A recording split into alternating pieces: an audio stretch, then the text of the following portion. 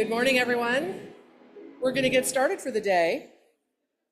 You could take your seats. I enjoyed the music, but thank you.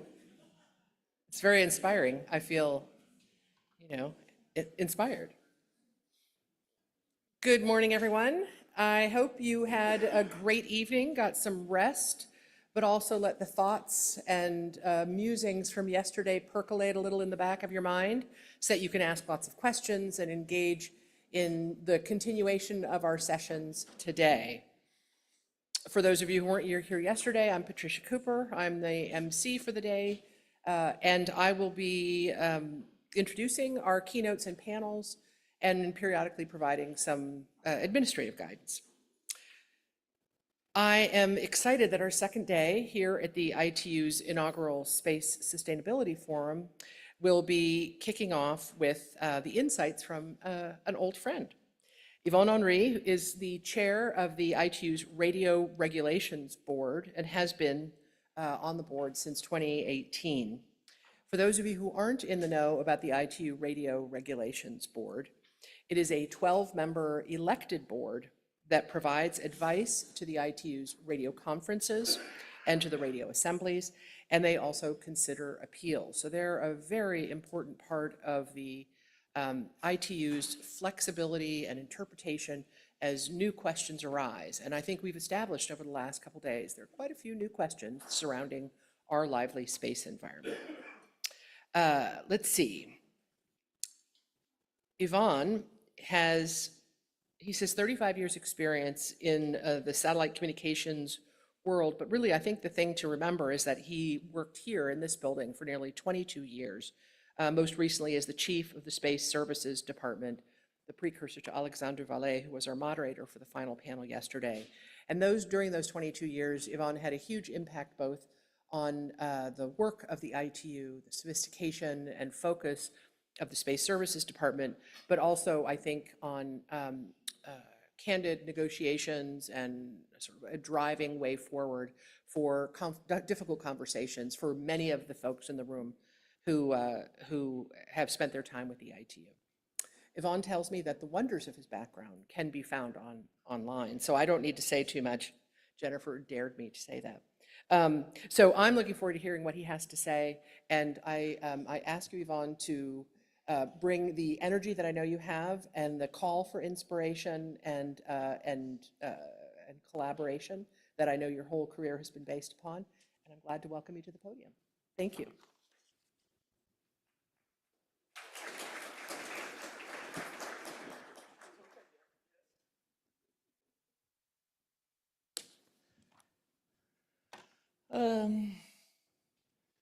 Quite funny, as a picture sometimes doesn't look really like you are. But at least my feeling is at the time that picture was taken was one of the first RB meeting, and we knew that there will be a picture of all of the group.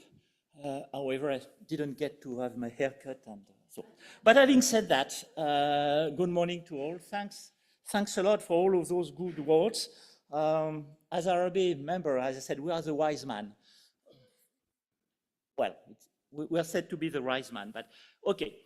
Firstly, I would like to thank the BR directors and the ITU SecGen to have invited me for presenting some keynote. I hope that they won't regret it at the end. But although I'll be referring to the RB work in this presentation, please note that the views which I express are not representing the opinion of the board or ITU Secretariat at all, nor the BR, but just thought by the author of the presentation. It's not myself. So please don't blame the ITU, don't blame Mario, don't blame Alexandre, don't blame anybody about what you've heard during the 10 coming minutes, but just blame me. So, as it was mentioned by Patricia, after one day of lively and enriching discussion on the notion of sustainability, let's turn to a particular aspect of space sustainability.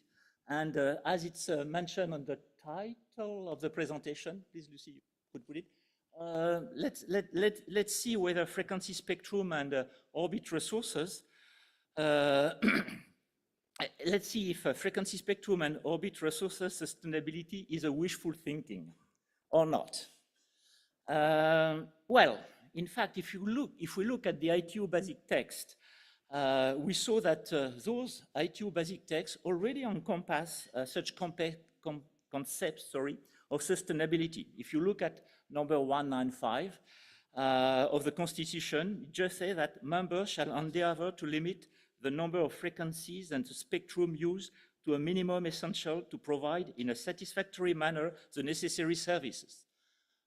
So my feeling is that it's really the main aspect of any sustainability approach when we are talking about frequency spectrum and orbit resources. But we have also number 196 of the same Constitution, which also states that this natural spectrum resource and orbit must be used rationally, efficiently, and economically to facilitate equitable access to all. So, in addition to those 2 points that I wanted to mention about the fact that, well, the ITU Constitution Convention and all texts already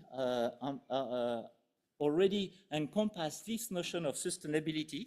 I would say that the ITU stakeholders, as it has been said yesterday in some of the presentations and some of the discussion, adopted the resolution 219 at the plenipotentiary conference in Bucharest in 2022 on sustainability. And also we have the ARA 23 that adopted ITUR 74 on the same issue. So, as mentioned in these resolutions, as part of the resolve, well, should we restrict ourselves only to developing an ITUR website on the subject or handbook on best practices for the sustainable use of frequency or the efficient deorbiting? Well, firstly, I want to be clear and thank the BR for work for having this this ITUR website, as well as the work that has been initiated on the handbook, because both are definitely quite useful. But if we want to really tackle this issue, we should consider with urgency, and I insist on the term urgency.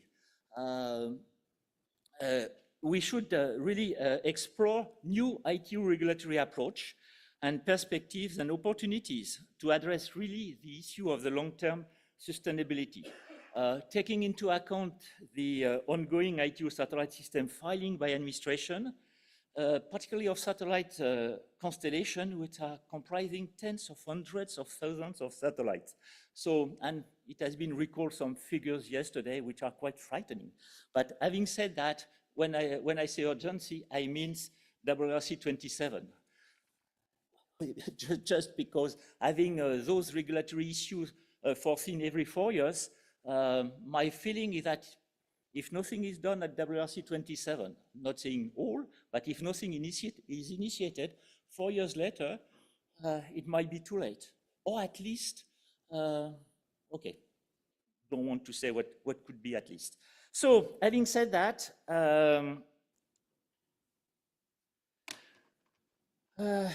because of the urgency,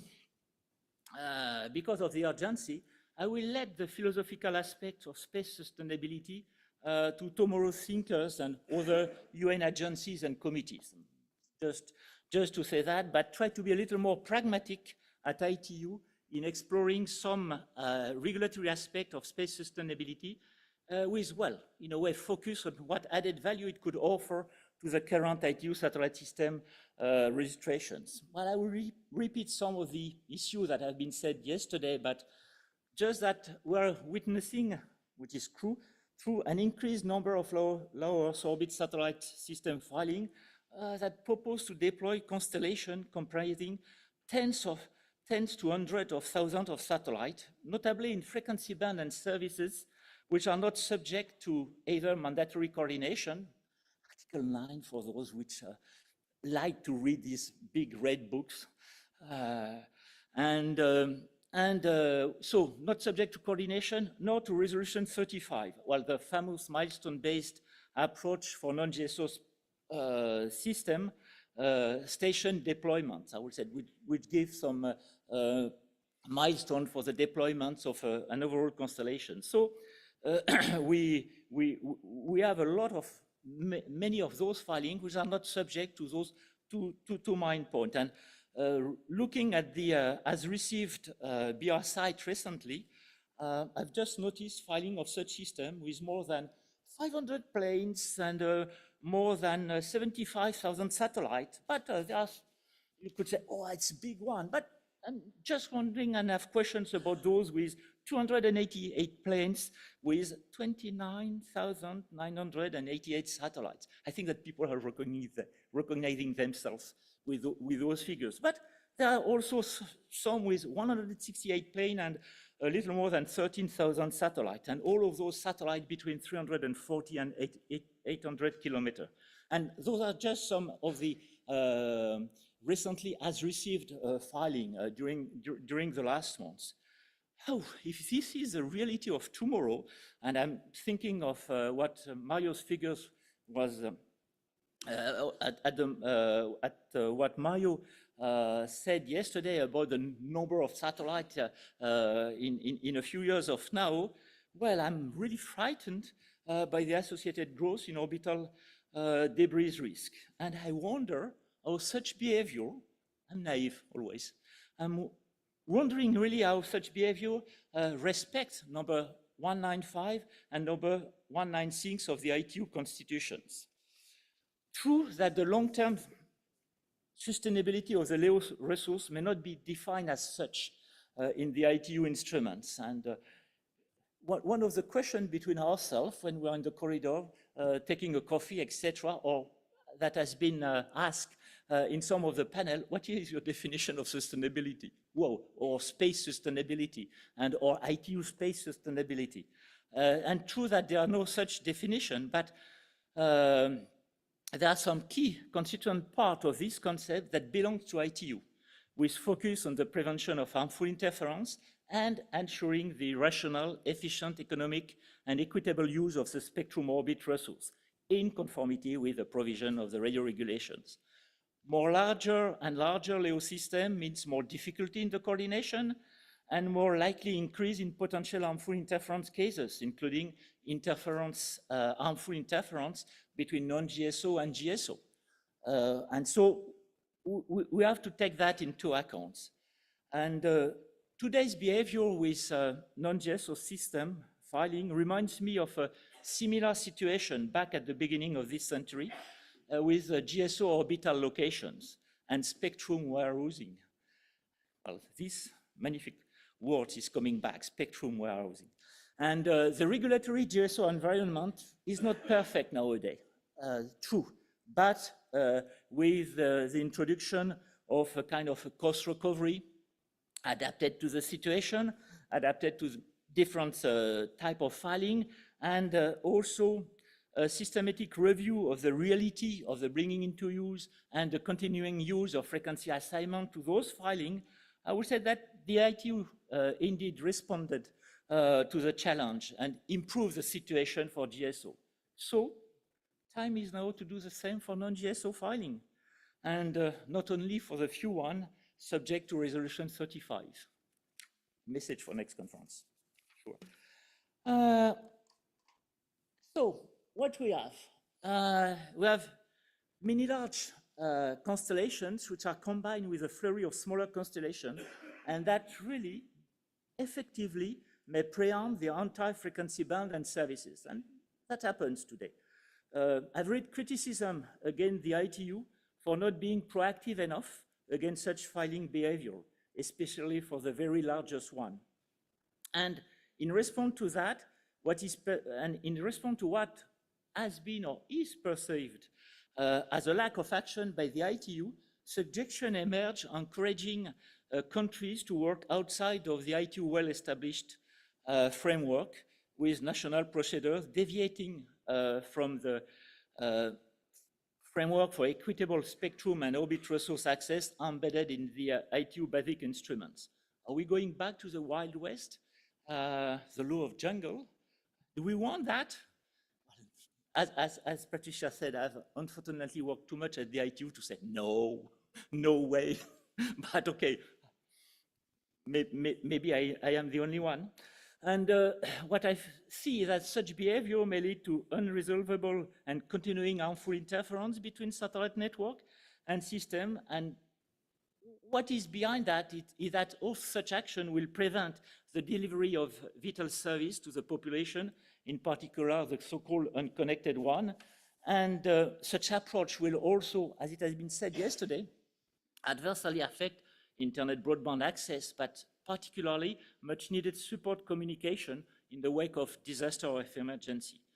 However, I'm a born optimist, and I would one more time commend the ITU General Secretariat and the BR to have organized this first ITU Space Sustainability Forum to support space ongoing growth and identify clear action, including regulatory one, which is part of my keynote, which are within the purview of ITU for an exciting space future. Quickly, two charts to illustrate the situation, and that's based on the latest SRS database. This first chart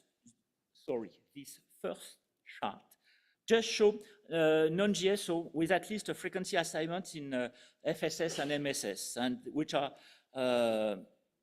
at the API stage, which means that not subject to Article 9 coordination.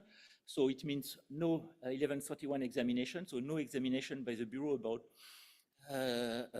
about the conformity of such filing with many of the unfortunate constraints that exist in the radio regs, but that permit all of those systems to work together.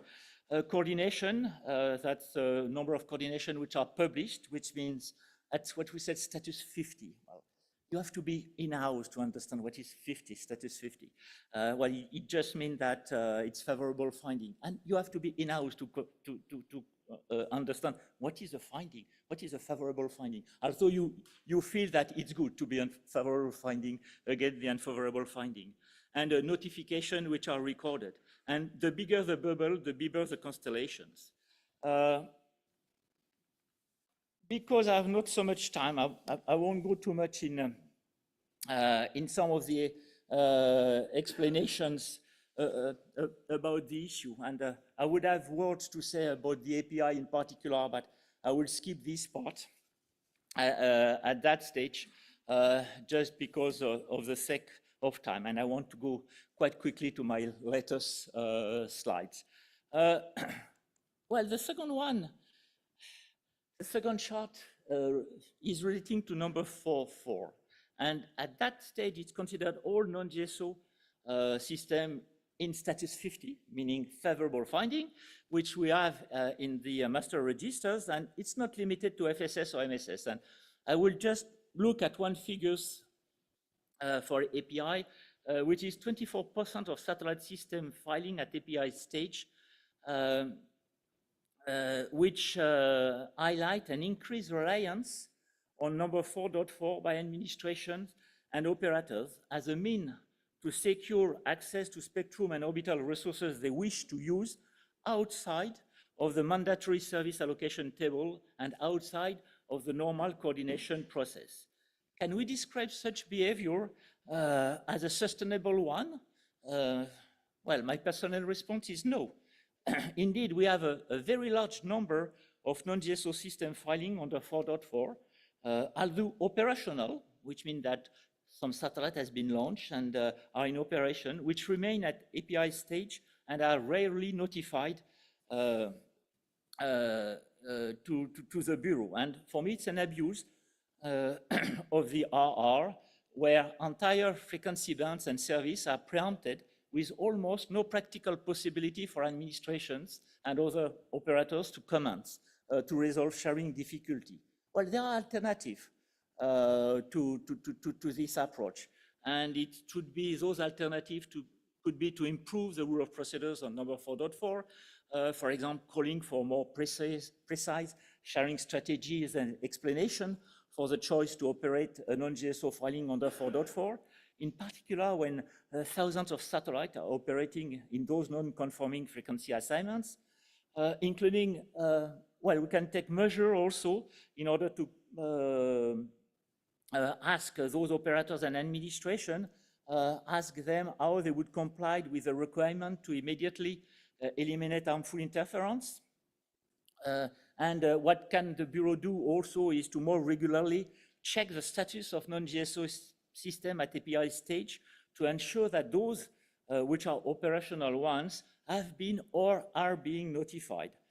Well, maybe that for such system notified under 4.4, we may introduce a shorter AP4 period of validity, for example, 5 years, to be reviewed and not to wait those famous 7 years regulatory time to bring into use a frequency assignment. Well, that just thought, and that just for consideration. So, wood space sustainability, and come back to what I said at the very beginning, almost forget about it, but would space sustainability be another wishful thinking based only, and that's a little sound that I heard yesterday in some of the comments. So, would space sustainability be another wishful thinking based only on harmonized, comprehensive guideline, best practice, or non-constraining accepted framework floated with no consequence, with any stronger regulation, because people said there will be stronger regulation to take years to be adopted and make an impact. So that means that when they will be there, unfortunately, the problem will be too big. So would it be that? I read recently, for example, that 40% of all satellites in low Earth orbit that should have been deorbited in 2022 under international guideline failed to do so, with most of them making no attempts. And I read also that it was a performance slightly worse than in the 2 previous years. I read also recently that some new generation of satellite designed to connect directly to smartphone shine nearly 5 times brighter in the sky than traditional ones. I'm thinking to my poor friends, radio astronomers. It still reminds me, okay, I could have also some real thought with radio astronomer, although at the time I was a pure GSO guy or non-GSO guy. Okay, we want your band, yes. Okay, having said that, it still reminds me of full details that could be regulated via the ITUR or resolutions or rules of procedures or recommendations. They are not to mix with history. I will say that Paris or Rome was not met in one day. I like my Italian friends also, and I like Rome a lot, and Paris also for sure. So in one day, but in the case of ITU, there may be also a constructive role for it to play at WRC 27. It's coming back with WRC 27. There are so much things to do at WRC 27, so much big agenda. So sustainability, okay, but when it will be too late, it will be too late. Just say that. And I would say that there could be some things to be done beyond the handbook on best practice, for example. And let's be practical with some workable and easy implementable approach as listed on the slide. For example, requiring a mandatory additional deployment and operational information or milestone for all non-GSO systems. For example, on the rationale for the requested number of satellite and plane to secure the intended service to customer. Well, at the very early stage, such information would be of informative nature, for sure. But the goal is being for operators beyond such filings to be a little more accountable for such filing behavior. You know, it's easy to send a filing to the ITU with tens of thousands of satellites, etc. And then nobody cares. Well, in our case, the regulation cares. And just explain why you want to do it and how you will coordinate with others. Just a point. It just puts you a little more in the light and you may be a little more reasonable. Well, it's like GSO stuff back at the beginning of this century. Suddenly people think twice before sending a filing. Doesn't mean that they didn't make any filing, because filing approach is really the key point about the use of those frequency bands, and all filings are paper satellite. What I mean by that is you need to coordinate those frequencies before operating it, but just put some, I will set some constraints to a certain extent on the operators. I saw there that she's saying that you're taking too much time. No problem, you'll finish 10 minutes late tonight. So I continue. We have that. We can have also information on satellite responsible design and mitigation of space debris, plane launch schedule to support the implementation of such system, and those could be derived from the application of resolution 35. I'm just wondering how long it would take to launch 75,000 satellites for a single constellation. And if we look at RES 35 today, it will be within 7 years. But just the questions. Technology, well, yesterday I've heard a lot also about technology which serves the world. So far, my feeling is that it's not completely true, although technology could do a lot. And all such information which are there could be, and data may be consolidated in an improved AP4, WRC27, or if time is short for a formal new AP4, it could be part of a resolution or even a rule of procedures.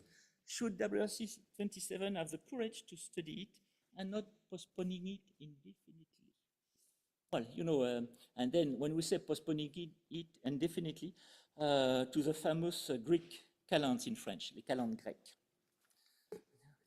There are also people which are great at that. Don't worry, there is one, and then it is the last one. Sure. Right now, I'll be really avant-gardiste. With an approach fitting in well with the policy of sustainable development. Why not to introduce a sustainability finding associated with each non-GSO filing? Well, with a checklist which could include a number of years between 5 and 5 to be considered to deorbit after end of life, and many other things about collision avoidance, control or uncontrolled re-entry at the end of life, space traffic management policy, measure to promote dark and quiet skies. Well, I'm back with my friend from astronomy. And fleet renewal plan, etc. Well, maybe too forward thinking, but why not for an appropriate study groups and working parties to develop such checklist as a recommendation, and WRC 27, one more time, to incorporate it into the RR or through a resolutions. Also beyond regulatory approach, as I mentioned so far, we should not delay the development of study on the operational and technical requirements, characteristic, performance, and possible benefit associated to technologies and innovative solutions which are being developed to provide in-orbit services, space inspection, life extension, maintenance, repair, relocation, refueling, whatever, end of life, and active debris removal service to GSO and non-GSO satellites. All of that which is part of space sustainability and environment and within the ITU responsibility. So, Patricia is happy, it's the last one. Wishful thinking or not? Let me quote a Chinese proverb that said, when the wise man points at the moon, the fool look at his finger. Let's all together look to the moon and not to the wise man's finger. So WRC 27 is next to us, and we should overcome, hopefully, all difficulty for the conference to be the one that has responded to the challenge of ensuring frequency spectrum and orbit resource sustainability in the new space area. I thank you very much, and sorry to have been so long. Thanks.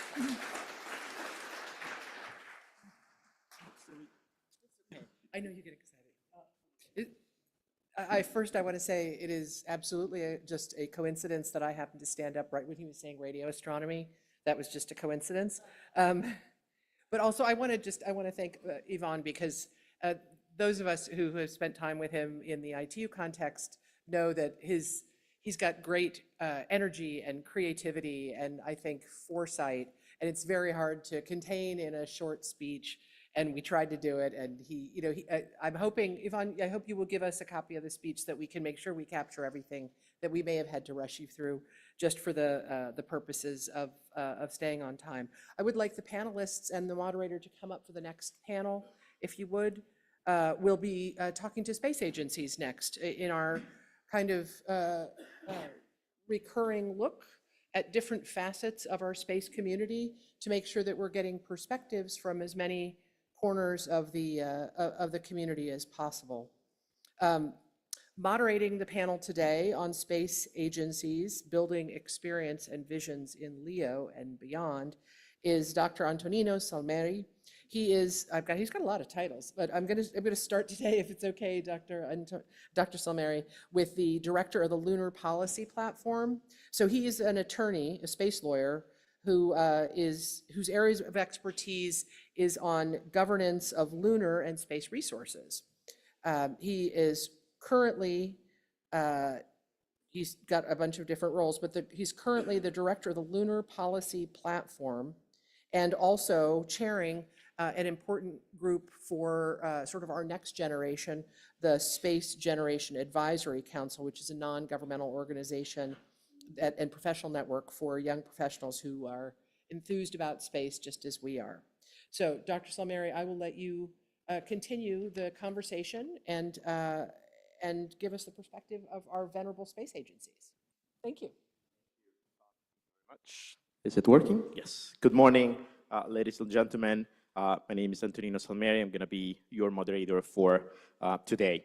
At the outset, I'd like to thank the ITU, the Secretary General, and Dr. Manievich for organizing this event and congratulate them, because I think yesterday has been a really interesting day. We learned a lot, and we hope that we'll be able to do the same today, adding the perspective of space agencies on building experience and visions in LEO and beyond. And I think this is going to be a very interesting discussion, especially because I'm joined by a very distinguished line of panelists, both here in the room and online from far away.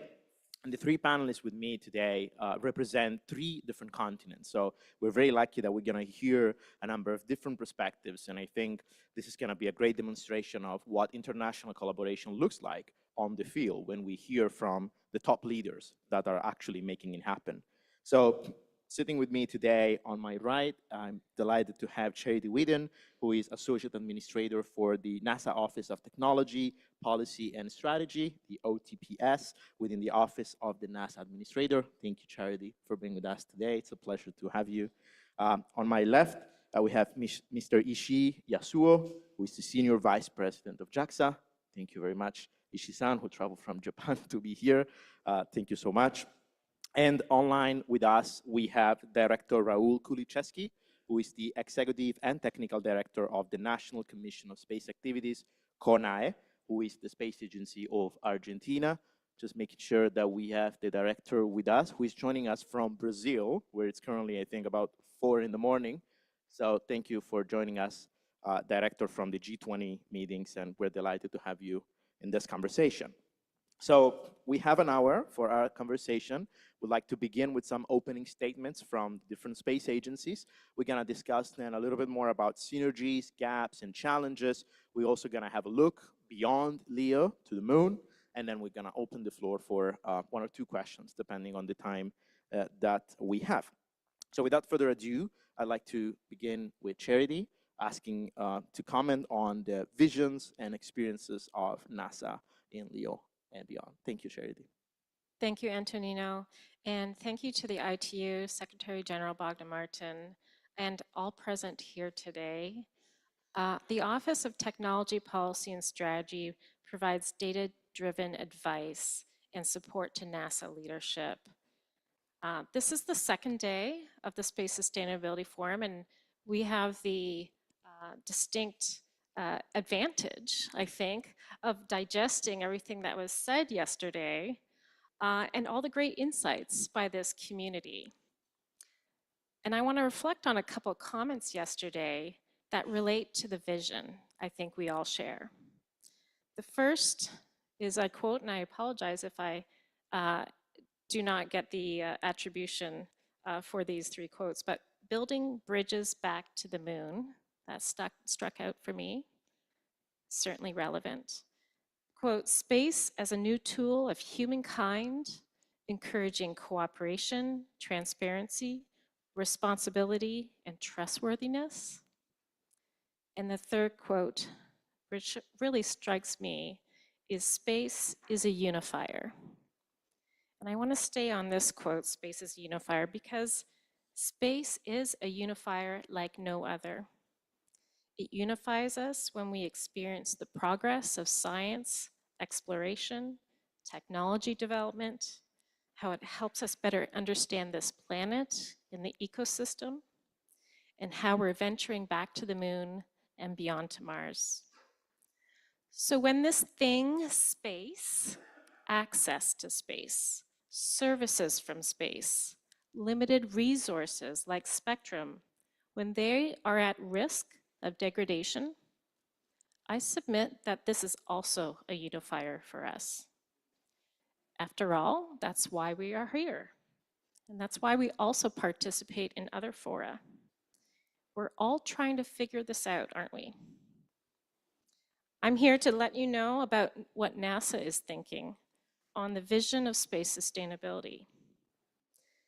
NASA's mission is to innovate, explore, and inspire humanity.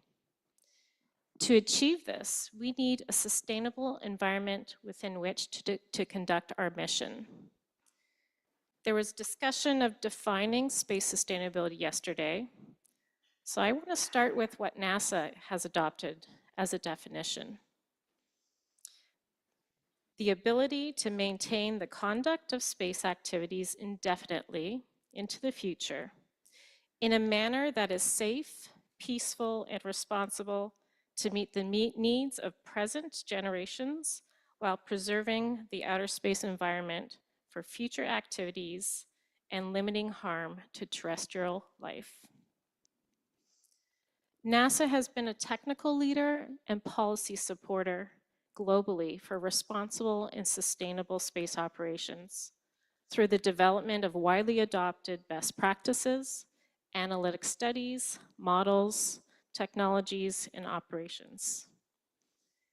Seeing how the space operating environment is undergoing rapid changes right now with the emergence of new capabilities, new entrants, and a lot more activity in orbit, it is important to understand the associated risks and benefits. NASA is also working with agencies across the US government to ensure we have a whole of government approach to space sustainability. And you've heard from some of those, my colleagues yesterday. Space debris in particular is disruptive and a danger to NASA missions. As was alluded to yesterday, I want to give you some data here. In 2023, last year, there were 5 forced maneuvers of the International Space Station due to debris. We are even seeing a growing number of conjunction events around the moon. That's right. So that is why NASA has developed an integrated agency-wide strategy we call Volume 1 to measure and assess space sustainability in Earth orbit through a framework to incentivize adoption of sustainable practices through technology and policy development, and increase our efforts to share and receive information with the rest of the global space community. This strategy will maximize our efforts and create focus in this important area. So NASA recognizes 4 domains where its operations must reflect space sustainability goals. The first is Earth, then Earth orbit, cislunar space, and deep space. So Volume 1 is the Earth orbit item. But we are already starting on Volume 2, which is going to be cislunar space sustainability.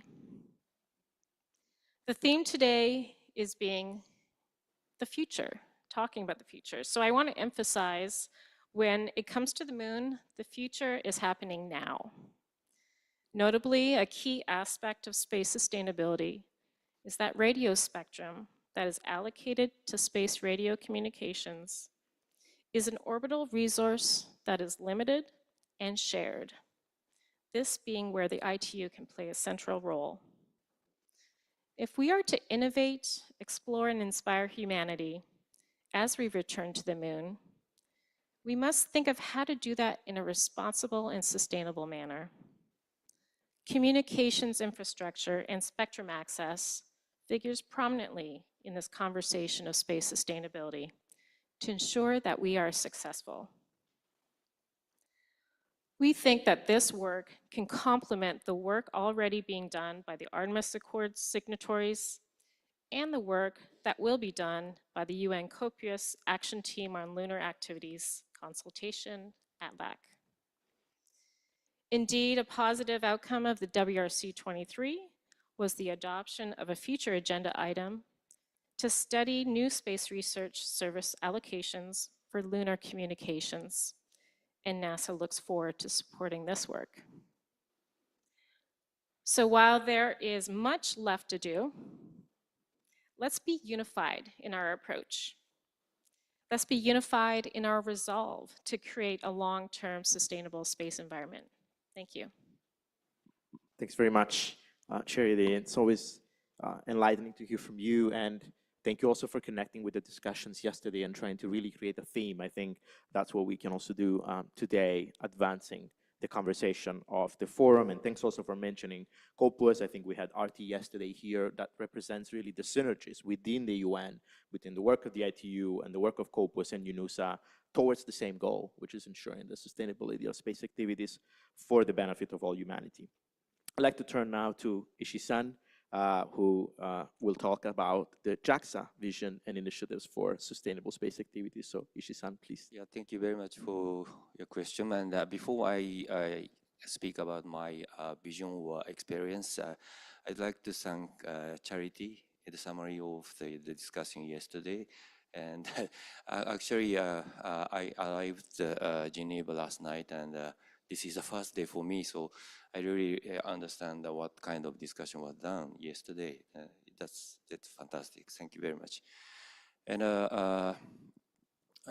for Japanese, as a Japanese space agency, JAXA has the 20 years history, but as Japan started the space activity from 1970, so we have the 50 years, almost 50 years history in Japan. And recently we are now operating the 13 satellites, and that covers the Earth observation satellite and also the space science missions. And during our operation, we faced a very serious problem due to the collision of debris. We have never had a catastrophic accident with debris, but we have to have the debris collision avoidance maneuver almost 5 times per year. And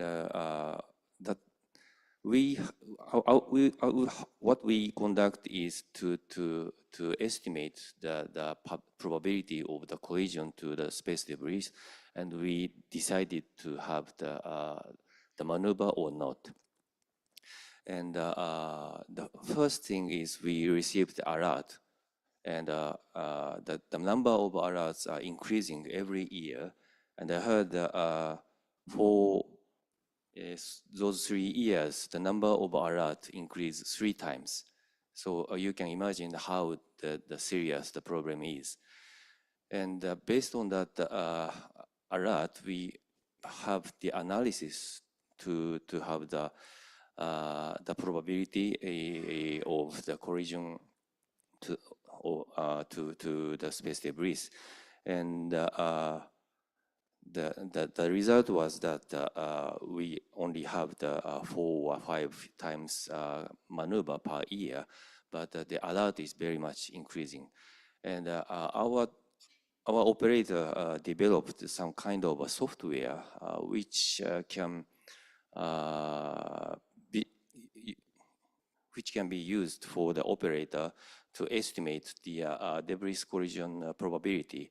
and you can see how high the probability is that if this satellite have this kind of maneuver, and you can see the result in the very visual manner. And we call that software rabbit. It's called the small animal, but that software is open to the public, and you can use it and free of charge. And this is a kind of contribution to the society, to the problem of space debris. And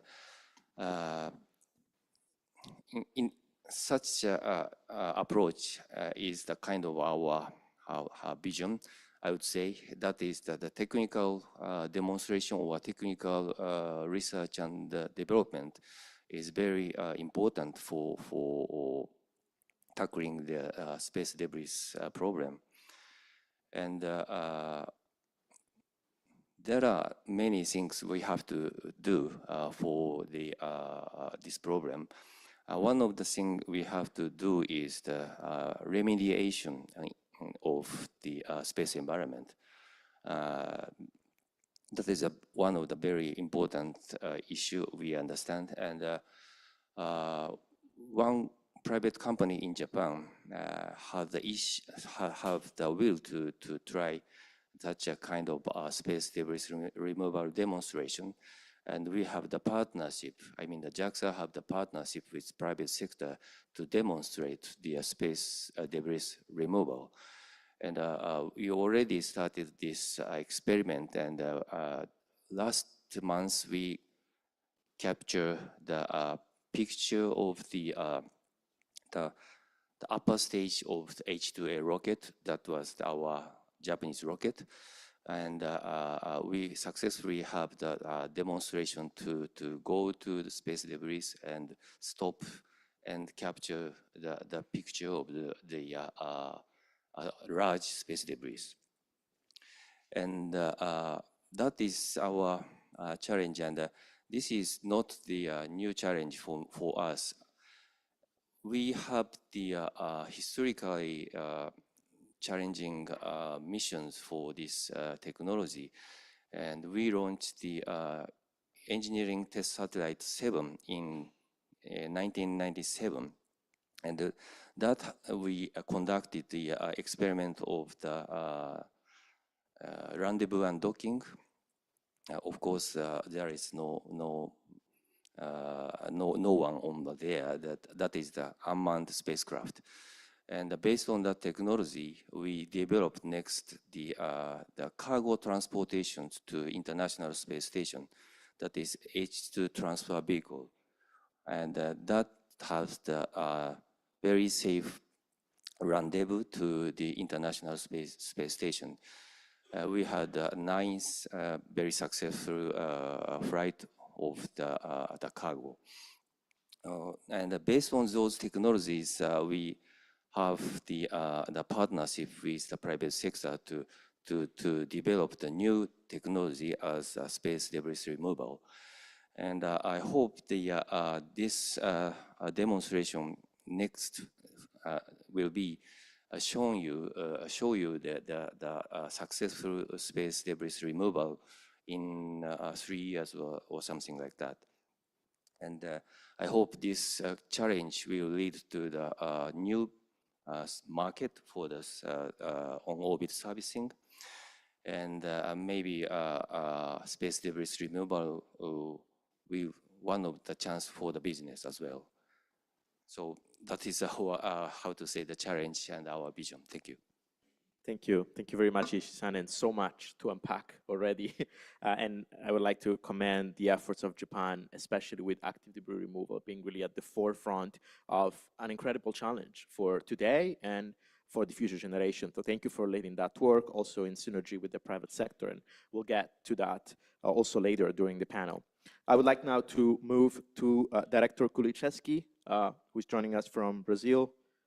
Buenos dias, Raul. I don't know if you can hear us. Maybe we can try and project. Good morning. Thank you for joining us. We'd like to ask the same question to you. I mean, Charity and Ishii-san already touched upon many important topics, the necessity to keep space free from harmful interference so that it can be sustainable, and the partnership with private sector. Can you tell us about the experience of the Argentinian Republic and in particular of CONAE satellite mission? Please. Hi, good morning, everyone. I think you hear me well? Yes, we can hear you well Okay, now. good. Thank you. Thank you very much. Thank you, Antonino, and thank you, ITU, for giving us this moment to talk about and to think together how to tackle the space sustainability, in our case, for Earth observation satellites. And Charity and Ishisan mentioned two very important facts. The first, in relationship with man going back to the moon, and Ishisan in how we should think about a safe navigation of our satellites and launch vehicles, because all of the debris that we already have. But I also want to mention our experience in with our satellites of Earth observation. You may know we nowadays have two radar satellites, the two SAOCOM satellites, SAOCOM 1A and SAOCOM 1B. And throughout the experience of the operation of these two satellites over 5 years, we have identified geographical areas where significant interferences appears that impacts the quality of the images and consequently the quality of the products we generate. As you can understand, it is highly important to protect the frequency bands to guarantee the quality of the data obtained and thus not to affect the vital services such as the International Cooperation Initiative for Emergencies and Major Disasters, the Charter, where we collaborate. CONAE is part of this international network that provides data emergency management worldwide. The Charter has been activated worldwide nearly 800 times in the last 20 years, and CONAE Argentina has used 21 occasions, mainly to respond to fires and floods. The quality of the data that we use in Charter with all the participant satellites, as well the correct and timely operation of ground stations and loading the data is crucial for the management of this collaboration. The same applies for the activities we do to support UN SPIDER. In this sense, and in order to preserve Earth observation mission, CONAE has actively participated in international forums to defend the use of the spectrum for Earth observation, and has achieved together with other space agencies, because as you can imagine, this is not a problem just for CONAE, it's a problem for all Earth observation agencies. And we have made significant progress in coordinating shared uses. This is the case of the efforts made last year prior to the World Radio Communication Conference, where the issues were specifically discussed in relation with X-band.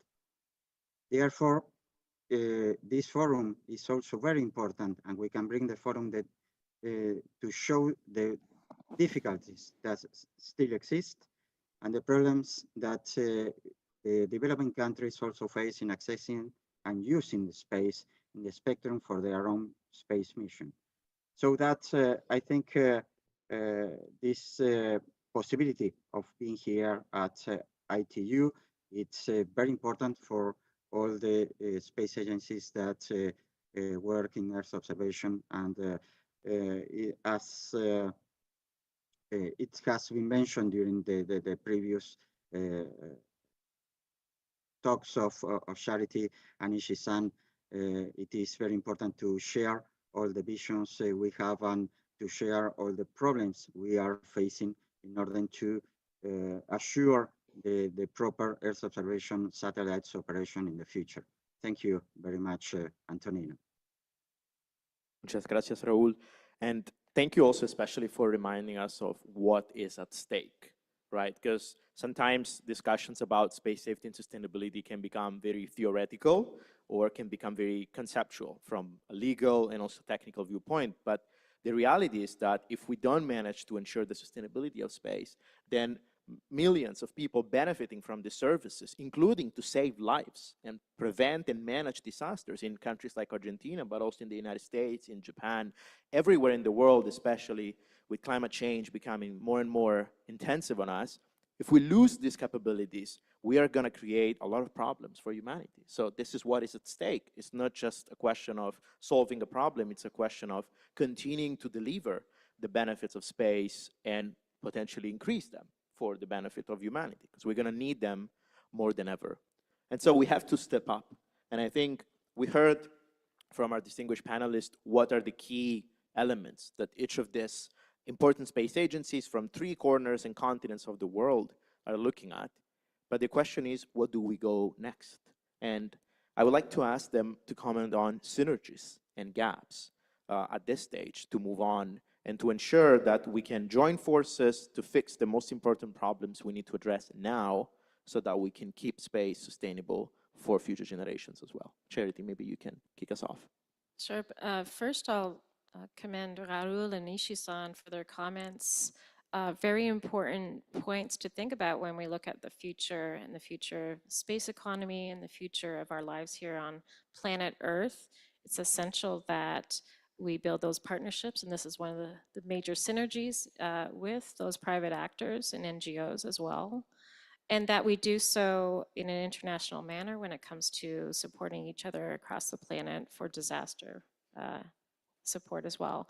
When it comes to synergies writ large for space sustainability, I tend to look at the long-term sustainability guidelines, the 21 LTS guidelines that were adopted in 2019 by COPIUS, approved by the UN General Assembly, recognized by the Radio Communications Assembly 23 as well. And those 4 key areas, from private to NGO to government, all have synergies we could play upon. The first being sharing the regulatory and policy frameworks. Second being best practices for space operations. Third being capacity building and awareness. And the fourth is research and development. 4 major opportunities to advance cooperation in space sustainability right there.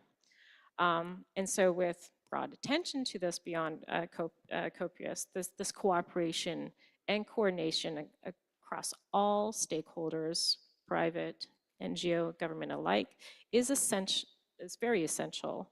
COPIUS, as we all know, is a critical convening body for debris mitigation, space traffic coordination and management. However, the stakeholder community is much broader. Thank you.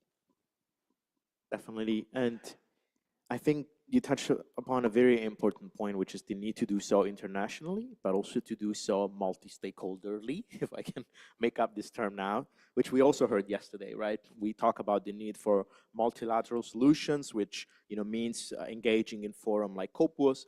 But one benefit that the ITU has brought so far is also the interaction with the private sector.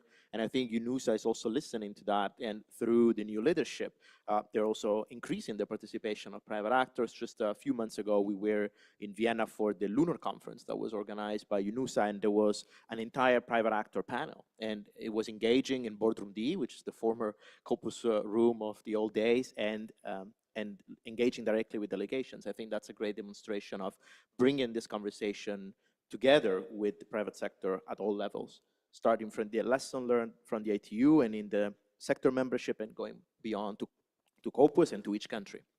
And I think we heard from Ishi-san that Japan is leading on that sector. We heard already some of the examples that you mentioned before of collaboration with the private sector to tackle challenges. I think sometimes when we think about space sustainability, private actors are seen sometimes as I wouldn't like to use a negative term, but sometimes as a challenge, because of course they're disruptive, because the space law system has been set up primarily for governments. But they're also a resource, an opportunity to do things better, to do them faster. And so maybe Ishi-san, if you could comment about the experience of JAXA in working with the private sector to tackle this innovation solutions for sustainability problems. We'd love to hear from you about that. Well, thank you very much for your question. And yes, we are considering how to enlarge our experience, or how to share our experience with the international societies.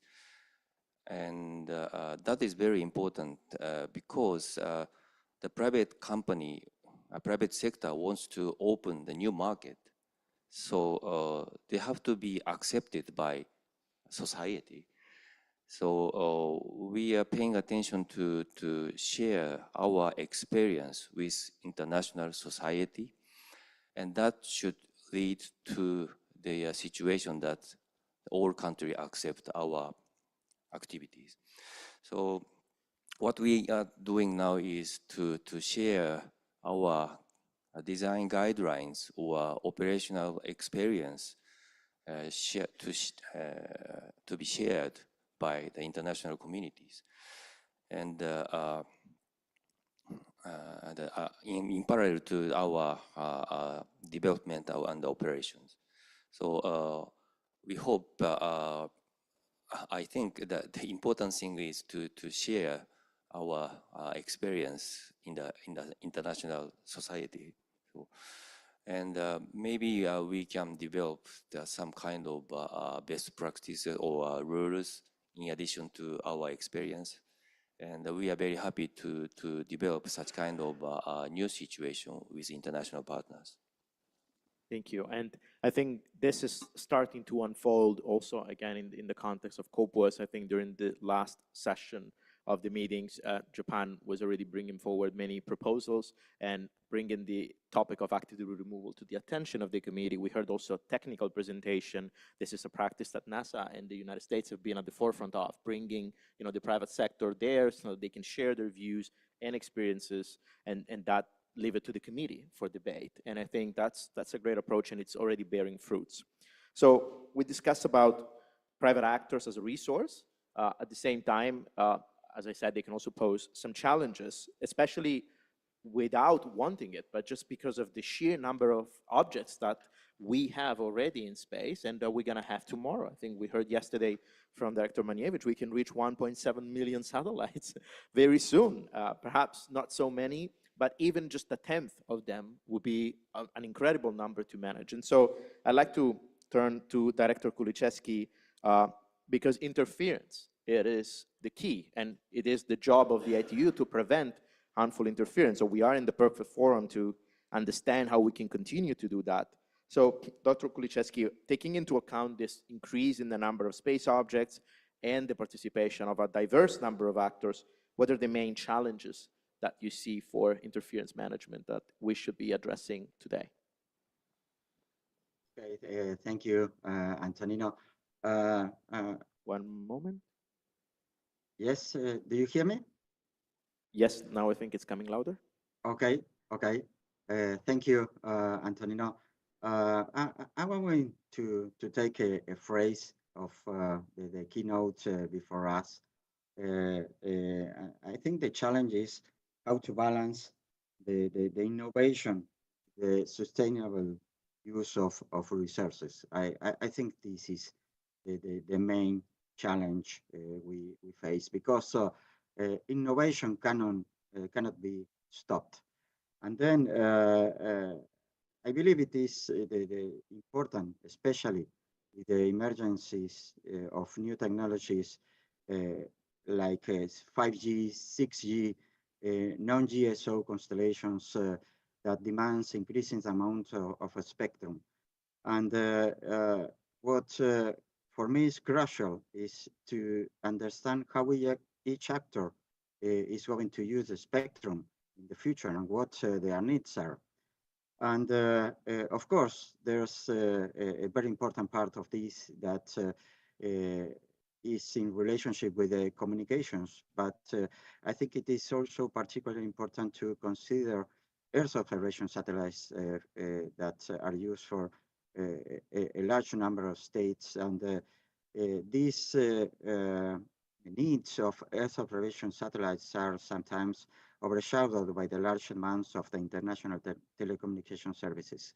So again, I think that the challenge is how we can understand the needs of each other, but considering that the future, as also Charity mentioned, is now.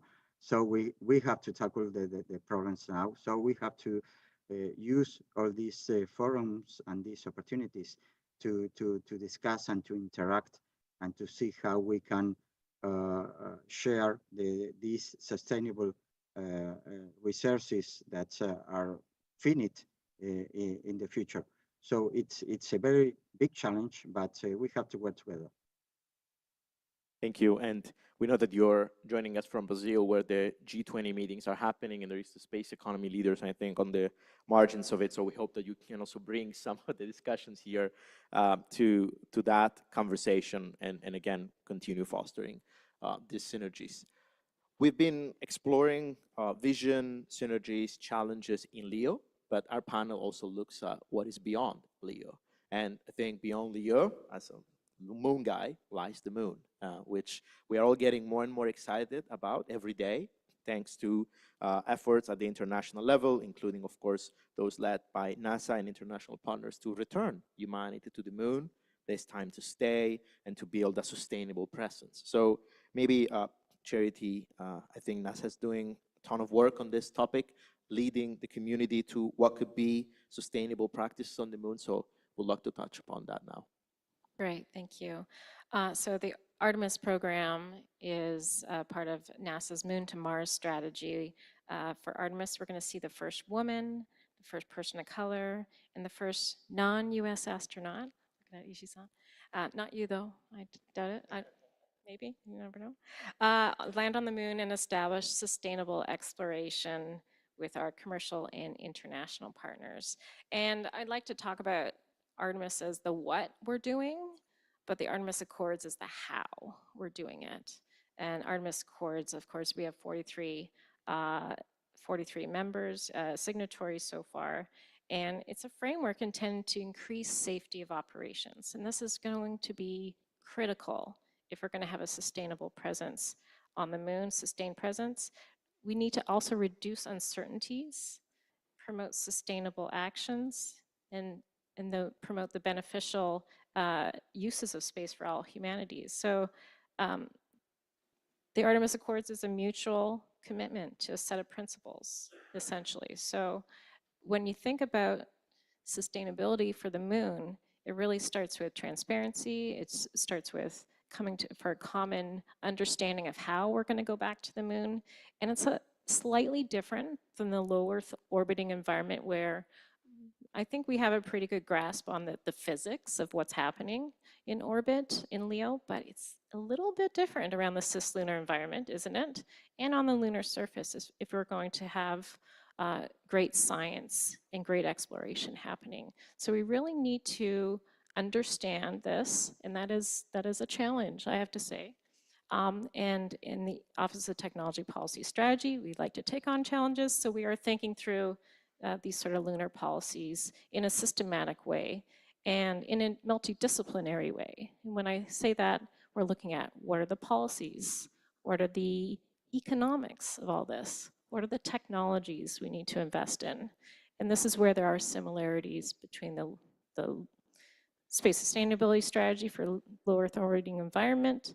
We're also looking at how do we build a framework, and from that framework, we're going to reveal those uncertainties. And when you know what you don't know, when it becomes a known unknown, then you can start investing smartly and making good decisions. And so bringing data to the conversation will be important.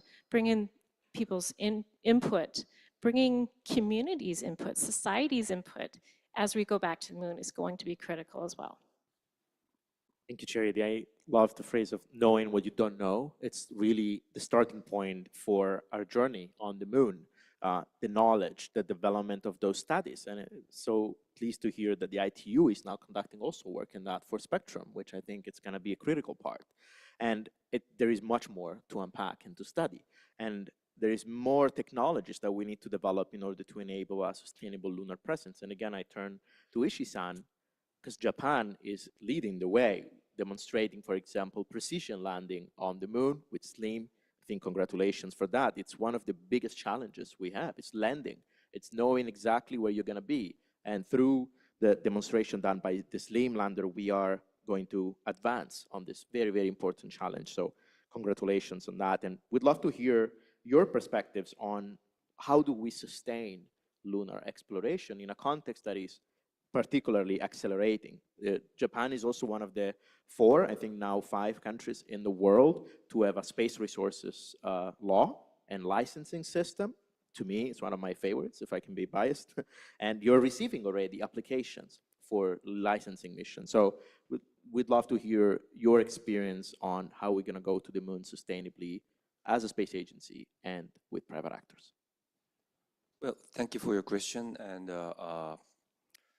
we understand this time, I mean, not about the Apollo's era, but this time we are going to realize the sustainable activities, to realize the space sustainable activities on the moon. And that means that we need to find the water first. And so, of course, as you said, to find the resources on the moon is important, and for that activities, the precise landing is very important, because you can go to the place where you want to investigate, and you don't need to have the long journey on the surface of the moon.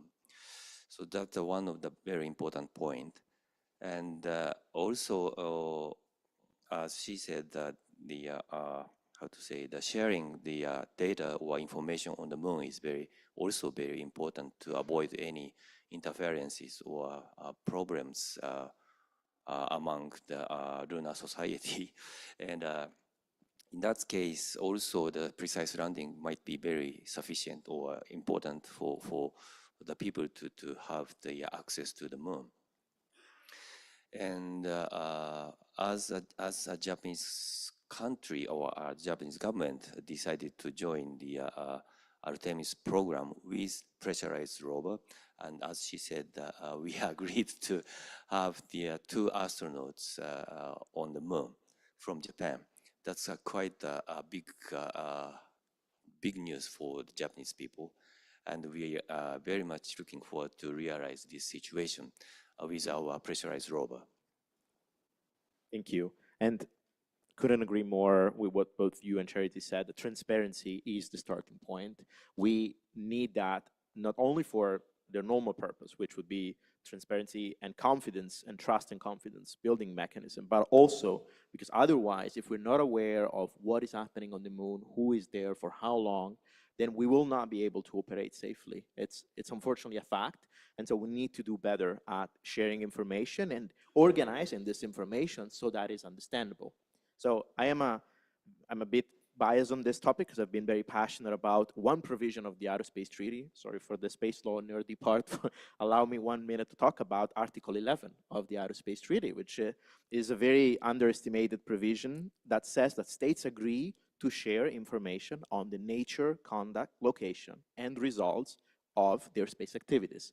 And that happens through the Secretary General of the UN, which for this is supported by UNUSA. And there is, in fact, if you go online, a database under Article 11 of the Outer Space Treaty, which is a list of PDF, most of them submitted by the United States, actually, that gives you information on certain space activities. For example, recently, the State Department submitted a notification on the Artemis 1 mission, which outlines fundamental information that I think is going to be a critical demonstration of leadership into how we share information. And it's going to be useful for other countries to take a look at and hopefully do the same. So there is important processes happening in COPUOS about this. One of them is tackled by the working group on the status and applications of the 5 United Nations treaties, who's recently starting to address information sharing in general, but also with reference to the moon, for example. And it's going to be very important work conducted there in the future.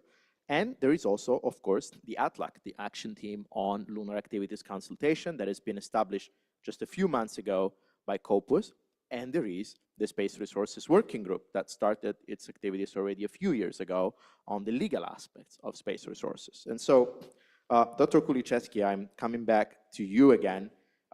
We also know, as I mentioned, that the ITU created a study group. There is many international initiatives addressing this very important regulatory and policy questions around lunar and space resources. What are your perspectives on what should be done with respect, because we are here at the ITU, orbits and frequency allocation for lunar mission, but also any other aspect that you would like to talk about this very important regulatory processes? Okay, thank you again, Antonino.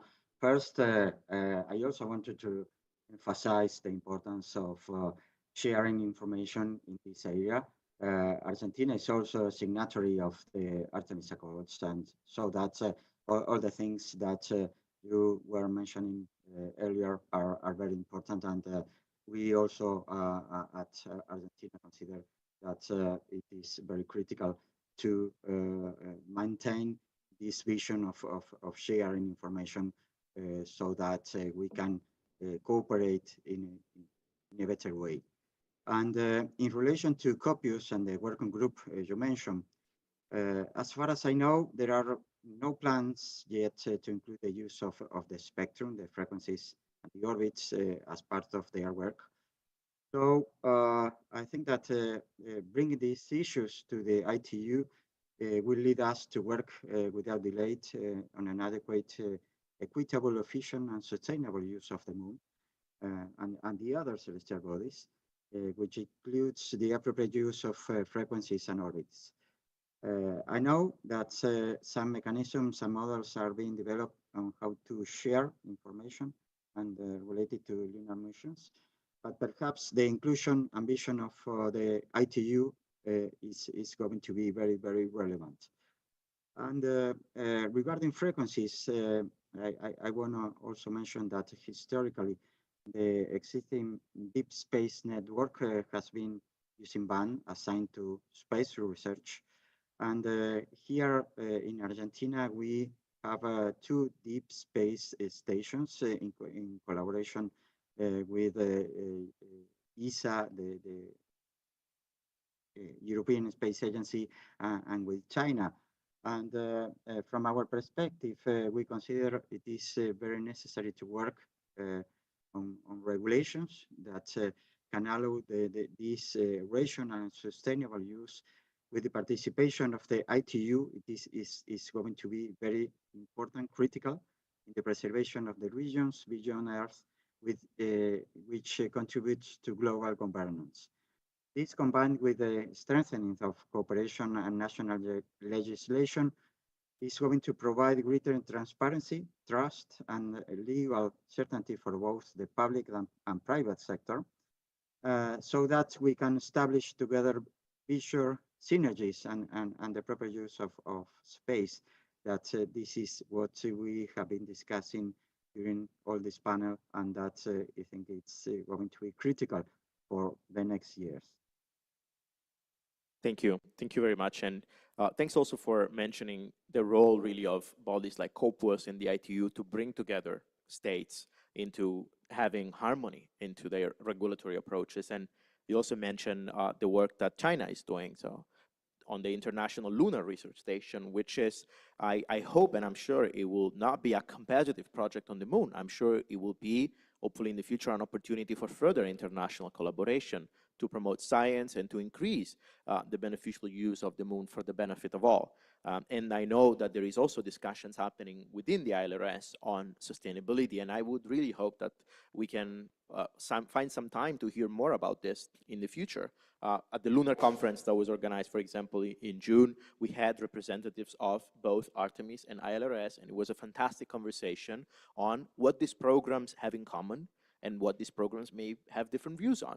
And you may be surprised to hear that they have a lot in common, that they have a lot of the same objectives. Everyone wants to go to the moon peacefully, sustainably, for the benefit of all, to do science, to have a presence that will benefit us in the long view as a stepstone for Mars. All of these are shared objectives, and everyone agrees to the Outer Space Treaty, which is our guiding charter into how we're gonna move the policies for the future. So I think we have pretty much explored all these visions and experiences in LEO and beyond, and I'd like to thank my panelists for that. At this point, I want to save our last 10 minutes maybe for questions. I see that there is already hands raised. That gentleman there was very active already 10 minutes ago, so I'm going to begin with him, and then I recognize a distinguished delegate from Iran. So please take us away. Thank you very much. Sergei Gukaev, Star Trail. My question is to Charity Whedon, to NASA. So NASA recently canceled the mission OSAM-1.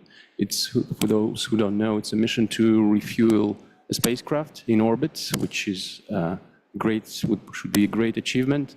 And these refueling and repair operations, it goes in line with sustainability goals of UN and all the lunar exploration, because if we can, repair, refuel, and maintain spacecrafts or vessels, it's one of the, the key of the sustainability in space.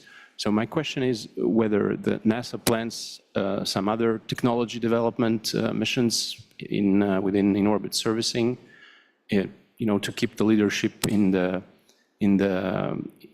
OSAM and in-orbit servicing activities. Thank you. Yeah, thank you for your question. Yes, I could refer you to the statement released on the OSAM-1 decision. However, beyond that, NASA is investing in technology development that is related to rendezvous and proximity operations, to robotics, to autonomy. And so all these figure into a wider conversation for in-space servicing, assembly, and manufacturing. While this one program is affected, but there are several other efforts within NASA and across the US government. And I'll add the private industry is doing really well in establishing a hold in orbit servicing as well. Thank you. Perfect. Thank you, Charity. We'll go to the distinguished gentleman from Iran. Thank you very much. Good day to all present and online. It was a very constructive presentation and very rich presentation, I admit. I have one simple comment to Chantry about the definition. I think she said, limit harm on terrestrial use. Limit. What does it mean, limit? Technical limit? Safety limit? Sorry, technical harm, safety harm, or financial harm, or interference harm. And second, it says that limit. What is that limit? Who established that limit? And then the last one, terrestrial use. We are dealing with space sustainability. We are talking of outer space, a little bit more than terrestrial. So I think there is some nuance in the definition, but that is the nasal definition, very good. I think we will discuss it in ITR under the Working Party 4A, which is dealing with this issue. And I think next week in Kazakhstan, we'll start discussion on agenda item 115 with dealing the matters and so on and so forth. Thank you very much for the definition, but this definition, there are some nuance and need to be further complemented. Thank you. Thank you. And if I may interject as well on this topic, I think the definitional aspect, sometimes we tend to overemphasize the importance of definitions. As you may be aware, in Corpus, since 1960s, I think, there is a committee on the definition and delimitation of outer space.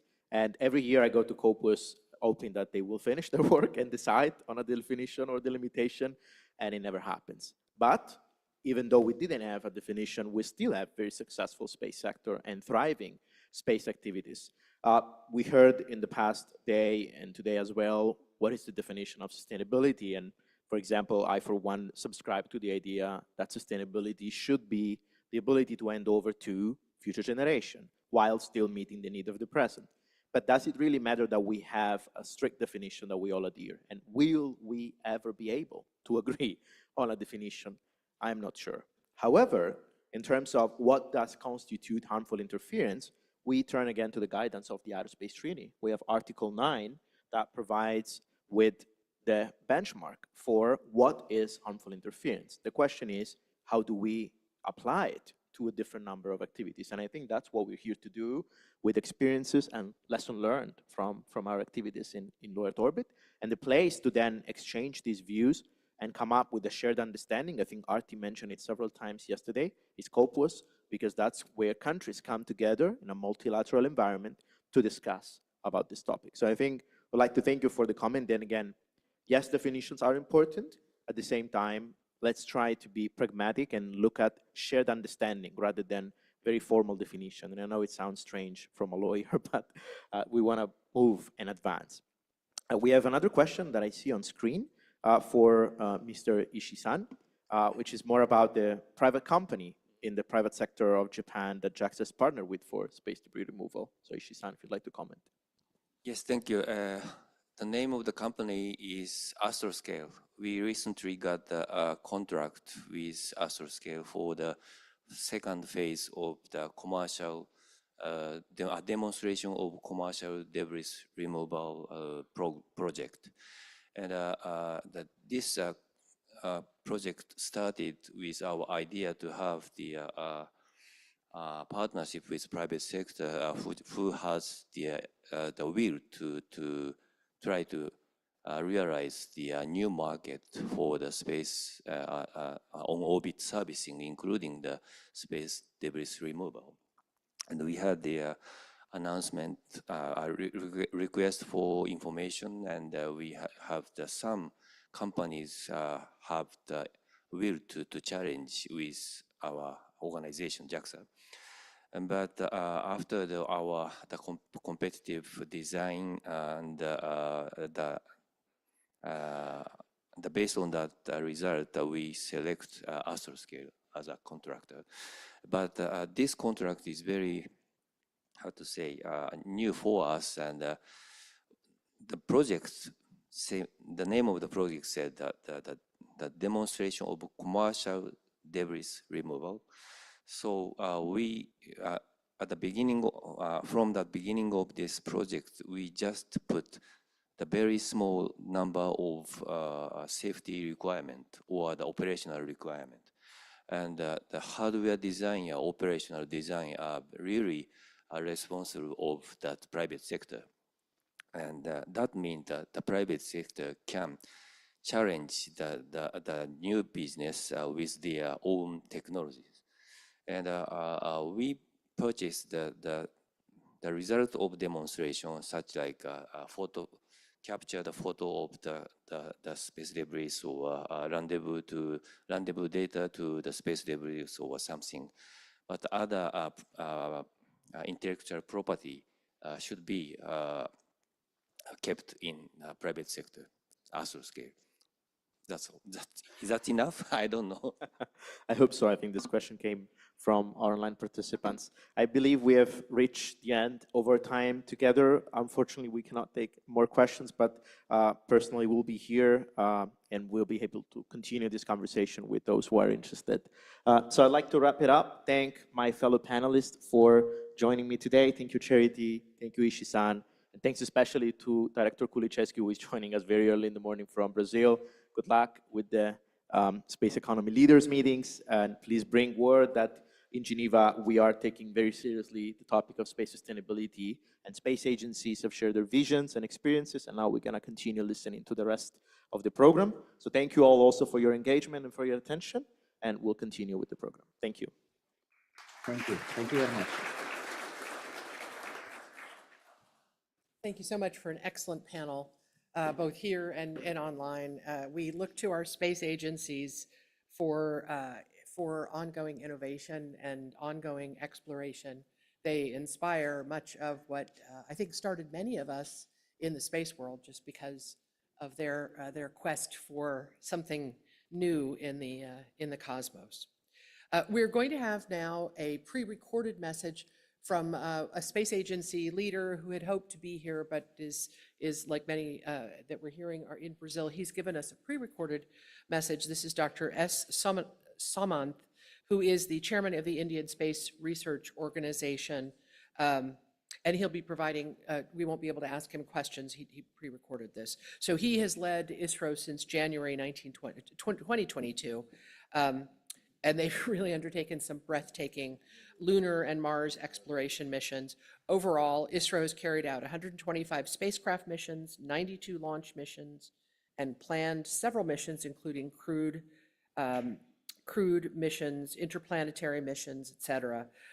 Dr. Samanth is a highly credentialed aerospace engineer and a distinguished scientist. He also leads India's Department of Space and is the chairman of India's Space Commission. I know he had hoped to be here, but I'm looking forward to his remarks in the following video. Thank you.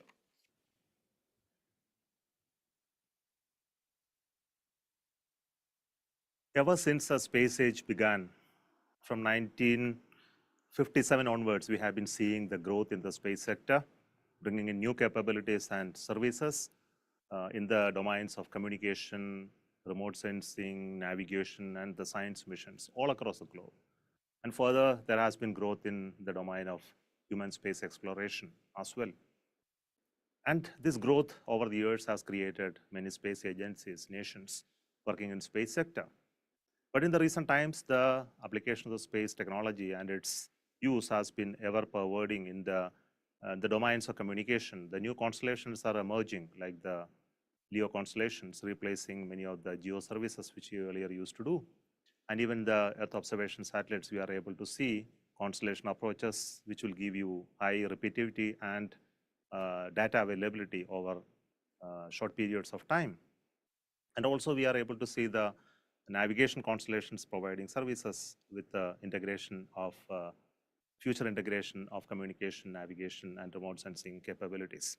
So this growth in space sector is also along with the domains where the services are also being delivered much better, especially in the domains of communication. You can see that earlier bent pipe services replacing high throughput services, the internet services coming a reality. And also we can see the applications of Earth observation getting into every domains of life, into the natural resources planning and mapping, environmental monitoring, climate and weather, and also strategic requirements. In the domain of space exploration, moving away from Earth to other interplanetary spaces, also to look at the scientific goals of human exploration and astronomical observations, all capabilities come through the space. And in India, the ISRO being the National Space Agency, we have been working in the last 60 years or so to create capabilities in space sector, building the end-to-end capability, building rockets, launch vehicles to put these spacecrafts in space, and also building our own fleet of space assets. Today, we have almost 54 satellites in orbit, in low Earth orbit as well as in geosynchronous orbits, in various domains like the communication, Earth observation, navigation, and science missions. In the recent times, the space sector reform that has been announced by the government of India enabled the space activity to be taken up not only by National Space Agency, but also by the non-governmental entities. And this opening of the space sector enabled by the National Space Policy of 2023 created new entities like the InSpace, which has been given as an autonomous agency under Department of Space to create an enabling ecosystem for everyone to work in space. And we can also see the emergence of startups and industries interested in working in space also is growing substantially. And we are also trying to bring in foreign direct investment and other operators into the space of India to provide services. And this is something which is really interesting. But meantime, the global space growth is also creating many other issues in this sector, including the increase in number of satellites, especially in the low Earth orbit, creating challenges for managing the space where how the number of satellites operate together, where the issue of the interoperability of the frequencies, the management of the orbital resources, the space debris, and the threats on account of these objects in space becomes very eminent. And then we need to find out ways by which we can operate safely and sustainably in a long period of time. We also see the breakthroughs in space sector, especially the type of in the domain of space exploration, human space flight. It's going to be not limited to one nation, but it also through the cooperative efforts and becomes a shared responsibility for each one of us to work together to create a sustainable space activity. Because it is for the mankind, all these are being done, especially to understand the universe, explore outer space planets, make use of the resources available, everything is for the entire humanity, for our survival itself. So it becomes important for all of us to find means to work together towards better utilization of the assets as well as for sustainability. The topic of long-term sustainability outer space activities was first introduced in an agenda item at Scopus in the year 2009 due to the proliferation of space debris, emergence of large constellations, increased risk of collisions and interference with satellite constellations. A dedicated working group of the Scientific and Technical Subcommittee was formed in 2010 to discuss this issue. Scopus in the year 2019 adopted 21 guidelines for the long-term sustainability of outer space activities. We also realized that the availability of radio frequency spectrum and the associated orbital resources is also very limited and a resource that need to be shared equitably across all the stakeholders. The Article 44 of ITU states that the member nations have to be provided with equitable access to the orbits as well as associated spectrum. Hence, the Plenipotentiary Conference of the International Telecommunication Union held in Bucharest in 2022 understood the necessity of further studies regarding the sustainability of the radio frequency spectrum and associated orbital resources used in space by services and adopted a resolution. Radio Communication Assembly in 2023 also recognized this and instructed ITU to study groups to study the issue of increased use of radio frequency spectrum and associated orbit resources in non-GSO orbits. ITU study groups mainly focus on the long-term sustainability of these resources, equitable access to and rational and compatible use of GSO and non-GSO orbit and spectrum resources. I understand the ITU study groups are working on a handbook of best practices for the sustainable use of the frequencies and associated non-GSO orbits by space telecommunication services, including individual experiences and guidelines adopted by the member states. Though there are recommendations on disposal orbits for GSO guidelines, there are no equivalent guidelines or recommendation for non-GSO orbits. So I wish the ITU recommendations will be formulated for non-GSO orbits before it is escalated further. So essentially, the work that is being done by other bodies like the UN Scopus need not be duplicated in this fora at all.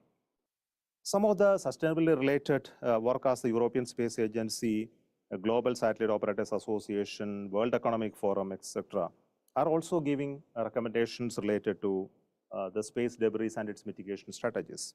So, and we know that space sustainability cannot be achieved by a single agency, and we have to collaborate, complement and handshake each other, especially to improve the sharing of the best practices, procedures and data with the international space community. I also am very happy to note that India has recently signed the Artemis Accord, where that we work with the many other stakeholders and along with the United States for France and Japan for exploration of outer planets and the resources in a very equitable manner and find ways and means by which we work together in this. And we also have a very long-term plan of exploration of space, as recently announced by the government. We look at how we continue our missions to Moon, the Chandrayaan series of missions which will continue. And we are also going to have scientific missions to planets like Mars and Venus.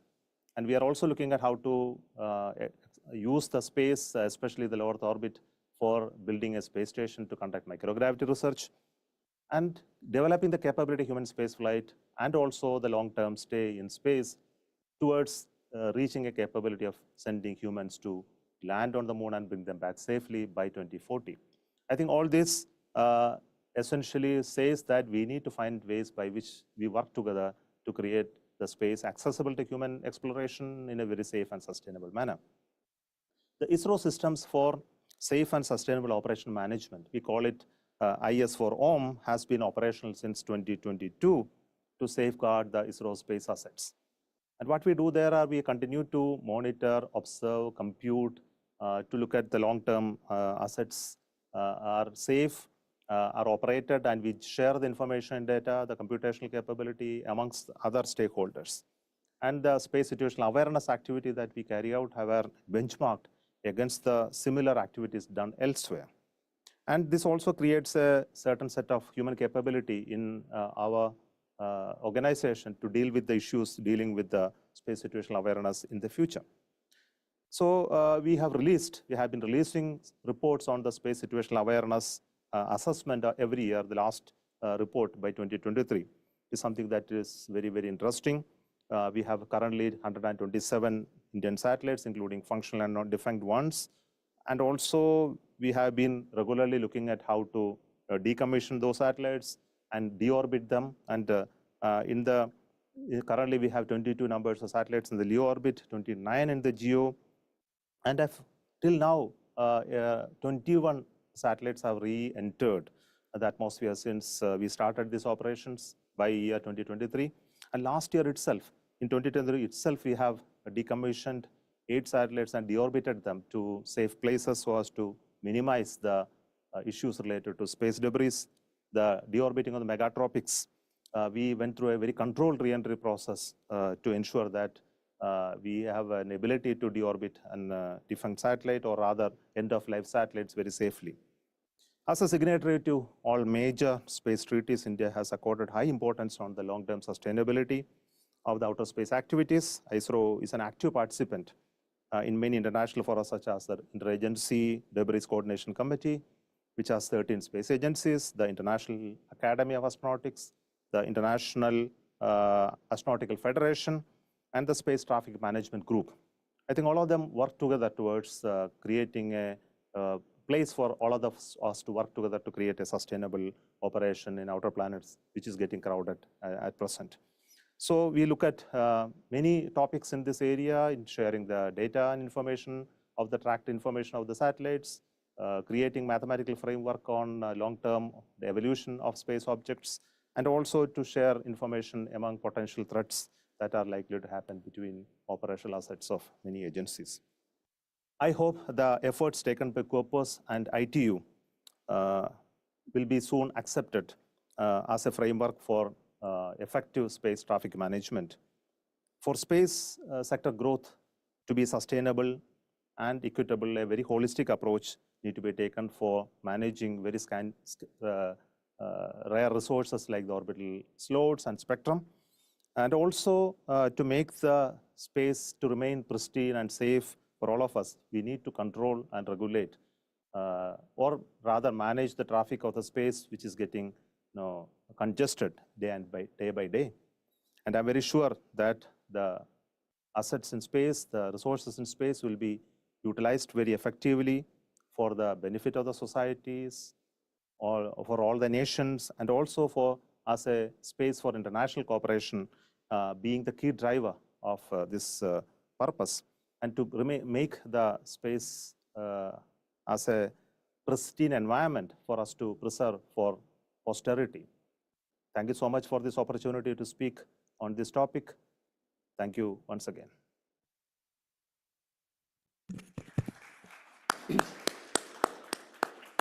Thank you very much, Dr. Samanat, Chairman of ISRO, for making this video for us. He couldn't come because of the G20 in Brazil, but he dedicated and he shared with us ISRO vision and also provided inspiring messages for us. So I think it's time for a break. We really had a very fruitful discussions with the head of space agency here in Geneva, but also from Brazil. And we will go to a coffee break sponsored by Viasat now, and we should be back at the room in half an hour, 11:15. Is that okay? Thank you and see you later.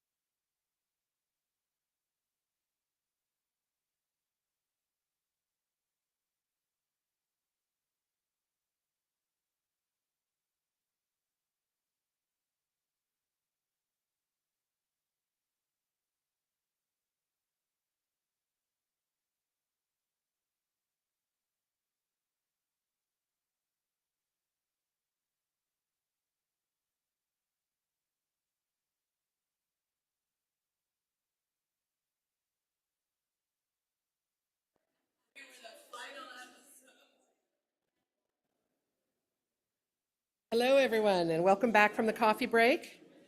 We're going to dig into our next panel, which has been titled Space Sustainability Approaches, Voices from the Industry, Episode 2.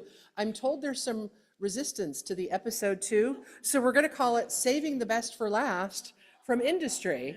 So if we could have the industry speakers come up to speak with us, I'll give a little introduction to Jennifer Warren, who most of you know, I think. She's Vice President for Global Regulatory Affairs and Public Policy for Lockheed Martin. I have no doubt that she will steer this panel into both revealing a lot of diverse innovations and services and just as many diverse views. I've told her that they are not required to come to consensus, and I think that makes maybe the panel easier and hopefully more fun. But for Jennifer's part, she has represented Lockheed as a spacecraft manufacturer and launch provider for, I think, since 1996. It's been a good long time. So many of you know her either in ITU contexts or space safety contexts, and is highly effective in weighing in on emerging technology topics in both that are critical to advance space sustainability, but also navigating through controversial topics in the US government, the ITU, and beyond. She's a lawyer by trade, and she manages Lockheed Martin's trade associations and serves on all kinds of boards, and is a regular feature here on this stage and in this room. Thanks for navigating, saving the best for last. We do prefer that to episode 2.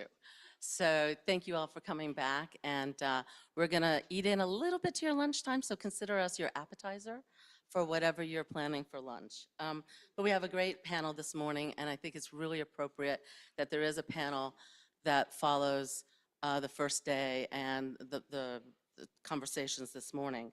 What you're gonna hear, what I've invited our panelists to start off with, is what are they doing now?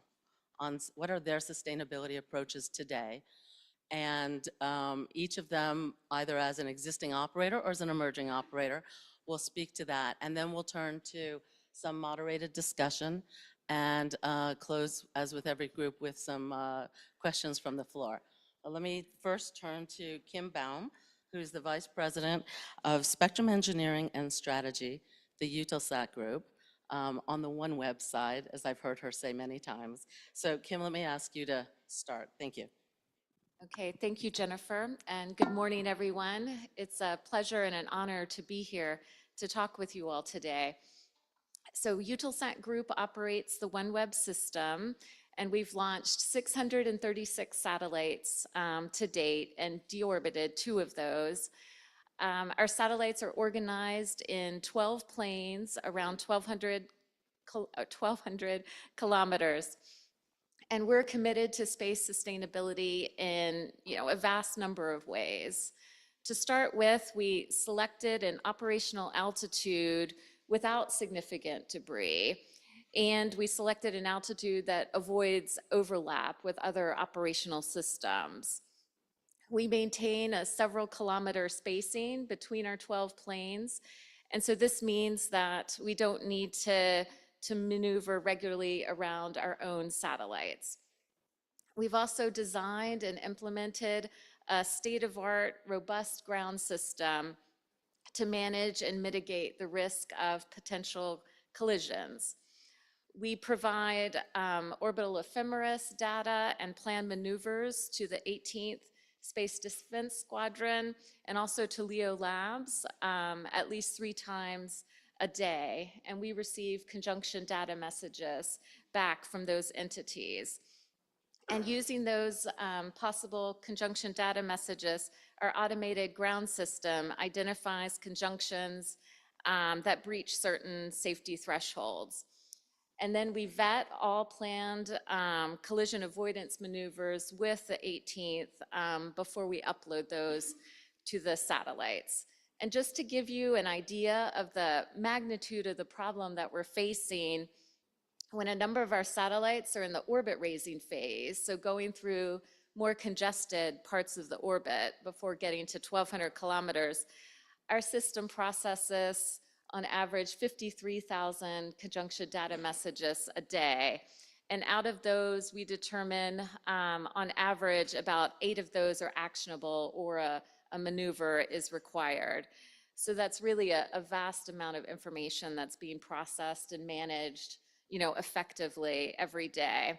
And then finally, I wanted to highlight that we are very proud at Eutelsat Group of our Platinum Space Sustainability Rating that OneWeb has received. So thank you, Jennifer. Thanks, Kim. That was really good insight into how an operator is approaching sustainability. I'm next going to turn it to Donna Bethay Murphy, who's the Senior Vice President of Global Regulatory, at Viasat. Donna? Thank you, Jennifer, and good morning. And I want to start out with thanking the ITU for bringing us here to this forum to have this important discussion on space sustainability. Not only are we learning things and growing by being in this room, but the conversations that we're having in the corridors, at the coffees, at the lunches, and all the events are really making a difference because we're making the connections that we need to make a difference in space sustainability. At Viasat, we've long been in the business of space, some may not know, but we manufacture LEO and geospace and ground segment components and modules and subsystems for customers and for ourselves. And we operate several satellite networks, including critical ones for aviation and maritime safety, as well as providing broadband connectivity. Yesterday, we heard a lot about the $1.6 trillion space economy as expected by McKinsey in 2035, up from last year's $630 billion. The growth is expected to be fueled somewhat by the drop in costs for launch vehicles and the economies of scale provided to enable small, inexpensive payloads. These factors have lowered the barrier to entry for small companies, for emerging markets, for developing countries, as well as academia. This means that all nations have a vested interest in the shared, equitable, and sustainable use of space for purposes of their own national prosperity and sovereignty. By sustainability, we mean access to spectrum and the associated orbits, as well as safe operations. And I believe there was a whole panel on that yesterday, on safe operations. But the only way to facilitate this continued innovation and technology development and growth in the space economy is to ensure that space remains equitable and accessible to the entire world. A couple of things to think about that can help facilitate that includes responsible design and operation of spacecraft and satellite networks. And we need to view this not just individually, because we just heard OneWeb talk about how responsible they are, but as a whole. So as other companies come online, we need to look at that. I think there was a comment yesterday about as a satellite is making a maneuver around a piece of debris, there may be another network that's making the same autonomous move. And how do we make sure that those two do not intersect with one another? Something I really haven't thought about, so that was very interesting. And a second point, administrations should adopt comprehensive and enforceable policies and rules to address space sustainability and safety issues. That's a stick. We all want to be responsible in theory, but given the powerful economic incentives, especially for short-term corporate goals, and gains, we can't always rely on best practices or guidelines, even if they're international or domestic. And then finally, I want to mention the carrot that another panelist mentioned yesterday. Maybe there are incentives we could give for actors that are acting responsibly. Thank you. Thanks, Donna. Some things there to build on later when we're talking actions.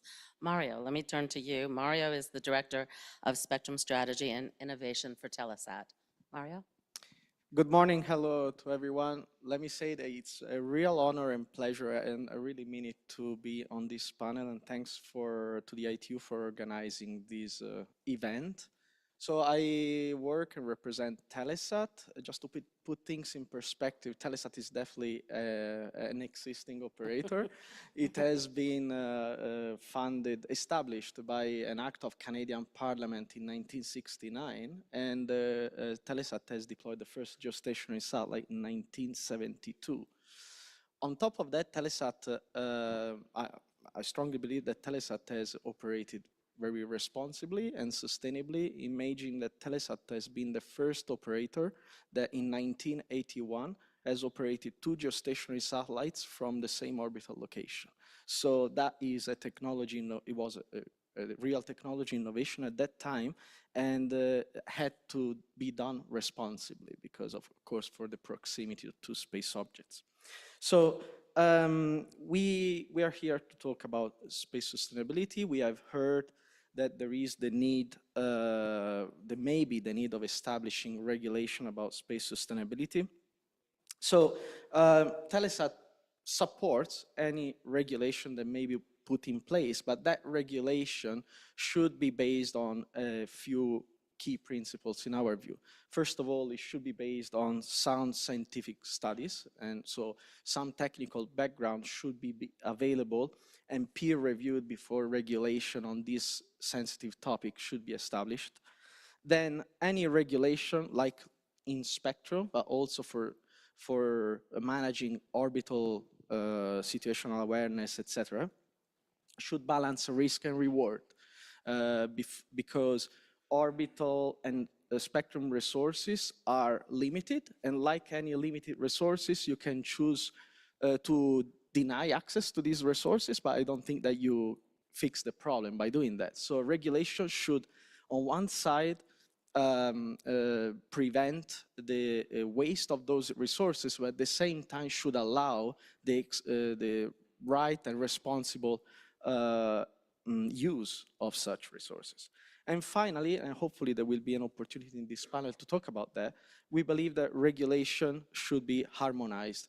You know, Telesat has been operated both the geostationary and non-geostationary satellites in the past. We are deploying a constellation of LEO satellites called Telesat Lightspeed, which will be composed of less than 200 satellites at an altitude of 1,300 kilometers.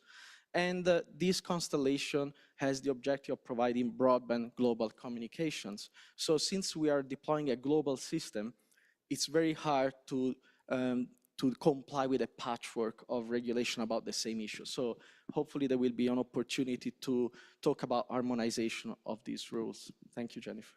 I'm sure you will make sure we have an opportunity. I count on that. Amy, last but not least, Amy is the Vice President for Global Affairs at eSpace, the emerging operator on the panel. Amy, over to Thank you so much. I really appreciate it. Again, I will just echo my colleagues to say that I really appreciate Doreen and everybody else's efforts to get everybody here today from various parts of the organization to have these conversations. We are a little bit of the new space kid on the block, although with a little bit of a rich history that I can talk about later. But basically, eSpace is a new NGSO system that we're developing. We're planning to focus mostly on the IoT market. As we say, you know, people and things need to be connected. There's innovation that's happening. Our dear colleague from Argentina, I think, said it best. We need to figure out how we harness innovation and balance that with regulation. And certainly that leads to more sustainable markets, as well as sustainable in the physical and spectrum space. There was a lot of discussion yesterday and even this morning about the definitions. We keep on talking about this, about sustainability. But what kept on coming into my mind was, how do we get to a predictable environment, right? Obviously, we don't want to predict disaster. We're not, you know, pressing that panic button that people are talking about. But I think if we can get to predictability, whether it's regulation, whether it's technology, space situational awareness, harnessing all of this so that we can have predictability, I think we can actually have a lot going on in space. Whether that is NGSO systems, GEO systems, MEO systems, cislunar communications, travel, space travel, and exploration. I think there is a large, vast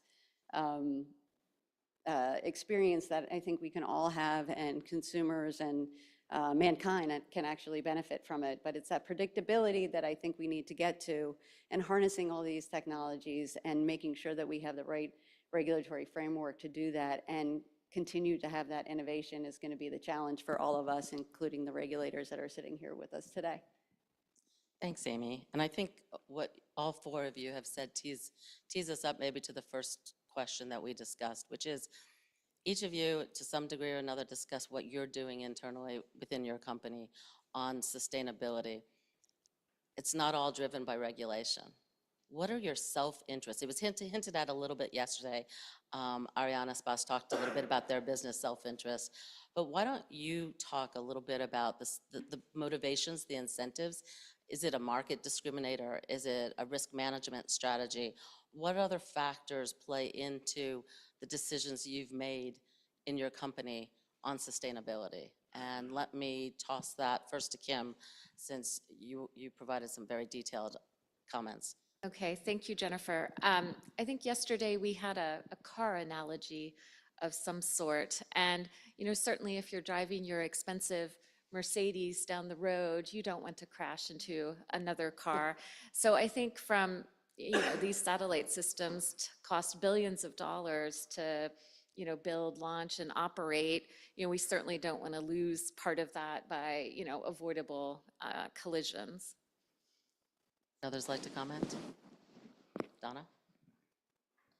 Okay, picking up on the Mercedes analogy, I think that, you know, when we look back in time where we had cart paths that people traveled on, and then we built roads and we tried to make those roads so that you could go where you needed to go without it being confusing, with there being some guidelines and regulations. And I think that we're at that point now. We have some Mercedes, maybe a Bentley out there, and now we need to make sure that we put in some rules and some guidelines that allow those to get where they need to go and operate without crashing into one another. Mario. Thank you. I don't have a car analogy, unfortunately. But in order to answer your question, I think that space sustainability matters for an operator, at least for two reasons. Well, first of all, ESG matters much more than decades ago. So sustainable policies in every sector is important, but not just for the sake of it. It's just because I believe businesses today are more responsible maybe than decades ago. And then there is the matter of self-interest. You know, satellite operators are usually commercial companies, and it's not a secret that a commercial company has a business plan to sell their services and to make revenue and make gains. So the business plan, the resources underlying the business plan of any satellite operator is access to spectrum and orbital resources. So if we are not responsible, even if a satellite operator is not responsible by itself, it cannot access resources that then can use in the future to foster its business plan. So it's this good closed loop that actually fosters and invites operators to be responsible actors in space. Amy, did you want to come back on that? Yeah, just real quick. First of all, we're going to get you a better car so that you can have this analogy. But the one thing I would also say, and I echo everything else that was talked about, self-interest, and certainly making sure that you have reliability for your customers' service, is it actually has affected a positive change in our design. We're new, right? So we're able to sort of harness some of the things that have been looked at, done over the past, and it has affected change in our design, as have the regulations, by the way. I don't know if I love that, but at the same time, it actually, I think it'll make the industry think twice about, how they, go about designing new technologies and designing ways to actually fly their spacecraft, et cetera. So I appreciate the comments here. Yes, it's self-interest, but I think there are other pieces that have been nice for us. One last thing I would say, and this was mentioned yesterday, the younger generation is actually looking at companies who are sustainable. Now, they all have definitions of what they think is sustainable as well, but it is attractive. When we're talking about what we're doing, is it meaningful, right? Is it sustainable? So this was a comment that Charity mentioned yesterday as well, and I find that is positive for our recruiting as well. So already in the space of what we've been on for 15 minutes, I think definition has been mentioned 3-4 times. So let me ask the basic question. Does anyone on this panel think that we need to have a definition that is relative to the ITU's scope so that we can better prioritize where there may be urgency, where something is a near-term issue, where something is a longer-term issue, because it's very hard to do everything all at once and to do it well. So what would be near-term versus long-term? And Kim, I think I'm going to start with you, because I think you have an action item. Yes, thank you, Jennifer. So one thing, that was mentioned a number of times yesterday, and certainly is something that we've been struggling with, is, information sharing, and how do we as a community be sure that happens? I think most of us know who to talk to about frequency coordination in various companies, but what we don't know is who to contact about, flight operations. So I think a near-term goal that's very important to us would be to have, perhaps a website or some common resource that we could all access that would list like flight operations, 24/7 contact information for any company, ideally before satellites are launched. And, I think we've talked about this some already with Alexander Valet. I'm not sure where he is in the room, but I hope we're going to have our website set up by Friday, but maybe Monday. But certainly, Eutelsat Group, I've got our contact information ready to populate this important website. So thank you. Would others like to offer some ideas on near-term versus long-term? Mario. Thank you. Thanks for the question. More than a definition, I think that we need to identify the problem if there is one. And we're all constantly thinking at Telesat of what this means. We talk about space sustainability, but what is the problem that we are trying to solve? And I make an example. I heard yesterday that there is an increasing number of satellites deployed in low Earth orbit, et cetera, et cetera. So I think that in this context, this may be one of the few contexts in which size may not matter as much. And I tell you why. Imagine two scenarios from the perspective of risk. Is it more risky to deploy at 500 kilometers of altitude a double-decker bus? So this is my car analogy. So is it risky to deploy a double-decker bus at 500 kilometers or 100 very reliable maneuverable satellites at 1,300 kilometers? Of course, this example is extreme, but it makes you think that probably the number of satellites is not the only parameter that defines the risk of emission, because the risk of emission depends also on the existing object population on a certain orbit. It depends on whether these objects are active, inactive, or debris, and the size of debris.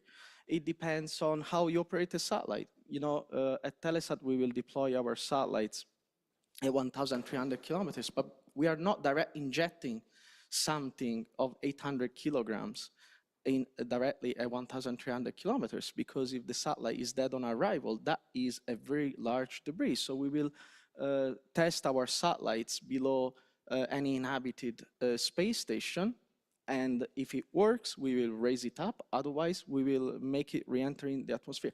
So all of this to say, sure, the number of satellites in the ITU filings is definitely something to take into account, but let's not focus too much. The problem, in my view, is more complex than it sounds.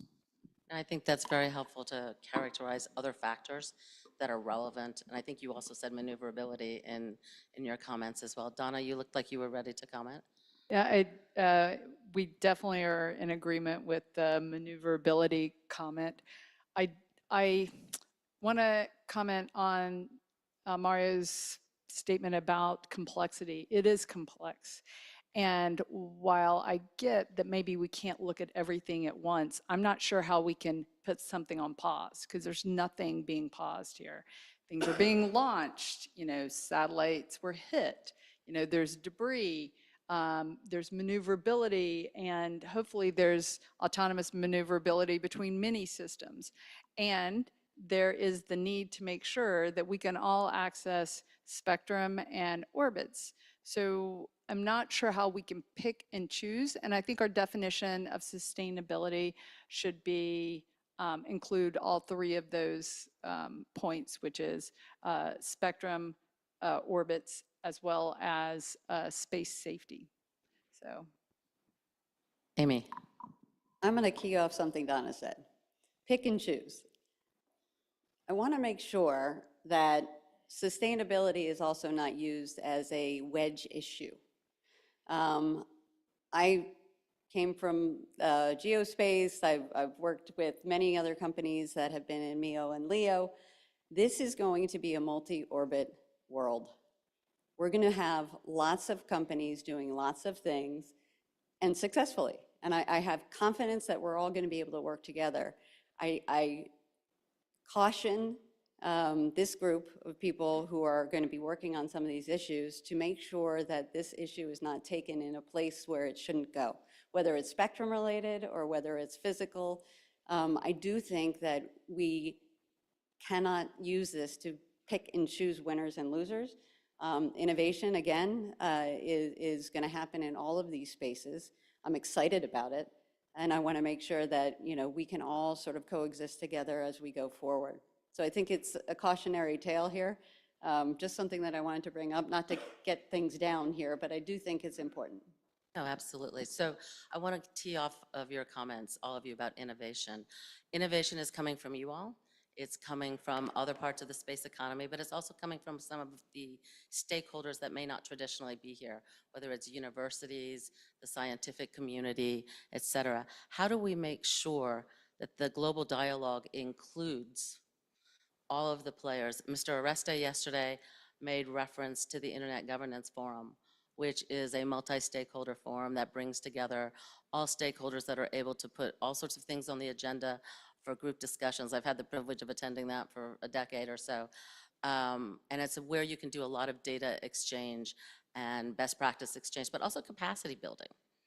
And some of the things you all talked about are very sophisticated, right, for the types of constellations that you're doing. But some of the new entrants, whether they're universities or otherwise, may need some capacity building, and that's another thing that kind of forum and the ITU can help with. Is there something the ITU can do from a multi-stakeholder perspective that's beyond the traditional multi-stakeholder forums that the ITU hosts today? Donna? Well, first I want to give a shout out to the ITU for um, uh, writing and publishing a book on small sats. I guess there were so many questions to the ITU on this from these small people. Yeah, I'm looking at you, Nelson. That they published a book so that it's all about inclusion, right? I said that at the beginning of my remarks. If we don't allow equitable access, if we don't allow inclusion, then we're not going to get innovation. We're going to get the same thing stagnant. So I love what the ITU did, and I like the idea of maybe having some forum, and the important part is making sure that it's publicized enough so that people like come and they participate in it. So I think that there's a space here for that, and that, you know, I appreciate what the ITU has already been doing. It's Donna. Mario, it looked like. Thank you, Jennifer. Look, for us, it's very important that the problem, any regulation, is looked at holistically. And when I say that, I want to stress the role of harmonization. So if there is a forum, whether it is the ITU or a working party in the ITU or anything else, that is welcome. We heard yesterday that there were suggestions to put in place a top to bottom approach in which an international cooperation can then foster national regulation which is harmonized globally. That would be great. But this is the important thing for a satellite operator that wants to deploy a global system is not to deal with regulation separately and with regulation which looks like a patchwork regulation. So let me ask you to drill down a little bit on that. What's the practical impact of patchwork regulations? We have a lot of experience in that because, you know, we are deploying Telesat Lightspeed. We will do PDR very soon. So the design of our satellites is almost done. And when you look at the requirements that your satellites need to meet, and these requirements are given by regulation on the same topic which is different, that may bring an issue. And I want to give you an example without any criticism to the parties involved, of course, but hopefully I'm stating just the facts. Take human casualty risk, okay? So in the United States, you have the ODMSP, which is the Orbital Debris Mitigation Standard Practices, I believe, that says that the human casualty risk for a single spacecraft must meet a limit of 1 in 10,000. Then you have another law that was published a couple of months ago, the French law, that says that for constellations, and by constellation, the law foresees a satellite system with at least 100 satellites, the cumulative human casualty risk for that constellation is 1/100. So what does it mean, practically speaking? If your constellation is composed of 100 satellites, there is no impact of these regulations, so you can comply with the same rules. But if your constellation is greater, the number of satellites is greater than 100 satellites, in the French case, you need to meet a standard which is stricter than the ODMSP. So if you want to serve both markets, or for some reasons you are subject to both regulation, how do you design your satellite? Of course, if you design your satellite to be fully demisable, and this is the target of Telesat, probably the problem is not as important. But this is just an example on how regulating the same thing in two different matters then brings you to the dilemma, which is the rule that you need to apply. Do you always comply with the strictest rule? Strictest rule may be more expensive and may not foster the business case that you are trying to promote. Let me ask this more broadly. Does it have an impact then on affordability of your service or markets that you will serve? beyond just the design, what's then the downstream or upstream? I always forget which way that is. What is the impact? Does anybody want to add to that? Amy? Yeah, well, affordability obviously is a tenet of ours. Affordability, reliability, sustainability, and we sort of come from the world of working with developing markets. And I do think that all of this impacts cost. At the end of the day, you need adoption to actually have a business.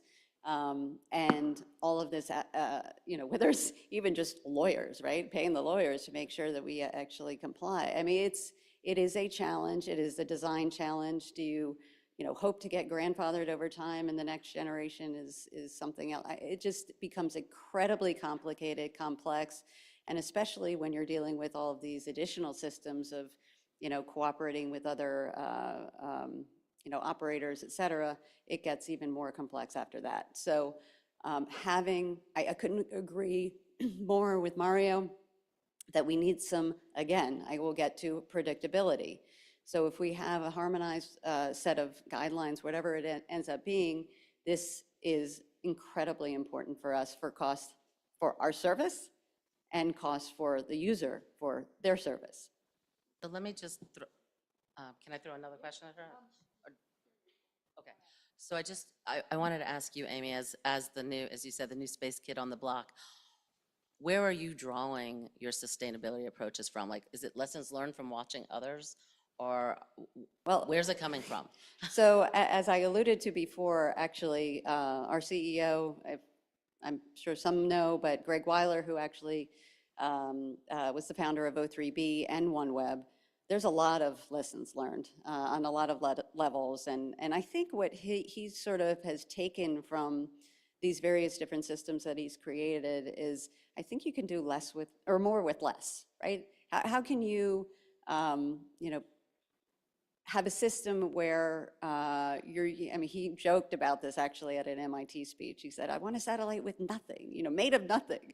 I mean, that's a joke, but honestly, if we can actually get less mass in space, maybe that's helpful, right? It's like having a chip, you miniaturize these chips and they're doing great things.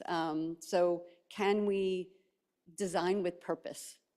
Right, and create a system that is a little bit more sustainable, whether it's what's re-entering the atmosphere and the impact that that has. Those are some of the things that we've been thinking about and designing too, based on, the history of others and certainly the history of my boss's previous systems.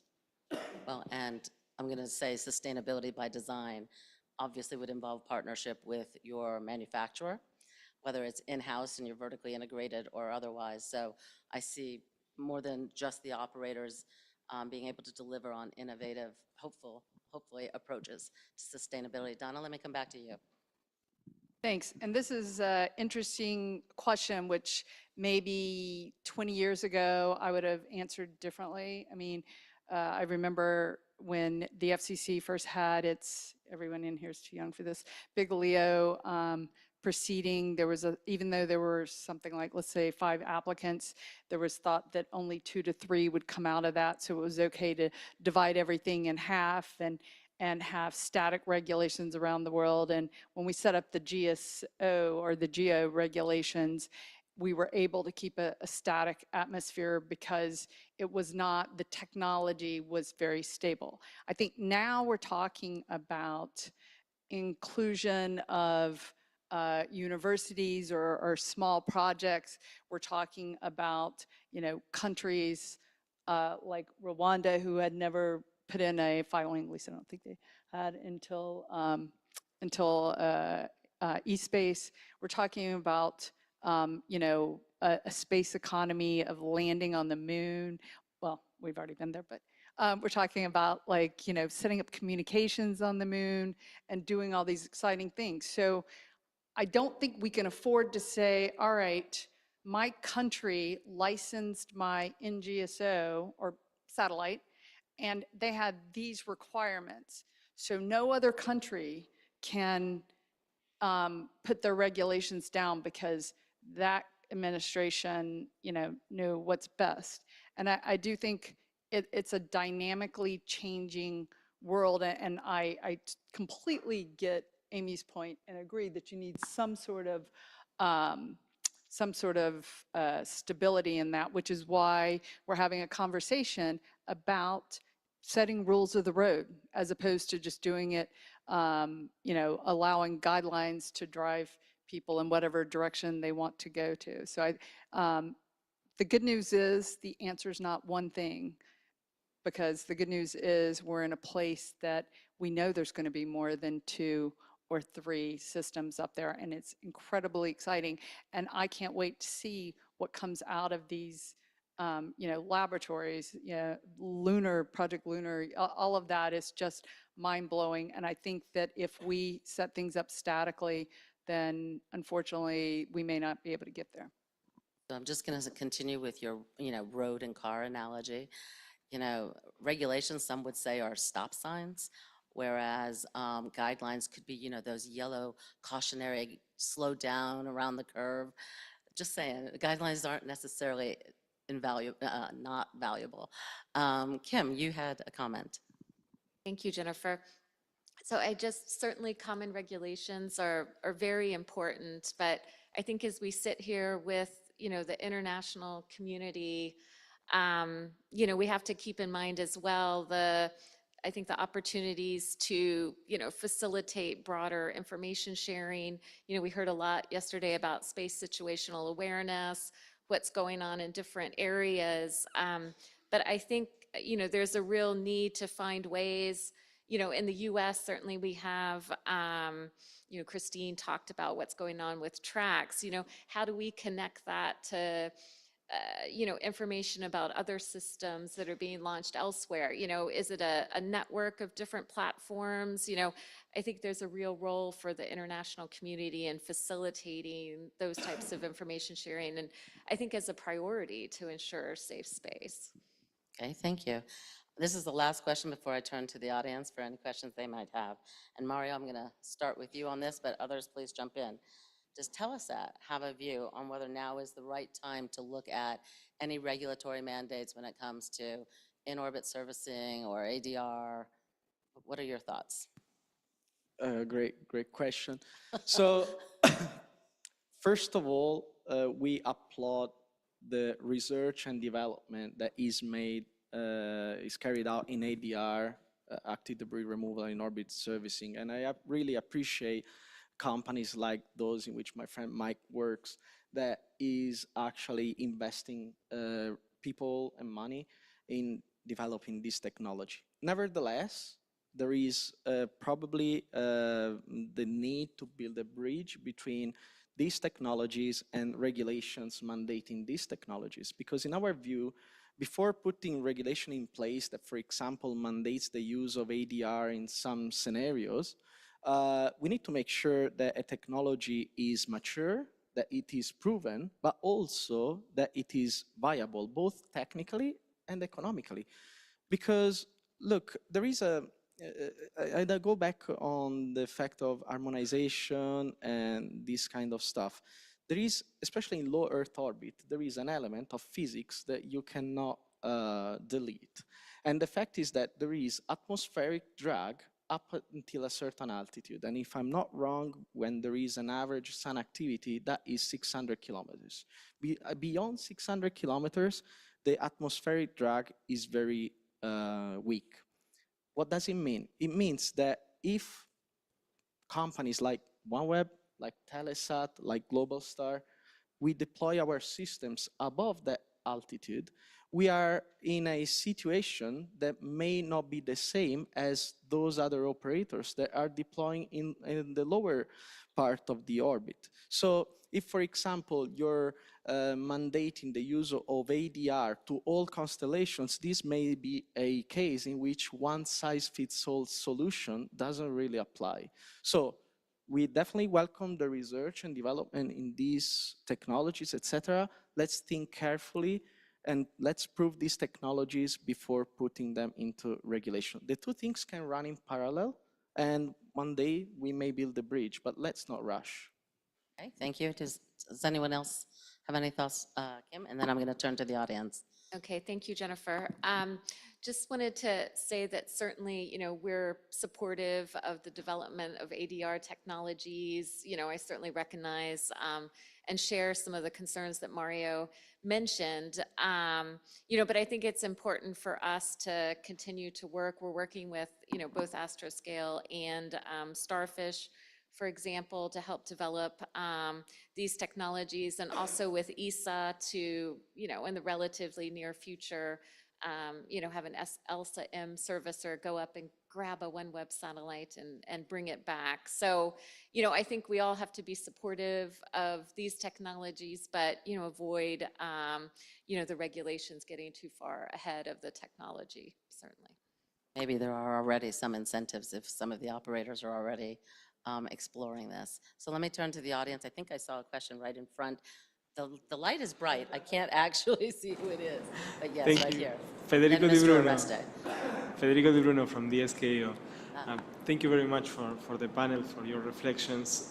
I wanted to touch on what Mario was saying about regulation based on peer-reviewed studies. I find that a very interesting approach, and of course we agree on that, right? We come from research, and I find that very interesting and a very good way for industry and academia, all the stakeholders that we normally work at ITU, to push for regulation in a joint way. But one of the challenges that we've been talking about is that numbers of satellite filings, especially in LEO, do not represent the likely reality. Right? We were talking about this 1.8 million satellites that might not be the reality. So how do we reconcile that? We maybe need to do studies, but the numbers that we are filing maybe are not real. So the question is, should the LEO satellite industry reconsider how they approach satellite filings? Hey, who would like, Kim?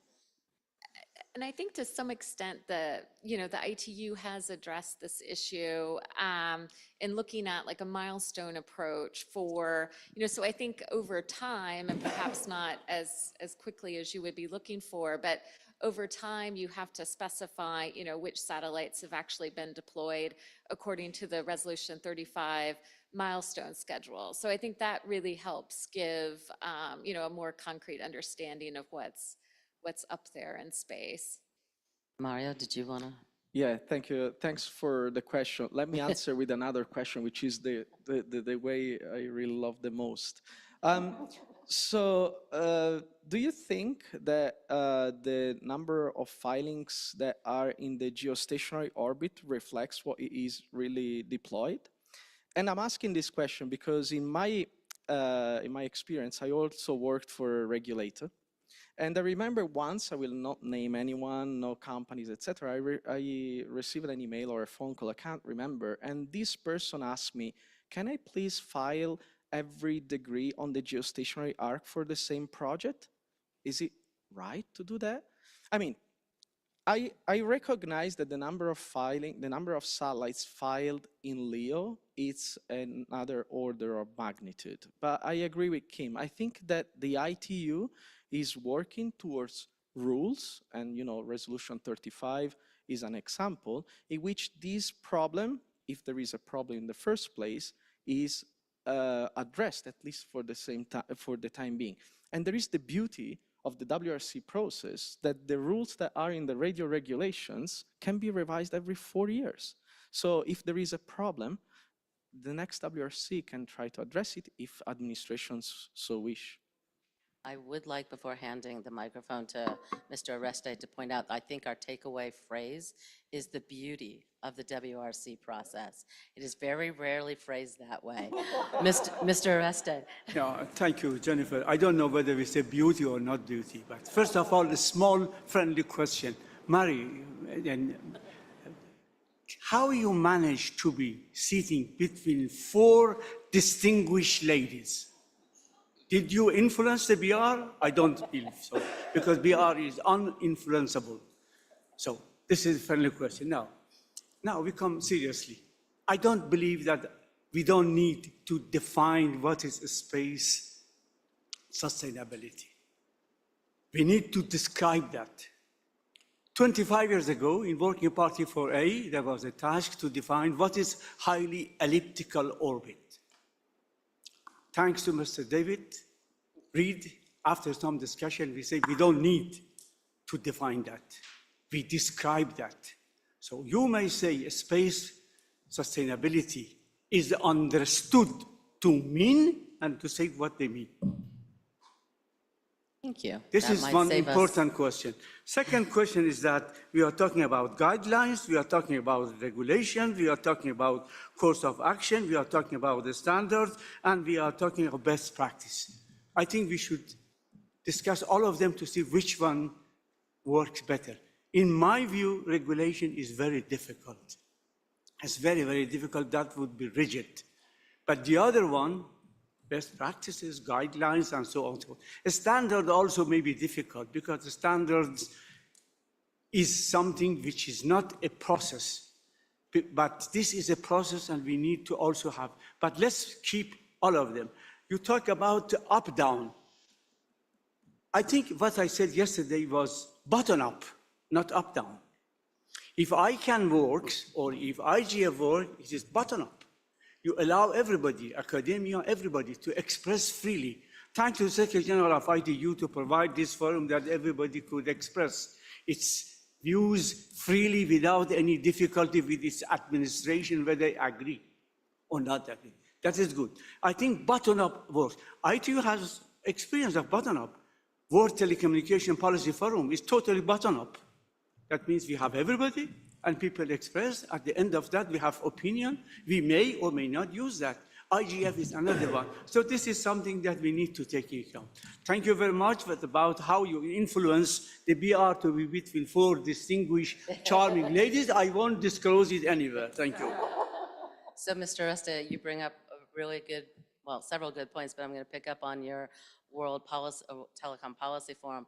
The very first topic, as I recall, was satellite, with it being the GMPCS. So there's some direct precedent in history there. I saw many flags going up, but I think that gentleman, yes, you, sir. Thank you very much. First of all, congratulations for the panel. It is important for us as regulators to see and to check the visions of the panelists and the operators. And on this regard, I hear for 3 times, I believe, that we need to evaluate if there is a problem. And when we look to the future and see that if we don't do anything, the situation will be bad, we already had a problem that we need to solve, we need to address. So it is not if there is a problem, we have a problem already. And this is not just about collision and physical occupation accordingly to Kessler's syndrome, but it is about to guarantee that the entire environment works well, continues to work well, physically, and the point of view of aggregate of interferences also. So we need to evaluate, we need to check what is important and what is necessary to do on this regard. The increased numbers of satellites will absolutely make this problem worse. And it is not a question, but it is just a feeling that if we all do not see that the cooperation and the feeling that this is an important matter and needed to be assimilated for everyone, maybe we will be running in circles. So it's just a matter of to share this information and this feeling with the panelists at all. Thank you. Thank you. I think you did hear in some contexts if there is a problem, but it was with respect to a specific aspect of sustainability. I thought one of the things that all 4 of the panelists did a good job of bringing out is that they have already been taking steps, and it's just the trajectory that they're on, the journey that they're on. From where I sit as a manufacturer, sustainability, there's no end goal. It's going to be a continuous journey with technology developments, new entrants, new capabilities, new orbits, cislunar and beyond, right? There's so much more ahead of us. So did you want to comment? I can't tell if that's okay. That's I would the like wise to comment. finger, but I wasn't Look, sure. first of all, I appreciate Brazil's thoughts on this. They've been a leader in exploring this issue, absolutely, in the regulations as well, and at the ITU. So very much appreciated. I think I want to get to the balance of things again and just suggest that what Mr. Oreste was alluding to, getting everybody from the bottom up to be talking about this, to understand it, to really understand it before we regulate and cause more of a stifling of innovation is what we're all balancing, right? So I think there is a role, exactly what Kim was saying. There is certainly things that the ITU is doing to make sure that the milestones are set. We're some of those filings are dropping away, right? As we know, certainly the efficient use of spectrum, for example, has also been addressed, was addressed at this last WRC, in fact, when it comes to orbits and the tolerances. So the spectrum side is also being addressed as well. I would suggest that, as much as we can do from a harmonized perspective, again, would be good. And all of the inputs from countries like Brazil, who have studied this intensively, are welcome. So I would just say, it is a little bit of a balance. There are things that are happening, and but appreciate all the direct, by the way, input that would be, impactful for our company as we're designing our system as well. So this observation has generated a lot of interest to engage. I think there's a lot of opportunity for bilateral and coffee conversation and lunch conversation. I would, if it's okay with the group, like to take another question or two from the floor. Joseph, and then the lady in the jacket afterwards, yes. Thank you very much.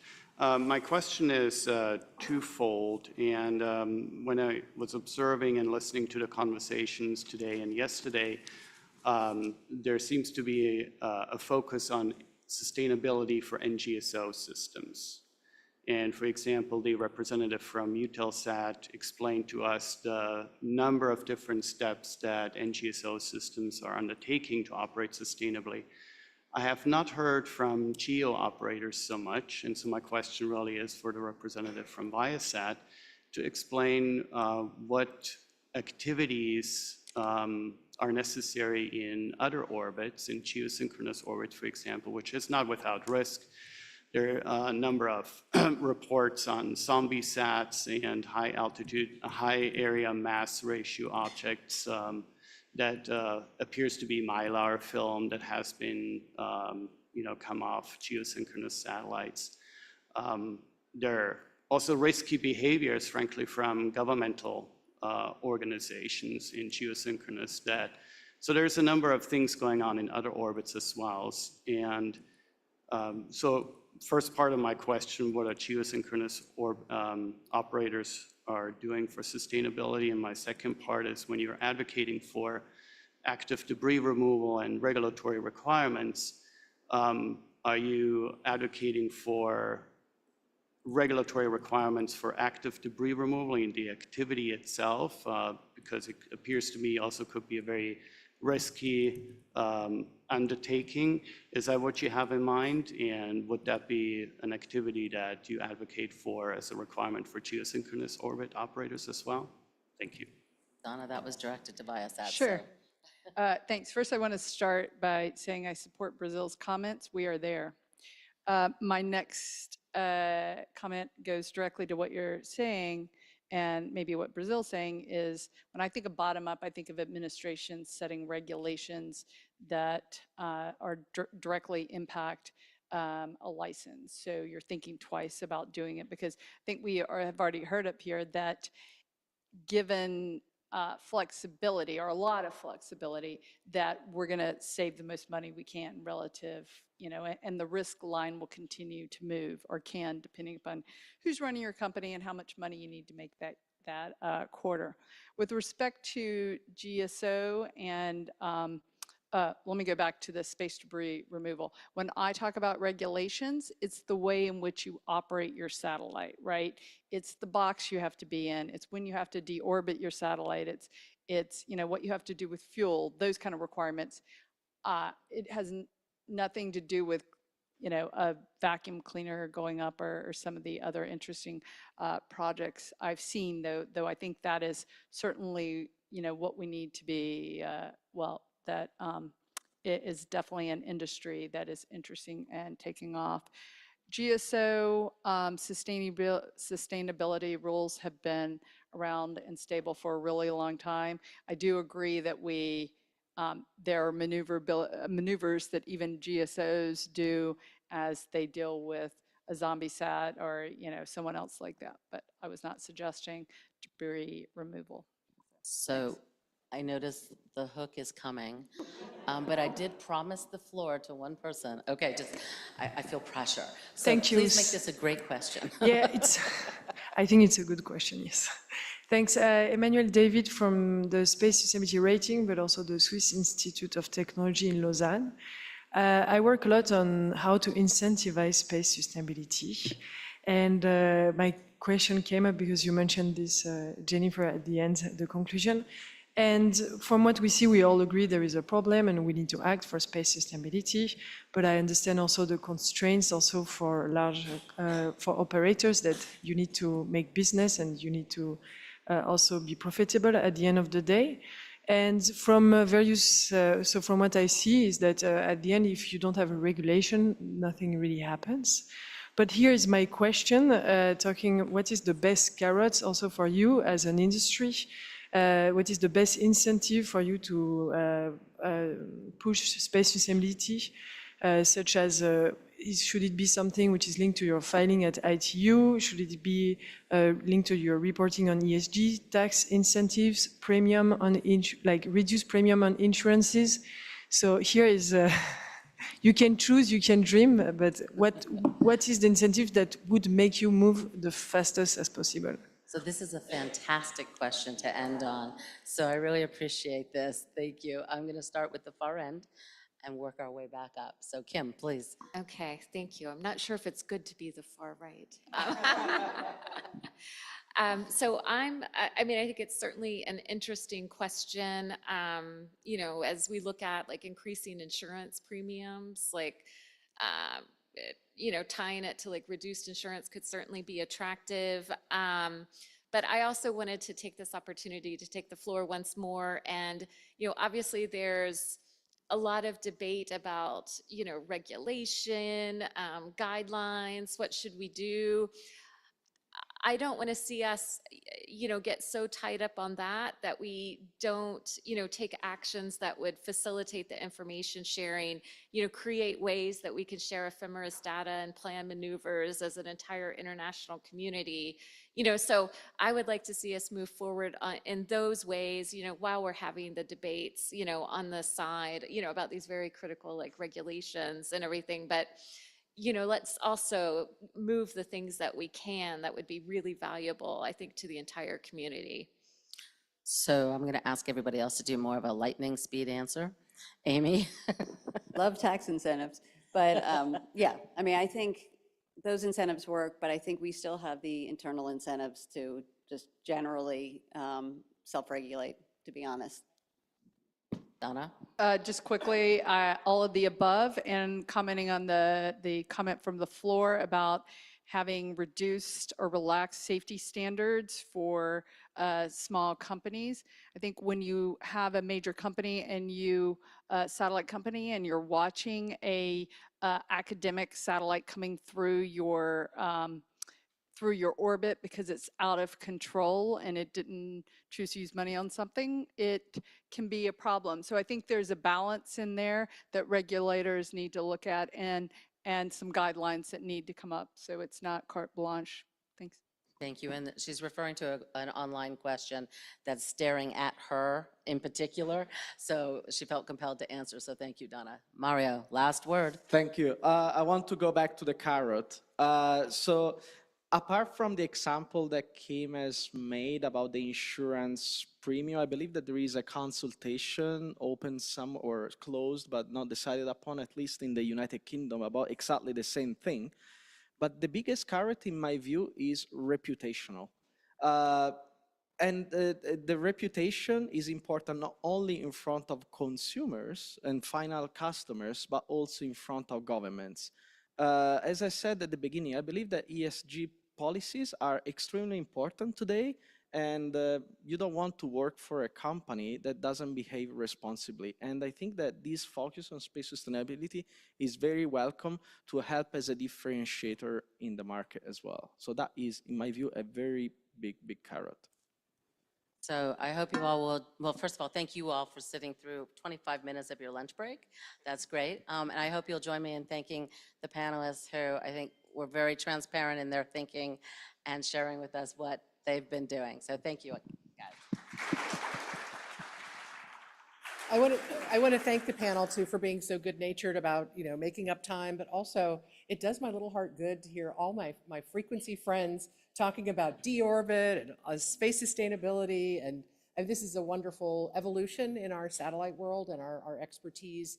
And thank you for providing such thoughtful and practical advice. I have two administrative announcements. One, Doreen has asked, I guess last night there was an informal picture of the ladies in space. And Doreen has asked, so Mario, this is just for you. You can leave, but the rest of you should stay.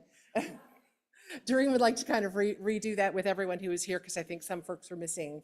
So she'd like to have folks convene just for a quick ladies of space photo. And then we'll ask you to go to lunch and try and be back around 2 o'clock where we've got a keynote to take us through the final push of the afternoon. So thanks again to the panel, and ladies to the front.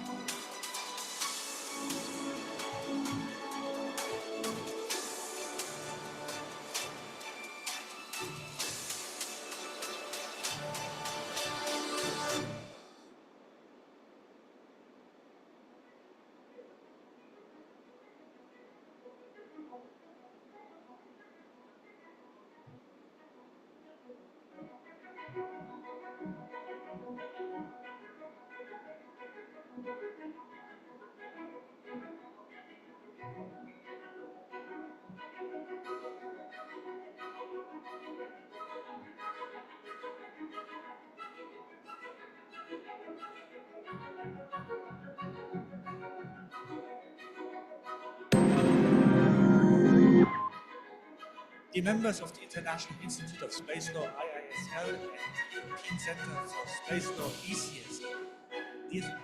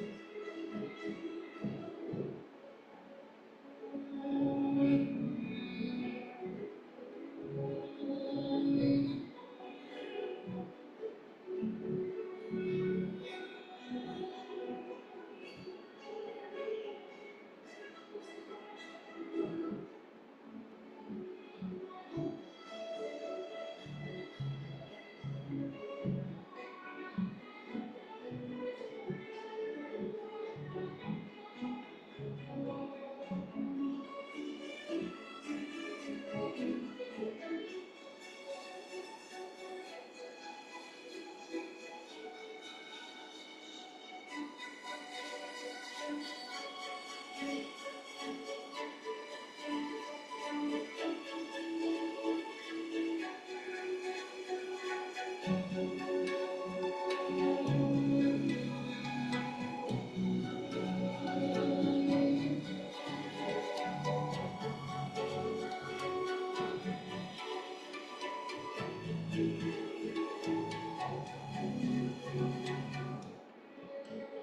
our beautiful audience, I want to convey to you the message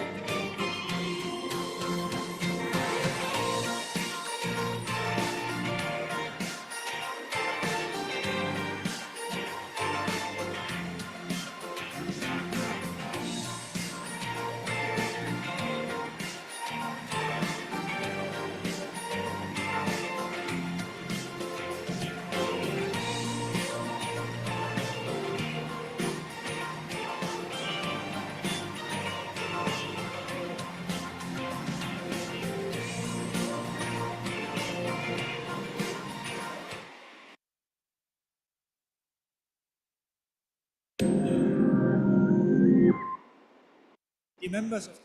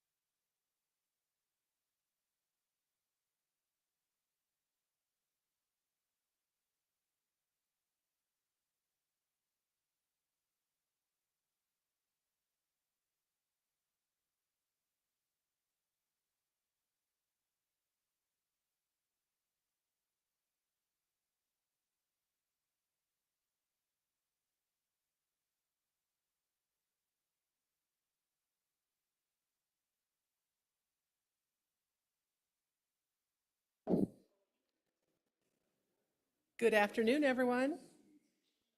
We're getting ready to start in. If you can take your seats. If you see friends out in the hallway, bring them back in because we've got a good afternoon to kind of wrap up our lively few days of discussion. Coming back from lunch, I hope you are ready to focus in on a couple really useful exchanges, and we're going to get kicked off by a keynote from Dr. Kai-Uwe Schlögl. He's here in his role as the president of the International Institute of Space Law, which is the professional association of space law experts from 48 countries. But you also may have heard Kai-Uwe's name and known about his expertise in his previous role as Chief Strategy Officer for the European Space Agency. He was on secondment from the German Federal Ministry for Economic Affairs and Energy. He's been a hallmark of discussions on space sustainability and coexistence for a good long time. He has a long history in space policy, both European-wide and for Germany, and of course internationally. He is highly respected as an expert on these matters, has written extensively on these matters, and holds a doctorate degree in political science. He's highly credentialed and most welcome here. Thank you, Kai-Uwe. Please come to the podium.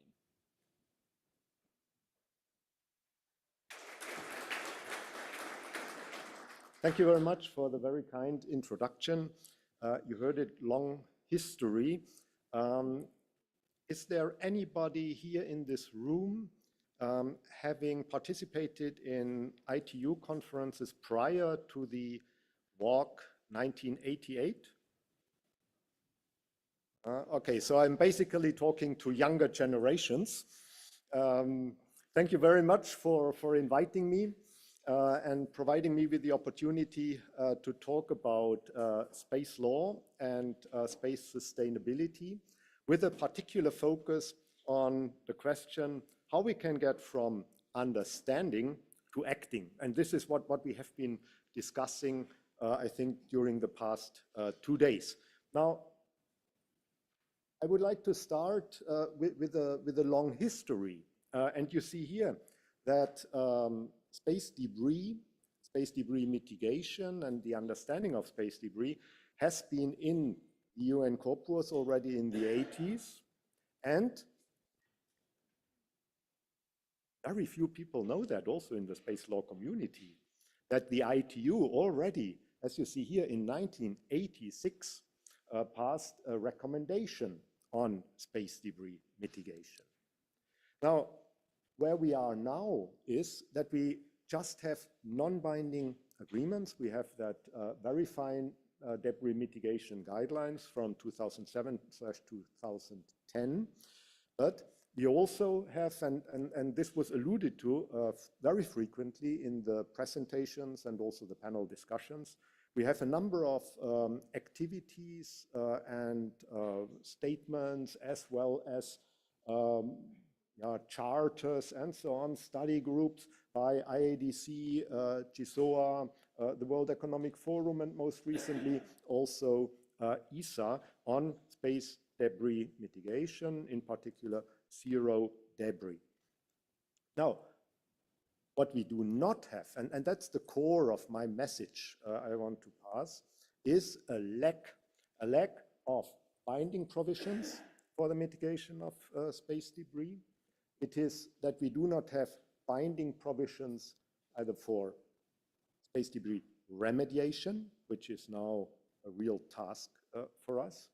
It is also that we do not have a harmonized environment, that we do not have legally binding provisions which are harmonized on a global level. And I will come to that in a moment, why this is so important. But you also have heard it during the past talks. And we also do not have enforcement mechanisms for space debris mitigation. That brings me to a point where you might be able to say, and that's not very friendly, but we also heard from the younger generation, the truly younger generation yesterday, that our task is also to prepare for the future and to make sure that in the future, in the next 30 years and also 50 years, space activities are possible. Now, nobody here in this room should be ready to be blamed a few years from now, to be compared with what the Paris Agreement set out as the 2 degrees, or then even more ambitious, the 1.5 degrees accord, and where we are already failing to meet that. So our task is to act, and this is what this session is certainly about. Where do we now come from the understanding to concrete action? Here you see an astronaut. I've learned that you tried to get an astronaut from the ISS being live in this conference, but this did not work out. So I bring you this video, which IISL and ECSL have produced with the ESA astronaut Matthias Maurer, explaining, and this was for the very first time, an astronaut on board of the space station made a statement about the necessity of space law. May I ask you to get the video, please? Dear members of the International Institute of Space Law, IISL, and the European Center for Space Law, ECSL. Dear space lawyers, I'm ESA astronaut Matthias Maurer, currently living and working on the International Space Station ISS for my 6-month mission since November 2021. Humans outpost 400 kilometers above our beautiful planet Earth. I want to convey to you the message that my colleagues and I are aware of how important space law is for the exploration and peaceful uses of outer space. As the Outer Space Treaty of 1967 puts it, outer space is the province of all humankind, and the astronauts are humankind's envoys. We are proud that this is enshrined in international law, and we strive for this in our daily work, and in particular in our research in fields like physiology, material science, or climate change. The astronauts in space are also very much aware that you are currently discussing the issue of sustainable use of outer space. And I can assure you that this is extremely important to us. We can even say it is essential for us to shape good rules for debris mitigation and debris remediation. And one step further is space traffic management. We need to better coordinate space operations for the safety of all space activities, and also for the safety of us here in space. And soon we humans will return to the moon. And it will be useful to have also for this good rules, which avoid conflicts and which meet the interest of all, the early and the late flyers. These are only a few items which come to my mind when thinking of how space law affects and helps us. I would like to thank the members of IISL and ECSL for their activities to promote the rule of law in outer space. I wish you good progress in your efforts. Bye-bye, take care. Good. I think that was quite authentic, and it's also a message for whom we are also doing and making our efforts in space sustainability. The question why I'm also optimistic that we can come to terms and also find solutions which are meeting what I so far said and explained as being not satisfactory is the following. First, we more clearly see the security sustainability nexus, and this has become clear in particular, but not only through the anti-satellite tests. And I would say that this is something which also made the governments aware that they have to take more specific actions and actions which are much broader than they thought they could be or even should be. Now, the second point is the growth of the space economy, the international global space economy, which might reach 1 trillion in the year 2040. This is, of course, also a particular strong incentive to make sure that this can develop and that we will not face showstoppers with regard to the sustainable use of orbits in near space as well as around the moon.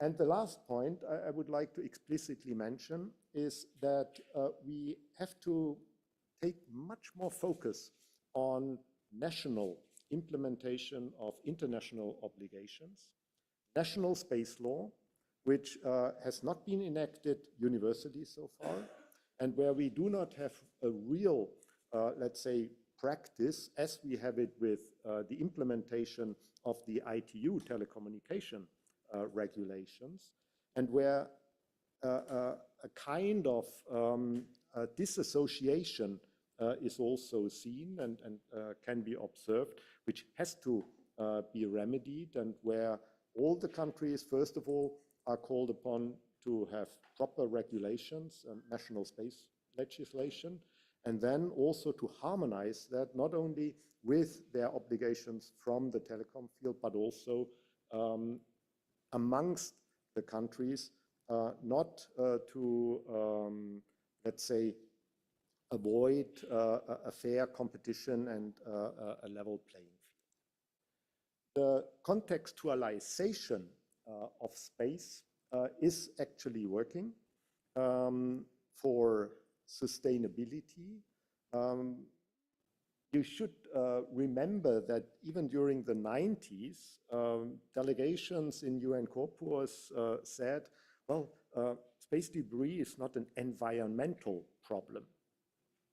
It's a technical problem. It's not environmental, because they were afraid that this would force them to apply the same logic as in environmental questions. Now it's, of course, absolutely clear, and sustainability is the big element and the big driver also for us. So we also have to see what a long way we have been coming and what good and extremely useful steps we have undertaken during these past decades. Now, there is one point which is also relevant for the future also of space law and how we deal with space law development and what kind of, I call it here, architecture we apply. Space law, as it is now prepared and discussed and negotiated in a number of fora, UN Corpus, of course, as the main forum, but also in ITU, in other places, Conference on Disarmament in particular. We might learn from the architectures, in particular of ITU and of ICAO, where you have a three-level element, which is also encompassing and providing the opportunity for non-governmental actors in sectors, then like in ITU, to participate and to bring in their expertise, without which regulation simply cannot work. Now, ITU, and I will not go through that point by point, ITU has a tremendously important role, which is even growing.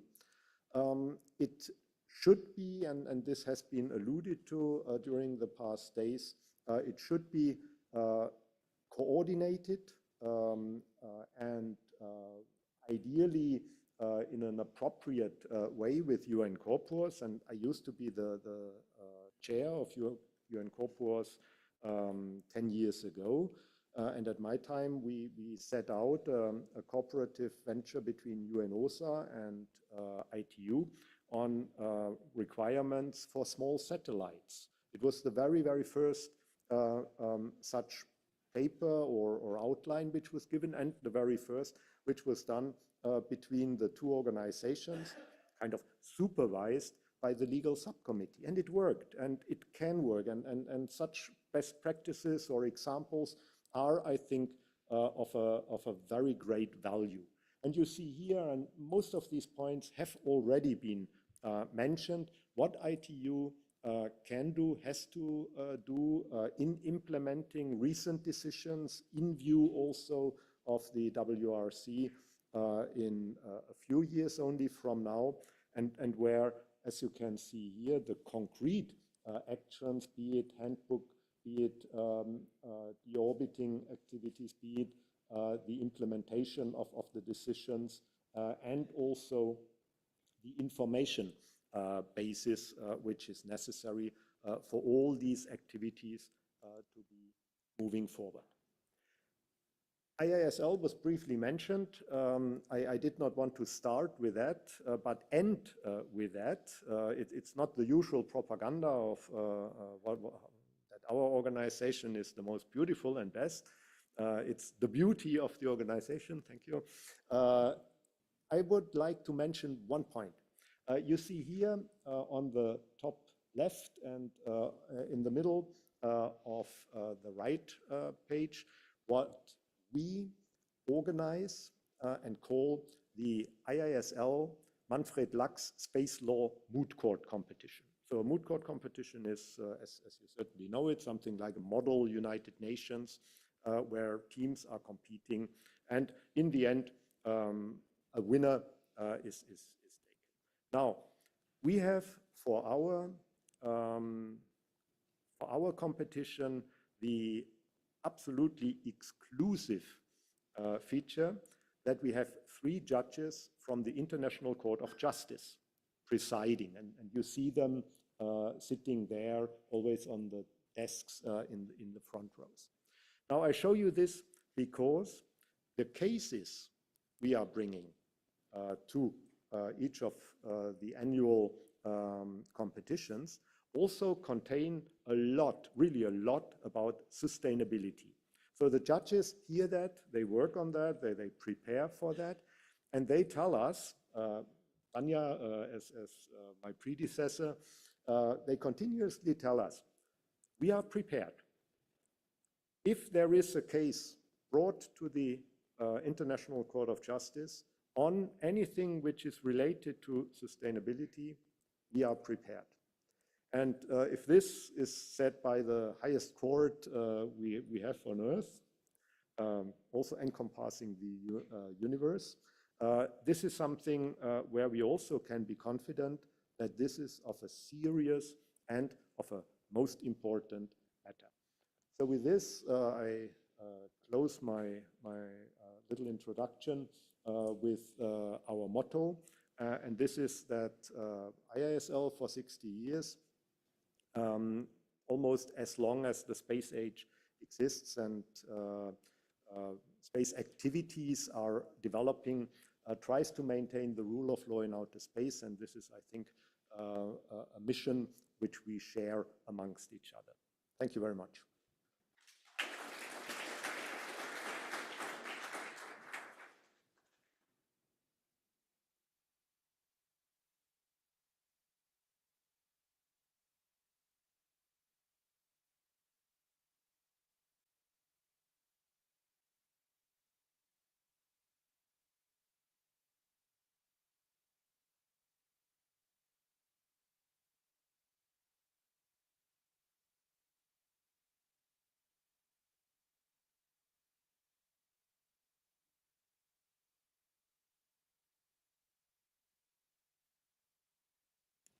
Thank you very much for the inspiring and information you have shared with us. We're just looking at the timing, and I think we will have to go to the next panel. But I'm sure if anyone has a question, can approach to Dr. Yes, to know in particular when you were saying that, for example, the highest court is already prepared in case something is needed. Indeed, I understand from my poor participation that the space law community was working hard during many years to anticipate in any case, and that's also good news. Hopefully, there is no need to go there. So, and Tanya is nodding, so thank you. So now I think we have a new panel in this case, is devoted to the non-governmental organizations, as we always intend to have all the voices, and also from different generations as well. So I would like to welcome Audrey Ollison, who will be the moderator. Audrey, I have here, as you can see, a very long biography that Patricia left me to introduce you. So she had to go to meet the Secretary General, and that's why I ran quickly. But we know Audrey from her long career, I think, at least myself, from Boeing as Vice President, and certainly now in aerospace and all the space community, IAC. So sorry to short it, but it's so. So thank you for accepting to be moderating this panel, and also helping us to build this forum. You're also so if everybody can come here to the stage.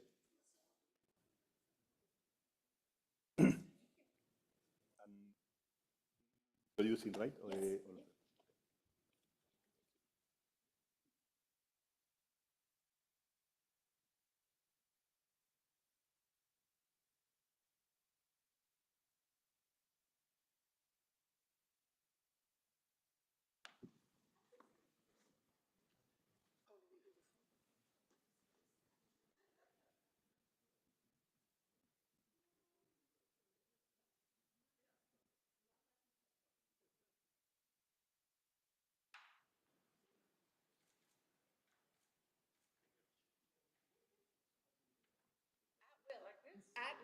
At will.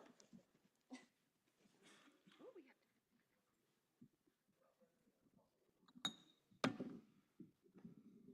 will keep you guessing.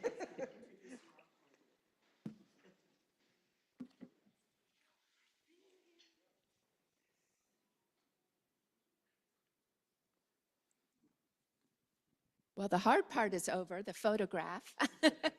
So thank you everyone for joining us. I really appreciate the organization of this whole 2 days, because we have heard so many great perspectives from industry and UN leaders, regulators, space agency representatives. But as was noted at the last panel, there are important other voices that we don't always hear from, speaking from an ITU perspective. And here's our opportunity in a forum like this to hear views, other views that are also important as we talk about space sustainability. So today, we have this non-governmental organization panel to cover some of this vast waterfront. So we have, in no particular order, we have Ian Christensen from the Secure World Foundation, he is the Senior Director of Private Sector Programs.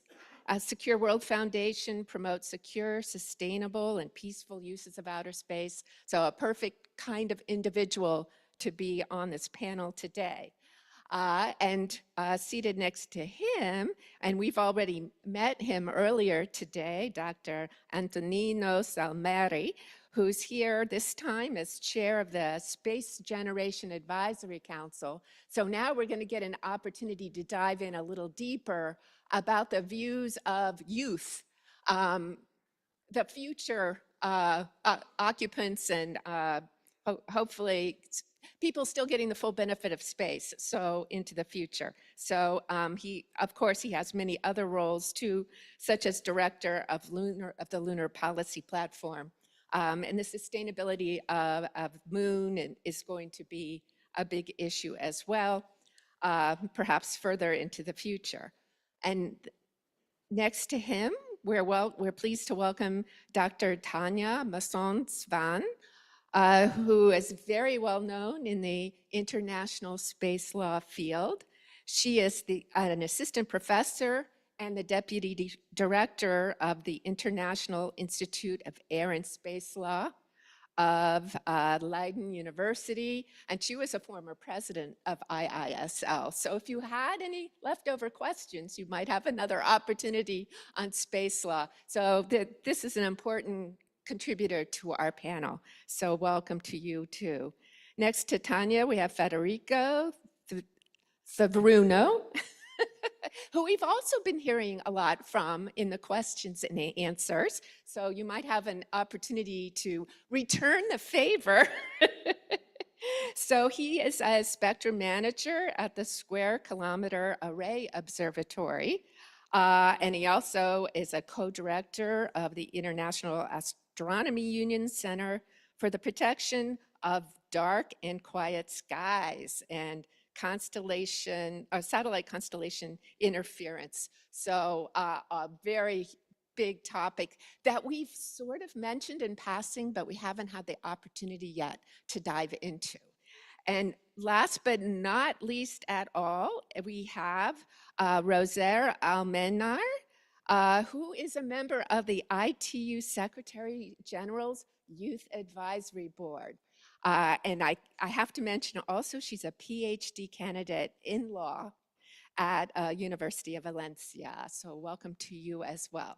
So I should also introduce myself. I won't go through the long page, but so I'm Audrey Allison, and I'm from the Center for Space Policy and Strategy at the Aerospace Corporation in the United States. And we're also a non-governmental organization, although we represent and try to serve the space enterprise in the United States.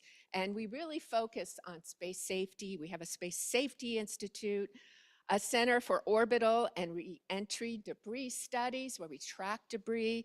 And we do a lot of work in the area of space traffic management and SSA and all these really in-depth topics, although I'm not personally an expert in those, but you know, we have it at Aerospace. So I'm very pleased to be here and to delve into this meaty topics with panelists here. So I also wanted to add that, you know, this is a different panel, and so we're not going to do the top-down approach. I've already asked the panelists, let's have some organic conversations. So we have different expertise, different experiences. So I'm inviting the panelists to go ahead, if they have a probing question of a co-panelist, to just go for it, because I think the conversation will be much more livelier in an after-lunch setting. So if it gets out of control, I'll do my best to bring you back in. So to start things off, I've given a very light introduction, and there's more information on the website for the event about our illustrious speakers. But I would ask each of you to devote a few minutes to talk about your role and specifically your organization, and what are you doing to support the cause of space sustainability. So I asked Tanya if she would lead this off. Thank you. On? Yes, it is on. Thank you, Audrey, and thank you to the ITU for hosting this important event, and congratulations on even the last afternoon still seeing quite a full room, which is nice. Yes, so I'm indeed non-governmental. I'm an academic, and that has the benefit of enjoying academic freedom. And that is a big good, because it means that I can sometimes say things that others may not be able to say. And and my role is as an educator and a researcher. And so what I do in the field of sustainability, obviously I do not operate satellites or I do not launch rockets, but I try to educate the young generation, the future decision makers, law and policy makers, about the relevance of this topic. And it has definitely grown in educational programs to become a major component of the lessons that we try to give the students. And I have to say, I work in a master program on air and space law. Antonino was my student a few years ago. And nowadays, the students who write their final master thesis at the end of the year, I think about 3/4 of them choose a topic that deals with sustainability. And so that is really quite a sign of the times. So that is interesting. Actually, it was interesting to see also the little movie of Matthias Maurer, because I also teach ESA astronauts. And so I had the pleasure, the honor of having him in my class at the EAC in Cologne.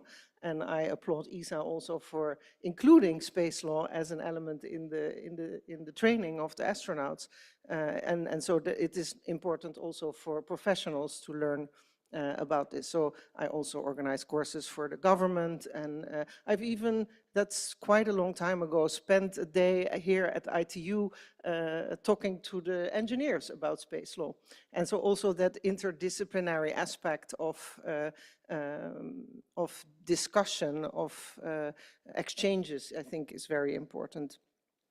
I mentioned that students are nowadays very concerned about sustainability and also about ESG, responsibility of companies. They care more about the sustainability activities and reputation of a company than getting a company car sometimes, you would think. So that is also meaning, and it was mentioned several times in the panels, that that is also an incentive for the companies to pay attention to this.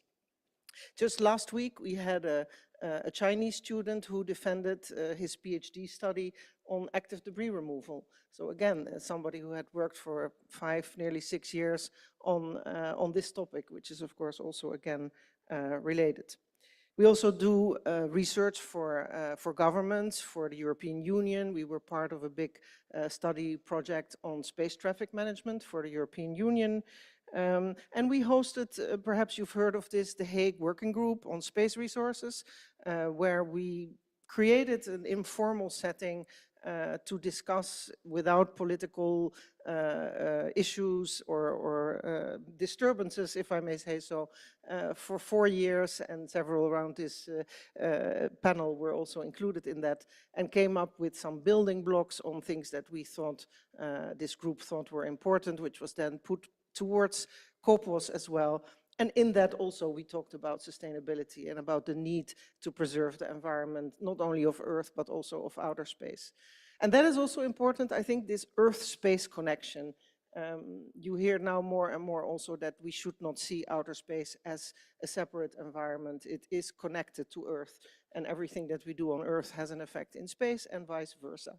So this Earth-space system connection, I think, is also important. I think I'll leave it to that for now. Thank you for that comprehensive response. Federico, let's turn to you, please. Does this work? Yes, perfect. All right, thank you very much, Audrey, and thanks again to the ITU for convening this forum. It's great to be here with all of you. So very briefly, I think I mentioned this before, so I'll be brief. The SKO is an international organization building two very large radio telescopes, 2 of the largest radio telescopes in the world, in South Africa and Australia. And our mission is to advance or transform our understanding of the universe through science. And I'll leave it there. I can go much more detail in the telescopes. If anyone is interested, you can find me later. But what I would like to say is that the SKO's been working in the ITU-R, as it makes sense, because we are radio astronomy observatory, since 10 years or more. And radio astronomy has been working in ITU-R for more than 60 years. So it's a normal forum for us to be in. The situation with space and how all we've been talking about, how activity in space is increasing very rapidly, prompt us to have a different look at the situation and what's going on in space.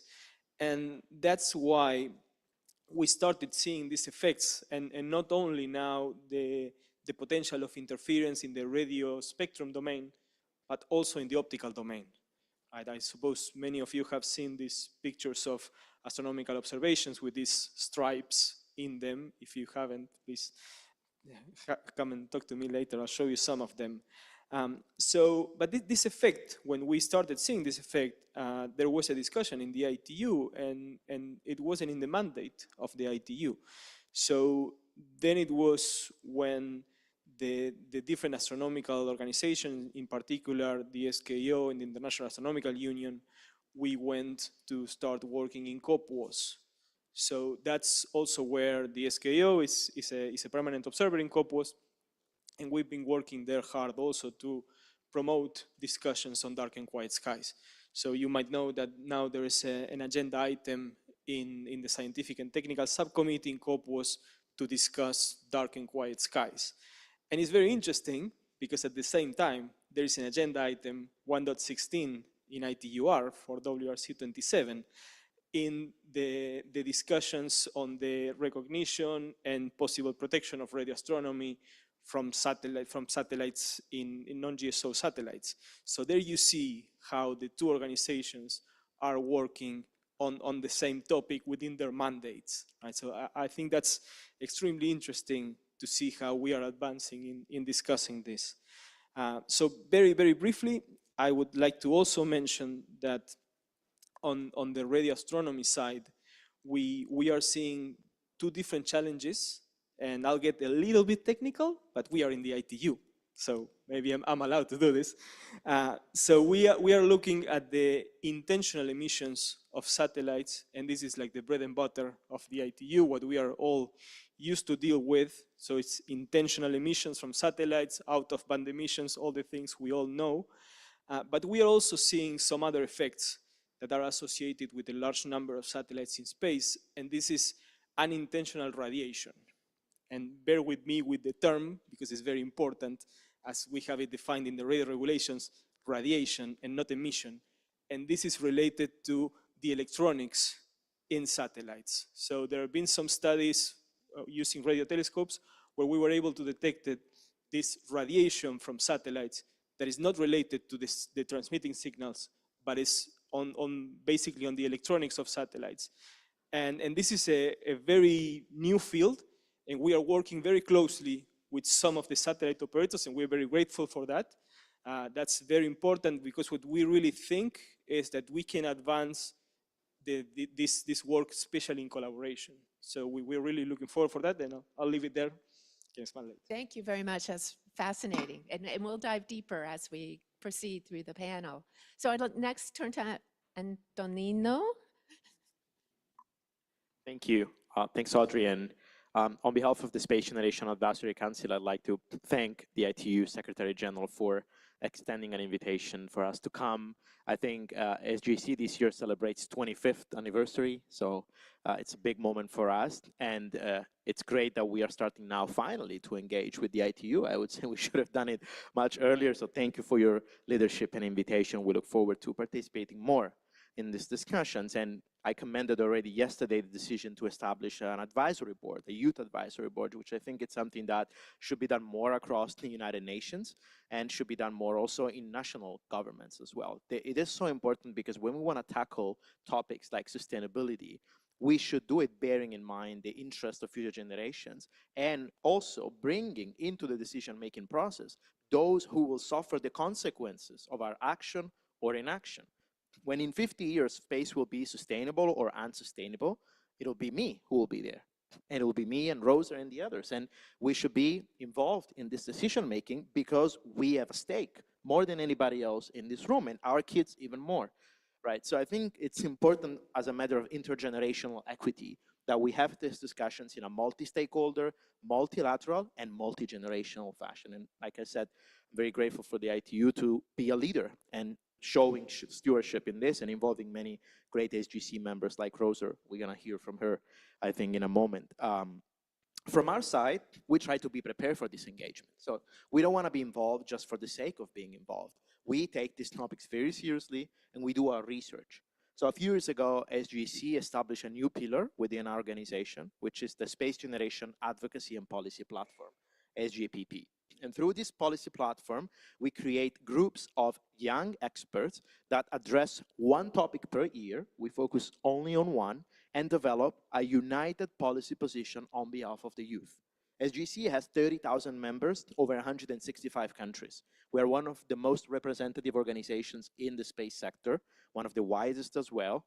And we involve our membership. We want to hear from them. And we created processes so that this team acts as a catalyst to talk to different sections within our organization, get views, do this in an inclusive manner, and then come up with a report that will outline for the world to know and for us to advocate what is the position of the space youth on a given topic.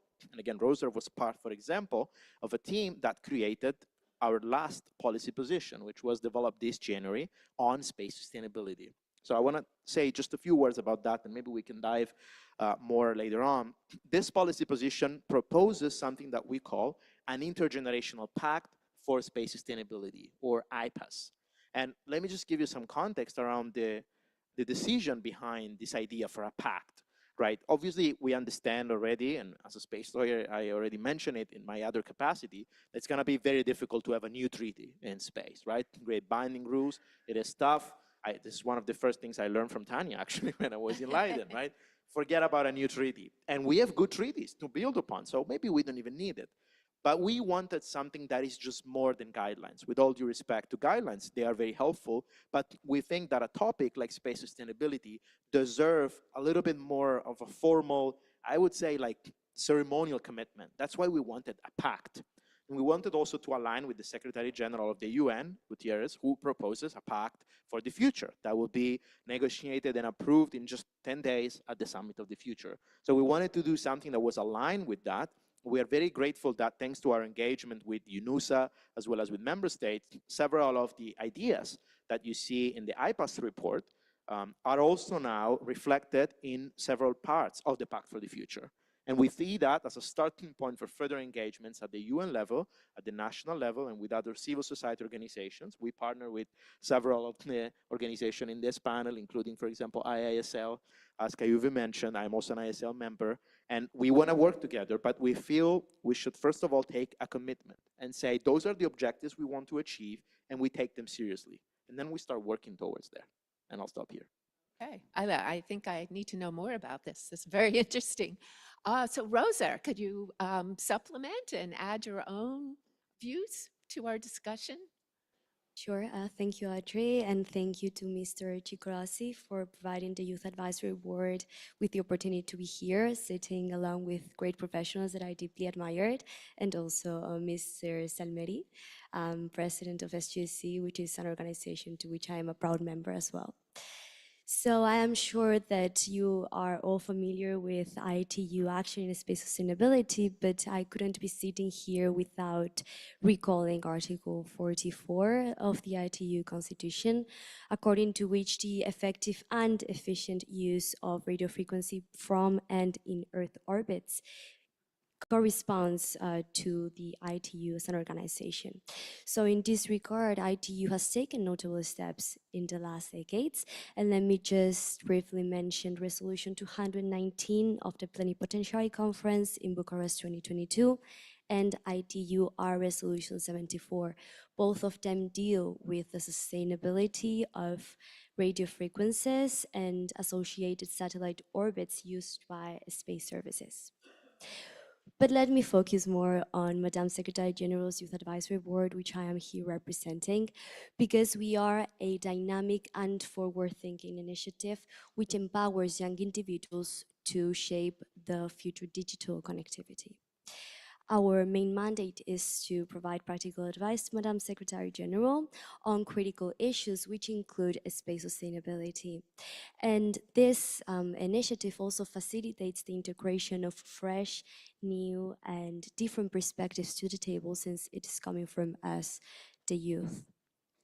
Among our main objectives is, of course, to deliver a voice to the youth in decision-making processes, which is made thanks to invitations to events of this nature, where we are able to voice and express our concerns on very important topics such as space sustainability.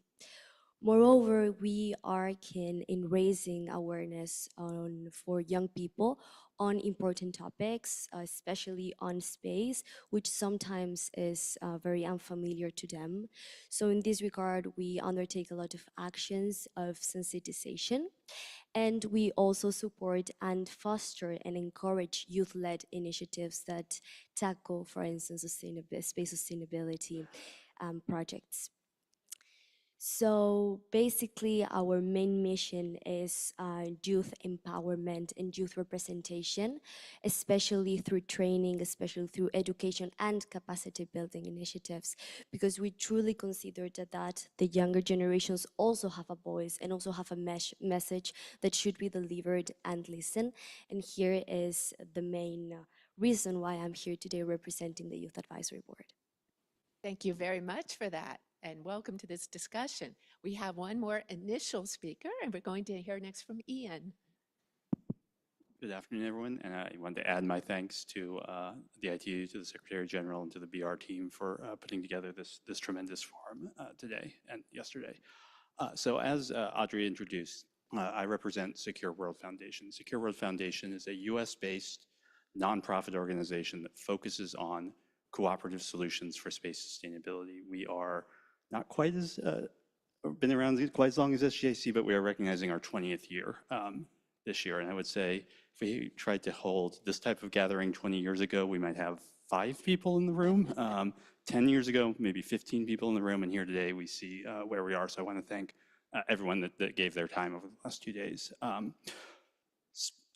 We've heard a lot of talk about the definition of space sustainability here. And so I always like to start with our definition. And for Secure World, space sustainability is a set of collective actions and activities we need to take to maintain the stability of the orbital environment so that we all can continue to benefit from the space applications and space services that environment provides us. So it's sustainability because of the benefit, not simply because sustainability is an objective in and of itself. Space, as we've heard throughout the conversations here, is a shared domain in which the actions of one actor can and do affect the ability of others to continue to benefit from that domain. And so for this reason, SWF works to promote and develop cooperative solutions for space sustainability. We do that by facilitating multi-stakeholder dialogue, multidisciplinary dialogue, by conducting research, by conducting analysis, and by serving in international groups and forums. For example, we are an observer, permanent observer at COPUOS. Within that definition of space sustainability, I think we take a somewhat broader view of some of the issues. So we certainly work on space situational awareness. We certainly work on space debris mitigation and remediation. We certainly work on space traffic management and work on novel applications such as servicing. We also consider space security topics, as Dr. Schrogo mentioned, to be part of the space sustainability continuum. So how do we promote transparency and confidence building measures in national security space, provide information about how the military domain is being used. For instance, Secure World has promoted an industry statement to support ASAT test moratoriums. So if anyone is interested in that statement, please, I'd be happy to talk about it. We also have a set of activities around what we call human environmental securities. That looks at the benefit side. Again, if we want the environment to be sustainable because we benefited from it, we need to make sure that the users are accessing the information and services we provide, and that the policy environment is such that that access can be maintained. So we have a set of activities around that.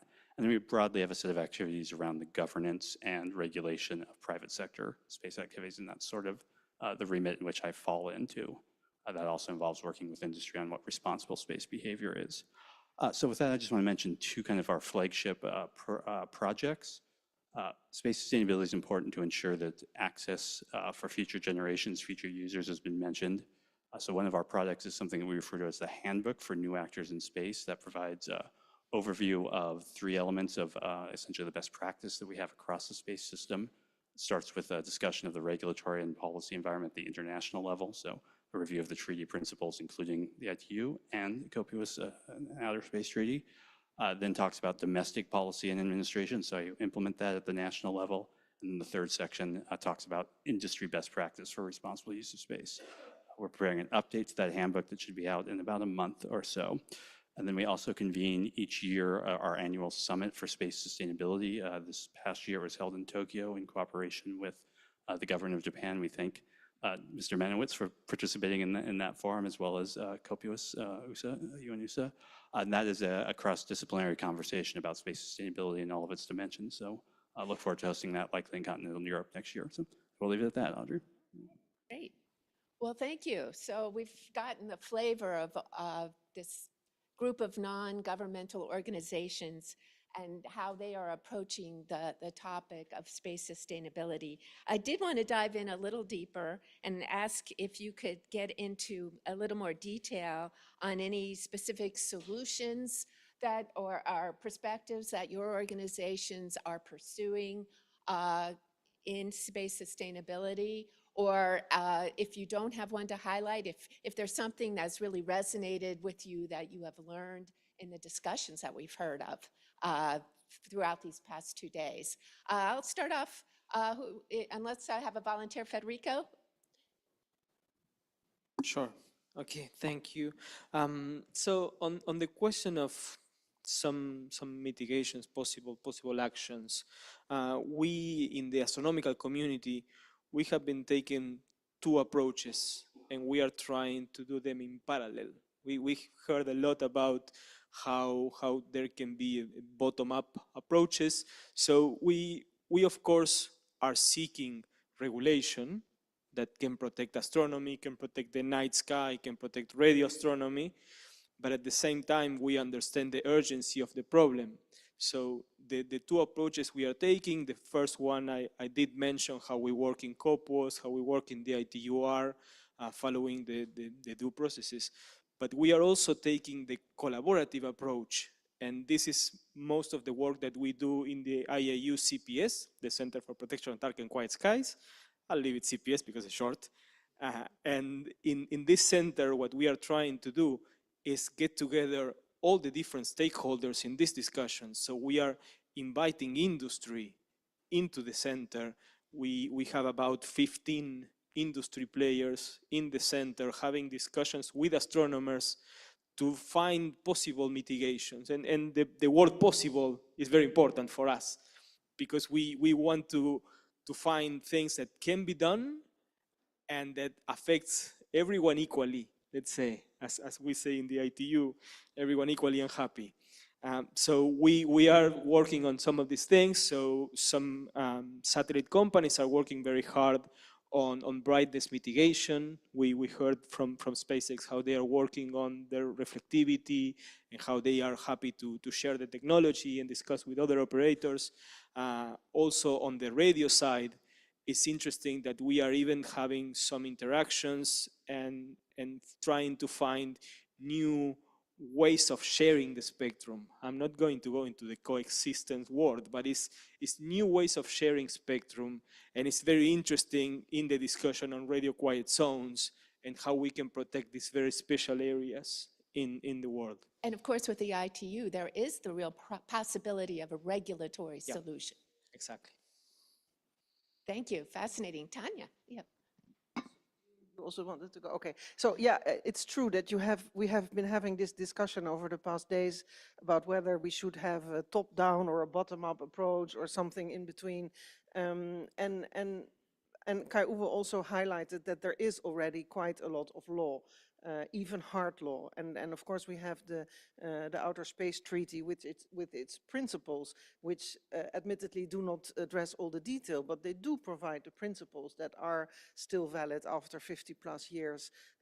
And I just mentioned Article 9 of the Outer Space Treaty as the most obvious one, which contains the principle of due regard, but also think about Article 3 that says international law applies and the Charter of the United Nations applies. So we can look also at peripherous areas of international law, such as environmental law, where you see a principle emerging that states should not pollute outside their national jurisdiction. And then I found an interesting discussion recently about soft law, and you always have this discussion about hard law, soft law. The hardliners will say soft law is not law. But by soft law, it's something besides a treaty, correct? It is something that's not legally binding, and it's all, what we have, the guidelines, the debris guidelines, the long-term sustainability guidelines, all that you can call public soft law, where I also include the IADC guidelines and the ISO and so on.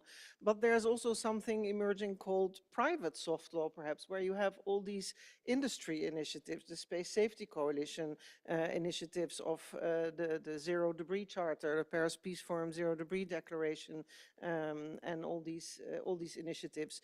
And the concern for that latter part is, I think, that you may reach legal principles which do perhaps not fully protect the non-commercial interests or the interests of outside the business. I mean, in the end, of course, business is to make money.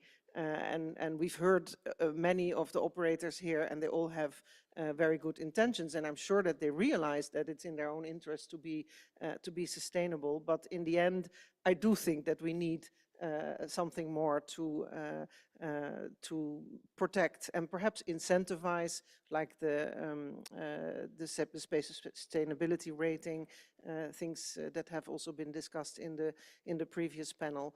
But in the end, even if you issue penalties, and we've seen two examples, one for a LEO operator and one for a geostationary operator, they've been given penalties that may have hurt a little bit, but I don't think very, very much.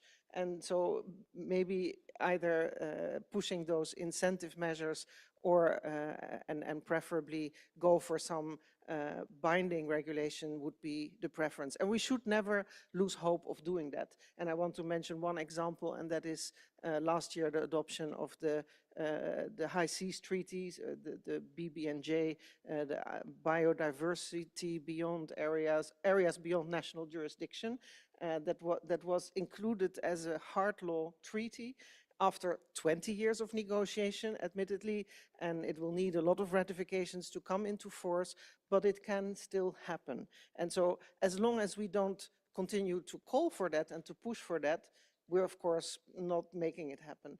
And it will take time. Long-term sustainability guidelines took nearly 10 years, as we know, but the technology also takes time. And I don't know how much time we have.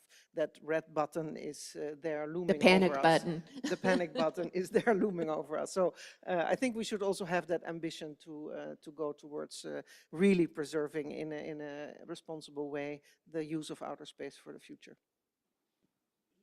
Yeah, so a couple things I would pick up on Tanya. I think the point of the two fines that we saw in the US, I think one of those operators might say the reputational impact, to the point raised by Mario earlier, was far more significant than the few $100,000 fine. Complaining, right? Right. The other companies complaining because they would get stricter regulations. Yeah. So I mean, so the fine itself may not have been that significant, but I think it does have impact, right?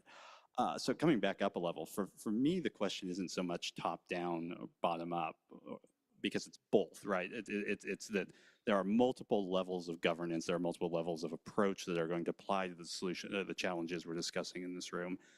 And then the core issue comes back to coordination, or maybe harmonization was the term that was used earlier, right? So how do you work through these multiple levels of multiple centers of governance and make sure that they're doing things that, if not aligned, aren't competitive, right? And aren't distracting from each other. And so, Audrey, you asked about specific solutions.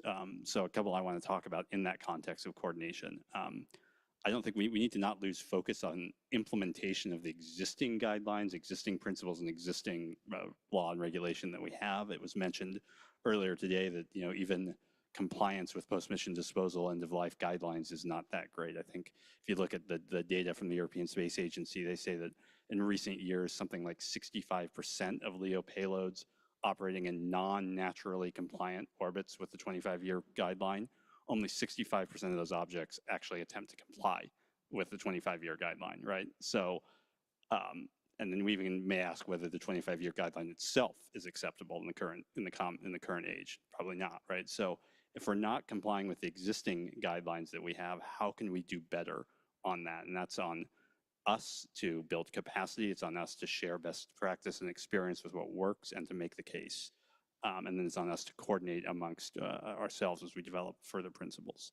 Tanya, you mentioned the long-term sustainability guidelines, right? Long negotiation process to get there. You might look at them and say, well, they're very high level, they're very basic, and they are, but they provide that roadmap and they need to be implemented at the national level. And then we need to share that experience as national regulators and operators, implement those guidelines, share that experience back so we can help build that capacity.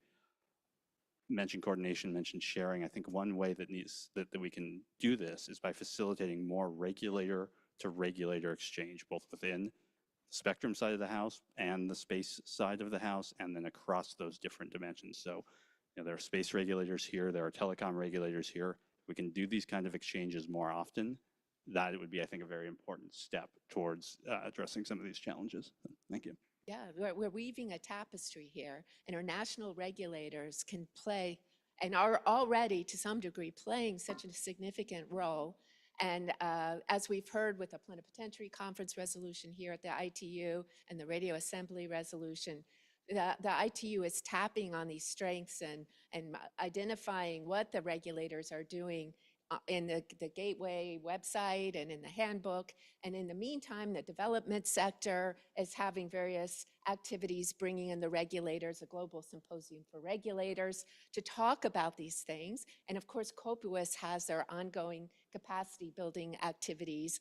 And I even heard of one where they brought the ITU in to contribute to that. So this is really a fertile ground that is attainable under existing mandates for all the organizations, where we could perhaps start really making a difference. But let's move on. So, I wanted to add to all the great points that were made so far that the first step to address a problem is recognizing that we have that problem and understanding the boundaries of the problem. I never thought about it, but what Cayuve said before, that in the 90s, people would say, no, space debris is not an environmental problem. It's like a technical challenge we need to solve. And finally today, 30 years later, we came to the realization that it wasn't. Let's not make the same mistake again.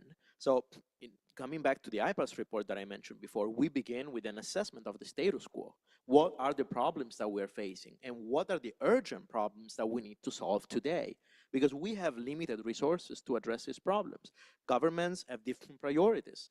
I mean, space is important, it's getting increasingly the attention of the public, but it's not war, it's not climate change, it's not poverty.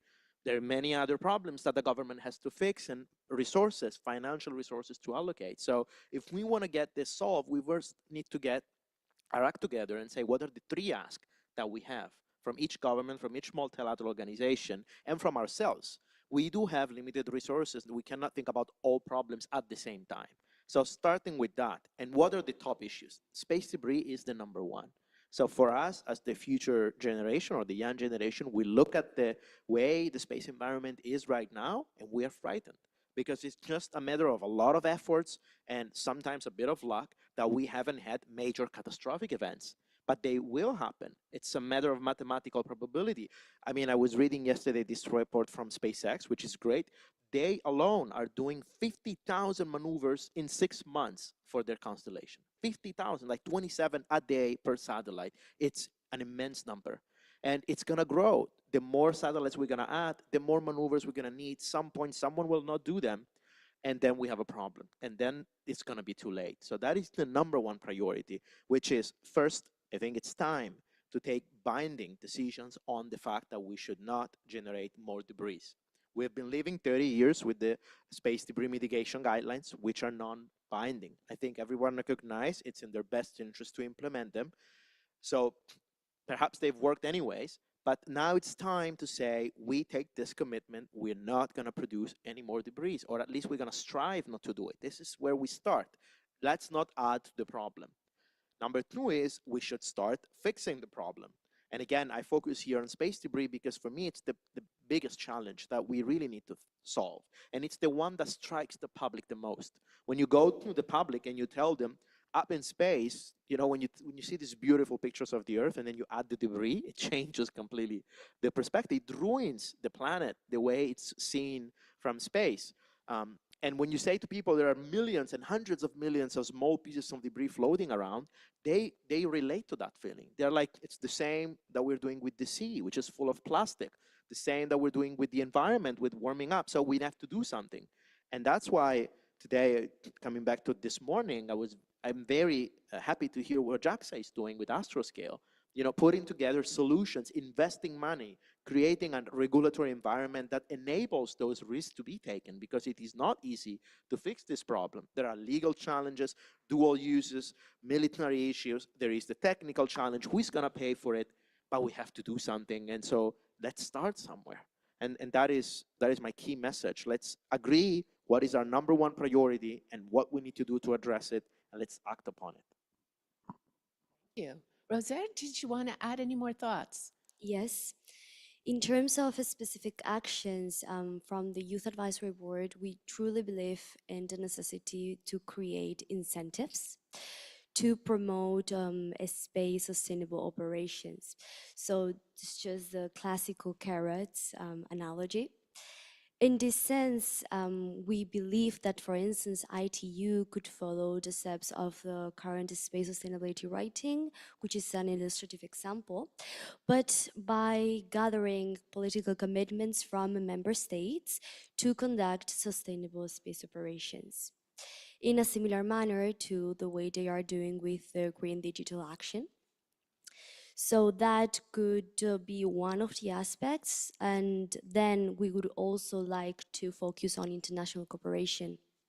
The overarching objective number 4 of the resolution 76/3 on space 2030 and space as a driver for sustainable development recognizes precisely the importance of international cooperation as a goal, since this is a matter that should be addressed on an international level. And we particularly consider that there should be close collaboration between international institutions like ITU and other UN bodies in order to address these topical issues. For instance, they could create study groups, they could facilitate discussions like this event in order to advance in the knowledge and gain a deeper understanding of upcoming challenges. On another note, we also consider important to develop certain guidelines and standards on issues like new technologies and how this could actually bring a positive aspect to fostering a space sustainability. And yes, I am talking about AI, and I was very pleased to have heard other panelists address this in prior sessions, because we consider this could be very beneficial for space sustainability, since AI, for instance, could be leveraged to analyze data related to orbital dynamics, also to help and aid ground operators to take more informed decisions. And another example could be avoidance collisions maneuvers. So this could really take a prominent role in space sustainability efforts, but there are no current guidelines that direct the private industry actions in this regard, and therefore it hinders the completely implementation of these technologies in the space industry. So we consider that ITU is a well-placed institution, given its extensive experience in regulating the sector of telecommunications, and therefore it could be a good international body to precisely address this regulatory gap and bring up some guidelines and solutions for this issue. Thank you very much. Well, we did start a little late. I'll remind the MC. But I do want to give the audience an opportunity to pose any questions of the panelists that they might have. Otherwise, I can come up with one or two. I don't see any. Does anyone see any? Oh, yes. Well, perhaps we've answered everything. But one thing I can't help but wonder is, as we prepare missions to the moon, we have multiple actors already sending various missions to the moon. We have a WRC agenda item. COPUS has a new working group. So many exciting opportunities, yet there are different physics at play. There are different sustainability challenges, or different, aspects of them. So here we have kind of a green field on the moon. Are your organizations concerned about moon sustainability or lunar sustainability? Or am I just too far out there asking you this question? Lunar dust terrifies me. So yeah, so Audrey, yes, the question is Us absolutely. I think several of us on this, maybe every single one of us actually, probably one way or the other is working on something related to lunar sustainability. So debris mitigation guidelines we need. I think Charity mentioned this morning there's already being conjunction events in lunar orbit, and there's something like 4 spacecraft in low lunar orbit right now, I think. So debris mitigation guidelines for the surface, conjunction processes for lunar operations, a whole host of safety and interoperability issues, et cetera, et cetera. So yeah, very much an area of interest. Yeah, I can add to that. From the SGC perspective, we are very concerned about this topic. And in fact, the moon has been the very first topic that we addressed when we started getting more involved into policy discussion. So we have another report for you to study, more homework if you wish, which is called the EAGLE report. It stands for Effective and Adaptive Governance for a Lunar Ecosystem. And in this report, SGC outlines what is the united position of the youth on what we should be doing with the moon. So ensuring for sure a sustainable and safe environment, but beyond that, really thinking about, again, our commitment to the moon as our next destination and as a shared environment for all of us to operate, and something that has a cultural, spiritual meaning that is beyond sometimes the other portions of space that we do explore. There are many cultures around the earth, indigenous communities that look at the moon and see something sacred, something special. And so going to the moon is not as going to another asteroid or another planet. It's something more special, and it has impact. As Tanya said, the space environment and the Earth to moon system, it's one thing. So whatever we're going to do on the moon at some point will reflect on Earth. And we have to be mindful of that. Yeah, quite literally, exactly. And we have to be mindful of that. So in the EAGLE report, you'll find a number of ideas. We propose, again, another more solemn instrument. It's a charter, a lunar charter for the moon, which we think, again, it will be a solemn commitment from member states and companies and other actors to the main things that we need to address. And this morning, we talked extensively about it. Transparency is the starting point. But as Ian said, I think lunar dust and disposal, it's a critical topic. And I think the Aerospace Corporation did a very interesting study on disposal strategies for the moon, which I encourage everybody to check out, because we have none. That's the funny thing. If you think about it, for the moon, the strategy, you crash on the moon. This is the strategy to dispose an orbital object. And is that sustainable? I don't think I need to add anything else. We can't do a cut and paste for the moon. And it's really down to earth, if I can use the joke. Topics. I'm also involved with an organization called Open Lunar Foundation, and they have, again, young people who are working on studies for 6 months. Antonino is also involved with that. And they study topics like a lunar time standard. How do we handle time there? And of course, the frequencies there, the ITU comes in very much as well. Standards, you need the standards to be global. You need to be able to dock to each other's spaceships if there is a distress or an issue or something. So it's really the very pragmatic and practical issues that we will have to address that are all, of course, indirectly also related to sustainability issues. But of course, Federico, I'm talking to you now. You radio astronomers are always way out in front. We already have a quiet zone, a shielded zone of the moon, right? Yeah, exactly. We do have one, but it's still under discussion in the agenda item, right? So, all right. But no, yes, definitely on the point of view of astronomy, and in particular radio astronomy, the moon provides a unique environment for doing certain types of radio astronomy observation, in particular low frequency radio astronomy. And at the same time, it presents incredible challenges from the perspective of how to use the moon. Because if you think the parallelism of how we use Earth, and countries establish national regulation to define radio quiet zones in their territory, right? So we have a radio quiet zone in South Africa, we have one in Australia, we have one in the US, and a few more, very special sites on Earth.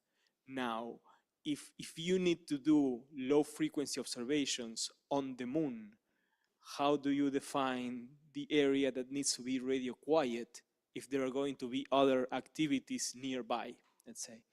So it's a very difficult challenge. And it may be a science on science issue. Oh yeah, of course, exactly. Because if you think on radio noise, what I was talking about before, right? You have someone digging a hole and another scientist trying to do astronomy, for example. Yeah, so it's a very big challenge, but astronomy is participating on the ITUR, and also in COP was in the discussion. So you guys we are can very set engaged. a great example on how to coordinate these difficult issues.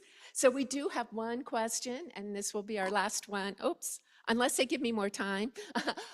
We have a question from a remote participant. Ian if you could explain it and answer it. Yeah. So the question is about the role of regulation, monitoring, and space traffic management. Who should be responsible? And then the question is with an ITU after it. No. So I'll try to briefly give my personal perspective on this. This is a need. Space traffic management is a need that we have now. It's a need in a current space environment, and it's a need for the increasing amount of activity that we've heard about throughout this. So in my viewpoint, what is realistic in the next 5, 10, 15 years is a model in which there are national centers that have the responsibility for space traffic coordination is the word I would prefer to use over management, right? This is tracks that we heard about, EUSST, Persistive Systems in China and certain other jurisdictions that develop, and then there's a way that they are coordinated and interoperable and information can be shared between them. So I think the Department of Commerce talks about a federated model, right? So that there are multiple space traffic management or space traffic coordination centers and they interact with each other, but you do not necessarily in the next near-term future have a global approach. Okay, thank you. So I don't see a hook. Do I have a hook? Do I have time for one or two questions? Okay, I get. Audrey, if you don't mind, can we comment on this? I think both Tanya and I. Oh, I'm sorry. I Yes. just wanted to add a little bit on what Ian said. It's a difficult question, and I don't have the final answer, but we have definitely the ITU with the system, with the Constitution, Convention, radio regulations, which is, of course, a very attractive system. But we also have the ICAO, the International Civil Aviation Organization, which is very experienced with traffic management or coordination or whatever we call it, and which also has a similar system of having the Chicago Convention and then having standards and recommended practices, which are the more technical content and which can be amended. And the SARPs do address sometimes issues which are not directly addressed in the Chicago Convention. And so that is definitely also a possibility. A few years ago, there was coordination between ICAO and UNUSA on suborbital flights that somehow died down. But I really believe in this coordination between ITU and USA and COPWAS and ICAO and try to find a solution. I was about to add that. I think there is also a role that COPWAS and UNUSA can and should and want to play in this. So I think Arti mentioned it yesterday that this is going to be an event convened by UNUSA and I think also with the US government about space traffic management or coordination, as you want to call it, and what kind of solutions we can develop. And I think the idea of what Ian just mentioned, a system of systems where you feed data into from different systems into a broader one, globally managed, I think it's what we probably can achieve. It's not the most optimal, but it's something feasible and it will give us a solution. And it's going to be a cooperation among different organizations, I would hope, under the umbrella of the United Nations with COPWAS and ITU and ICAO providing each their bits. But I think if we think about governance, I think about COPWAS. So I would hope that UNUSA can be successful in this endeavor in the fall and that could prompt more discussion. The EU is also very interested in this. So I think we are on the verge of hopefully taking important decisions on this. And I think this model, right, is if you have this system of systems or these federated models and you over time can build something that is more global in nature, right? So you can address a need that is now and then over time build something that's more global, and it's kind of that multiple levels. Yeah. Pragmatic, incremental approach, which is what we do here at the ITU as well. International Space University, it has to be a very quick question, please. Thank you very much, Audrey. I know we are short on time, so I'll go as fast as possible. So I will start by thanking you for organizing this panel on non-governmental organizations. I heard from Professor Tanya speaking about the academic freedom and the important role of as educator, as researcher, and educate the younger generations on space sustainability. But then we also heard from Jan about some challenges, sometimes maybe not complying with the current guidelines, and we need to also speak about this before also speaking about stricter guidelines, but also from Antonino, when he mentioned about important problems as mitigation, yes, stop creating debris, and also fixing the problems or remediation. So my questions is like this. Okay, so each of the organizations represented on your panel, they have space space sustainability projects. And if I was even thinking of International Space University, yes, as another university, so not only Leiden University, but also in the room we have TU Berlin. So regarding ISU, we have the team projects by which we discuss about space sustainability in the space studies program or the master program. So my question to the panelists is how easy or how necessary is to communicate interdisciplinary about sustainability, space sustainability? Thank you. So short answer is it's critical and difficult. Yeah. So I would agree. I mean, obviously, you can't do it if you don't do it interdisciplinarily. And that's the problem. I was discussing this at lunch, actually, that sometimes we have a cultural barrier in the space sector, that we are divided in silos. Like we have the engineers and we have the lawyers, and these factions like hate each other and like they don't speak to each other. Let's go past that, you know? I think if we respect our different competences, we have a lot to contribute under a broader goal and something that we all have in common. Well, I wanted to, one last, Yeah, we'll let sorry, Rosetta have the last word. Yeah, it's just that I wanted to convey a message from the Youth Advisory Board, which we consider it's important and related, of course, to space sustainability. And it's how we, the youth of this board, consider that space sustainability should be done. And it's that, first of all, it should be inclusive. So we advocate, this is a strong message, for an inclusive outer space wherein more opportunities are created in terms of transfer of knowledge and capacity building for less developed countries, landlocked developed countries, etc., so that we can help them and make them really achieve their greater autonomy and their build out of their own space capabilities. We also believe that they should be solidary. And here I would like to recall what Antonino mentioned at some point about intergenerational component. So this space sustainability is all about intergenerational solidarity. Present generation should show solidarity to future generations by providing some space for the youth to voice their opinions on decision-making processes and include their needs and their interests in policy making. And last of all, and I will be brief, it's just that, of course, we would like them to be secure, sustainable, and prosperous, because we should be able to enjoy outer space as much as we do right now. And that is all about space sustainability and this intergenerational solidarity concept that I was introducing before. Thank you, that was well said. Please join me in thanking our panel for all this great information. Thank you so much, Audrey, and all the panelists. We are really appreciating that you have come here to ITU, and you're always welcome, of course.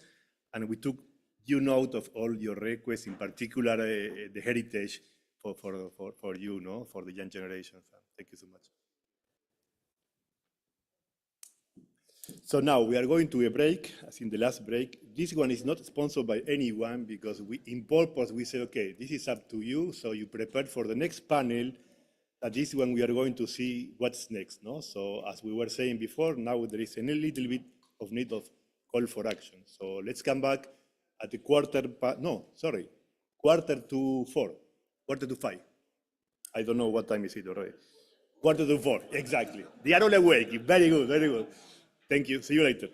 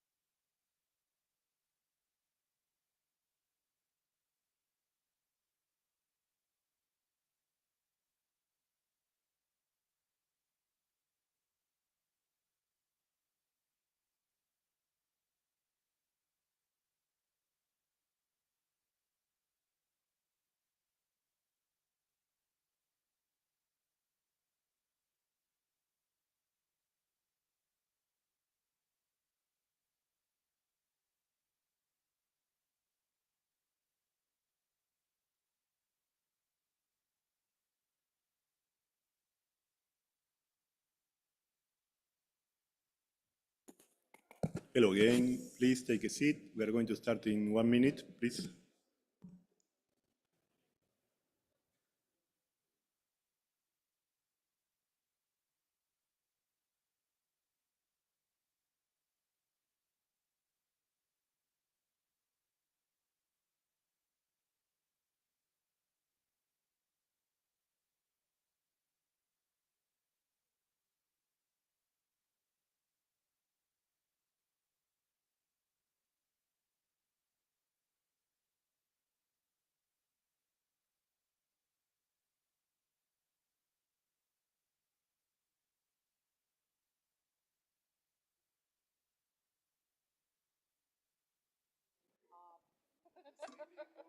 I'm going to tell people you're not going to tell them what's in the law.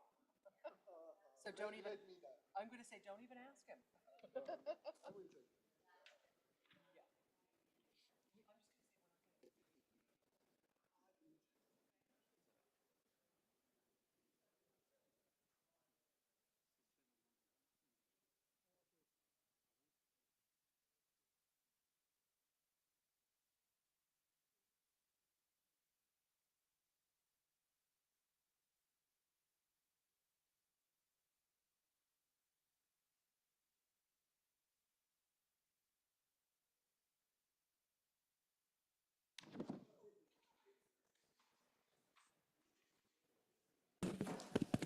Well, welcome back.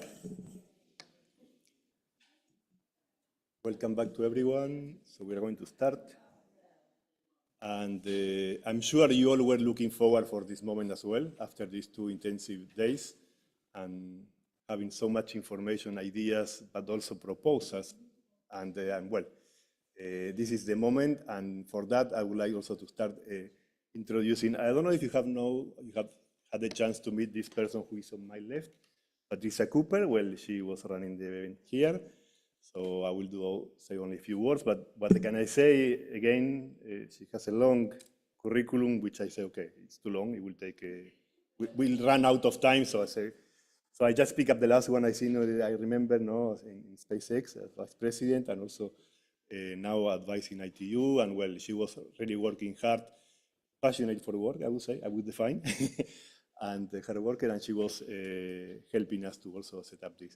So with this, I think, Patricia, I give it on your hands, and I'm sure everybody is looking forward. Thank you so much. I do get a chance to sit down at the end of the day. Jorge, I'm going to ask you to make sure that you tell us when we're coming to the end of the panel, because I didn't bring any timers up here. So you're my timer. Feel free. Yes, just stand there and look menacing. So here we are at the end of 2 days of pretty lively discussion. And we're in the panel that's entitled Next Step Forward, Leading with Action. And so this is a little bit of a wrap up, but it's also a chance to hear from some pretty astonishing space professionals who are already digging into many of the topics that we have been exploring over the last 2 days, who have been among the thought leaders for what to do or how to grapple with the challenges and opportunities of space. And so our panel will sort of have 2 objectives. One is to lay a little bit of a final coat of information about what space thought leaders are doing and thinking in this arena. And then I'll come back and ask them for some takeaways on what they've heard from the last 2 days and what they might recommend and see for us for a way forward. So with that in mind, I'm going to give very brief introductions because the light is incredible up here. You can't barely see. But I'm going to go ahead and give a couple quick introductions. I'll introduce all 5 of the speakers real quickly just to let you know who's on the panel. And then we'll start from this end and go to the other end with a few opening remarks. So to my immediate left, we've got Rodolphe Munoz, who's the legal officer at the European Commission. He's a lawyer by training, and he advises the European Commission's Directorate General for Defense Industry and Space, which is DG DIFIS, yes? Which is tasked with strengthening the competitiveness and innovation of the European defense industry. But on this particular topic area, He has been very active in secure connectivity and space surveillance, and he is working to implement the space situational awareness component of the space regulation within the EU on near-Earth objects. He also oversaw the drafting of the 2022 Joint Communication on Space Traffic Management, and now he is in the thick of implementation of that, as well as the development of the EU space law. But he assures me that we shouldn't be expecting him to break any news about the EU space law, no matter how often it's come up over the last few days, but he's going to be providing a little bit of context there. To his immediate left, we'll have Callum Gray, who's a manager of international satellite frequency coordination at the UK's telecom regulator, Ofcom. The UK's been making some really interesting moves internally about their authorities and oversight for space and space-related activities. Callum's been with Ofcom for over 17 years, and he's done everything from licensing amateur maritime and fixed services to what he does now, which is spending a lot of time here in Geneva on, 300 ITU filings? Yeah. So he's been busy in this arena on the filing side, right where the rubber meets the road. And then to his left, we're glad to have Dr. Khalid Al-Shathiri. He is the general manager of emerging technologies at Saudi Arabia's Communications, Space, and Technology Commission. He's new to space, and as I told him, it's a welcoming community. He's got lots to say for the very dynamic approach that KSA is taking to space as a driver for the economy and also as an enabler for STEM and technology development. Immediately to his left, to my left, is Dr. Victor Strelets, who I think is well known to those of you who are regulars here at the ITU. He is the chairman of the ITU-R, ITU Radio Communications Sector's Study Group 4. But basically he's spent about 40 years on scientific research and technical and administrative work in the field of radio frequencies and spectrum management. Since 1993, he's been involved in working parties here at the ITU. He, I think, doesn't win the award for the earliest World Radio Conference, but I think he's probably won the award for the most hours in meetings preparing for them. He has long experience in spectrum policy, and he's going to speak a little bit about the work ahead on space and satellite-related items for the World Radio Conference. And just a note there, Victor has chosen to speak in Russian, so if you aren't familiar with the interpretation services, you'll need to get your earphones. English is on channel 1, but dial up your language of choice. And then finally, already known to you is Alexandre Vallée at the end of the panel. He's already moderated, so I'm not going to give him much of an introduction. But he is the chief of the Space Services Department here in the ITU's Radio Communications Bureau, and I think he'll have, I'll be interested to hear his thoughts about what we have learned today. So that's our lineup of pretty considerable expertise, and I think for the purposes of this panel, meaningful activity on these topics of space development and space sustainability. Dolph, I'll pass it to you to start off our presentation part of the panel. Thank you. Thank you very much. Thank you for the introduction, and thank you to ITU and Secretary General for inviting the Commission to speak here. We really highly appreciate it. So it's always good and bad to be in the last panel. Bad because people are tired, obviously, which is good, less questions. No, it's good as well because you can react on what has been said. So this is what I will do a bit in my presentation as well. So what I wanted to say is, for the one who haven't read it, we have adopted on space traffic management this communication in 2022 that we have started to implement. And there we have 4 avenues, because for us, and this is really a message that I would like to send, if you want to deal with space traffic management, you have to tackle all the aspects. If you want to ensure sustainability, you cannot go only on the technical, only on the operational, only on the legal side. And there, of course, when we started, the first element was the definition. What are we calling space traffic management? And we decided not to care so much about the definition. So this is to react about the discussion about Definition, why? Because if you ask a lawyer, it will give you one definition. You ask an engineer, another definition.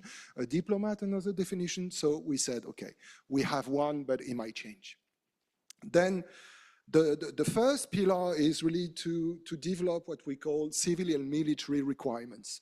What are they? They are basically the rules of the road, because we have no rules of the roads. So I know it's a summary, but okay, you can ask questions if you want there, but this was the first really pillar, to put together the satellite operator and as well the commission, and this is what we are doing. We have several meetings in order to exchange and to see what we can do, and of course we cannot treat in the same way the civil and the military side.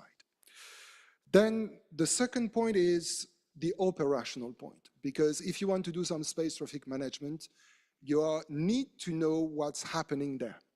And we were lucky at the Commission. Why? Because with the space program, we have a flagship, which name is EU SST.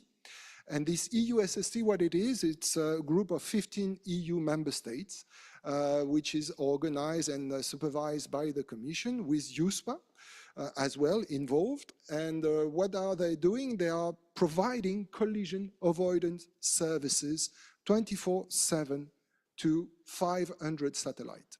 And this is open not only to EU satellite, but as well to non-EU satellite. We have satellite from other countries than the EU countries.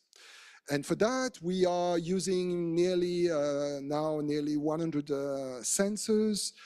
And so this is the operational part, which is, I think, very important. And then as well, on the operational part, what is very important is the role of the industry. It's why we have set up a specific forum with the industry, the EU industry, in order to discuss these issues. Indeed, the industry is providing all the solutions, all these collision avoid, they are involved on the day-to-day to make the system work. And as well research, and we are trying to push research where we think we have lack, and there I react to what has been said. This is, for example, according to us, on the space-based SST, but as well on developing catalog where you will be able to see smaller objects, because I think today this is a real issue. The third avenue is regulatory. There you have the non-binding part. This has been explained very well by the previous panel. And there you have the standards, the label, and the guidelines. We have heard a lot about the guidelines. There, I just want to say that in order to prepare the space law, we try to read all the guidelines. I said we tried because it's impossible. You have so many. You have guidelines, you have charters, you have directives, you have pacts, and basically some of them are good, others are extremely good. But the guideline issue is you have so many that is which one you will apply. The issue is, what if they are conflicting? Which one you apply? The one that you prefer, the one which is most suitable to you? Then when you apply it, you have a lot of technical elements, how to calculate collision risk. Then which system do you use? Which algorithm do you use? Because depending on what you use, you will have suddenly a very good, successful application of the charter or of the guideline. And as well, of course, the question is who is checking the implementation, and then who is imposing penalties and which penalties. So the guidelines, once again, very good, but it raises a lot of issues. Then the binding part, which is the space law. So here what I'm used to say it, which is as much I love animals, I will kill the elephant in the room, which is a space law. I will say that I cannot talk about it. Why? Because we are expecting our new commissioner, which is not yet been appointed. And of course, it's something that we need to discuss with him or with her when she will be appointed. So here, I cannot discuss too much, but of course, and this is to react to what has been said, which was a very good comment about if you have a binding law, you need to be reactive. Indeed, you need to be reactive on the technical side, but as well on the evolution. And whatever will be proposed, if it is proposed, then it will need to be able to react. Otherwise, it's a useless law after few months, basically. Then, basically, what I wanted to say here is, as well, and it has been said by the previous panel, is that let's imagine we stop. I mean, because I heard, okay, no more satellites or no more constellation. So we stop now to launch. Even if we stop now to launch, the number of debris will grow because of the fragmentation. And we don't want to stop progress. We don't want to stop research. We don't want to stop as well the industry to innovate. So this is really something that we have to face. And this is very important. Why we need to regulate? Because if something happens, what will happen is a catastrophe. And what citizens, industry, everybody will turn toward whom? The regulator, asking why you have not acted. And what is very important is, even if we act today, we will regulate something in 3-4 years. And it's a democracy. When you have a regulation, you go in front of a parliament, in front of the member state for us, you discuss, you exchange, then you need some grandfathering clause because you cannot apply it to the satellites which are already there. You cannot say, oh, go there, change your satellite and bring it back to us and then send it back.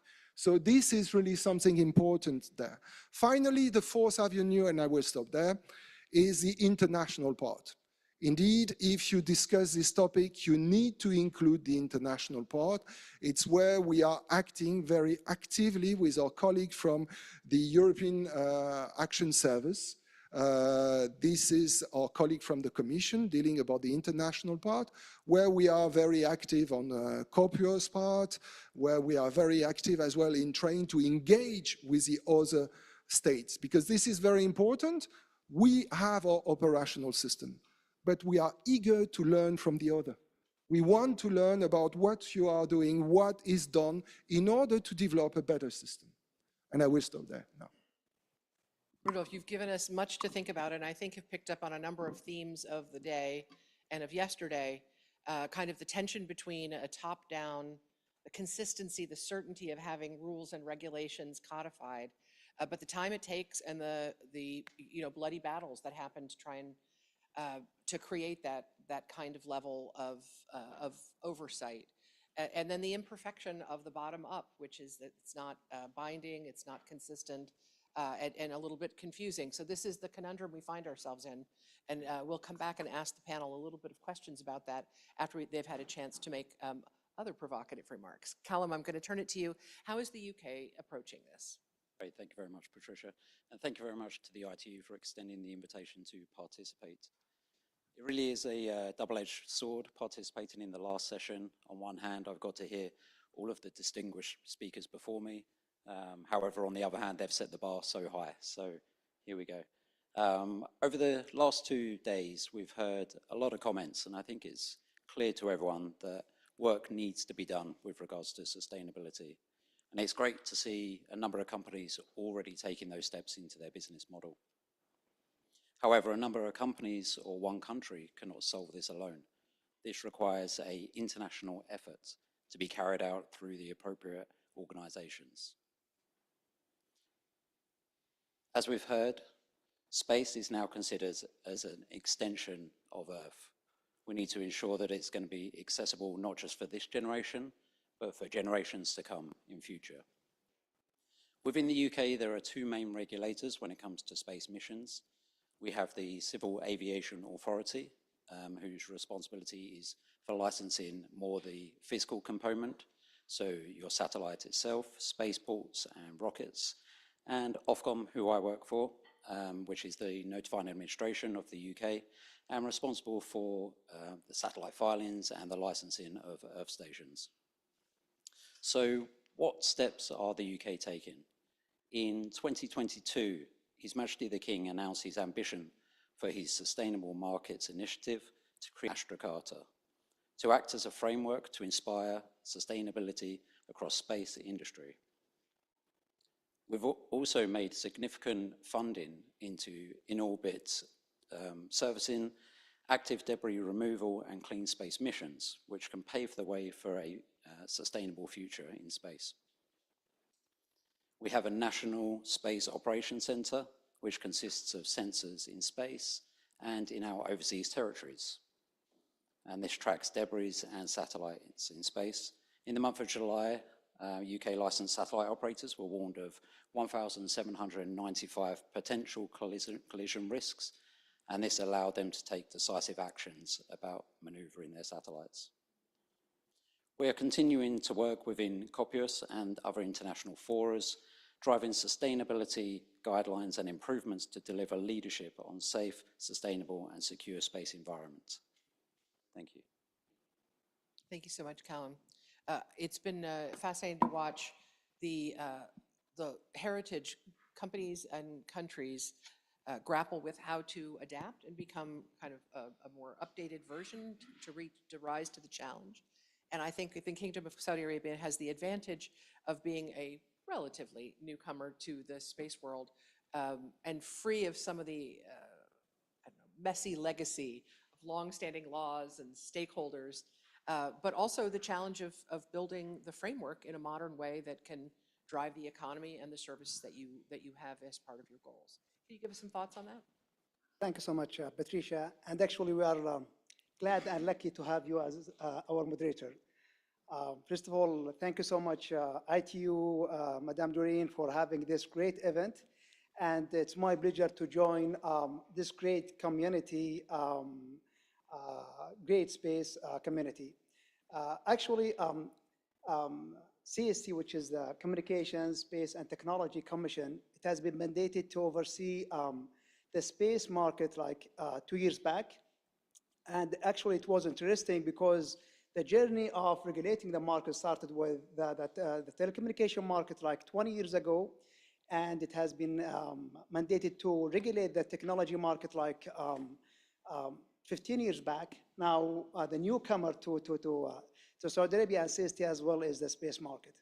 Actually, our approach in CST for the space market, it's to develop the market, to make sure that it's going to be private sector centric rather than government centric, and to make sure that the innovation precedes all the time the regulation. As every part in the world, we are working in the Space Act or the Space Law, as so many states they have mentioned during today discussions and yesterday discussions. And we hope that within the coming couple of months, we are going to publish the formal Space Act. However, the main approach that we are following, we want to collaborate with the service provider to divide the market in different segments. Some of the segments, actually, they don't need a hard interaction from the regulator or from the government entities. They should be a soft regulated market. For example, the Earth observation market. We need just to make sure that all of the demand requirement has been fulfilled by the suppliers, and to make sure that the competition is available and healthy in the market. However, there are some other markets or sub-markets that we need as regulators, and I'm talking about CST, we need to make sure that we need to protect the people. We need to protect the country and the countries that they are going to impact it. For example, the sustainability. If there is any launch or any orbit that is going to be utilized by any Saudi satellites, we want to make sure that these satellites, they are going to be safe for the Saudi people as well as any human being worldwide. This is a really critical mission for CST to make sure that to fulfill. This is really critical, and this is going to be reflected in the Space Act that is going to be published soon. We are working on publishing multiple regulations. However, most of them, they are going to be guidelines-based regulation rather than being strong with strong requirements or conditions. The market that we are now or the sub-market that CST is handling right now is the EO. And we have awarded the EO platform marketplace permit like 2 months back, and it's going to be operational in, I think, in 3 or 4 months. This is going to be the beginning of CST contribution to the space market, and I hope in the following couple of months, we are going to have more and more permits and registrations. This is an exciting level of activity, and congratulations on the upcoming space law and just a very prolific couple years. I think you'll be busy in your new role, and congratulations on that.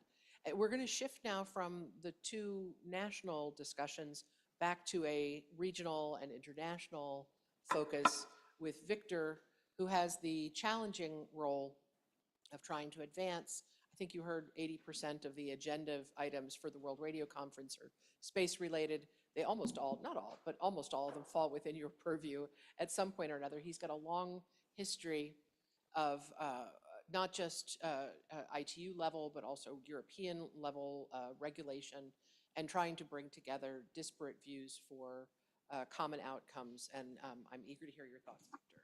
Thank you. Thank you, Patricia. Dear Secretary General, dear Director of Bureau, dear colleagues, friends, good afternoon. Thank you very much, Patricia, for the opportunity to speak in this important and well-organized event at EU. I would like to take this opportunity to note that your wonderful work has ensured 50% of the success of our forum. Patricia, taking advantage of your kindness, I would like to ask permission to switch to Russia. Please take the headphones and English channel number 1.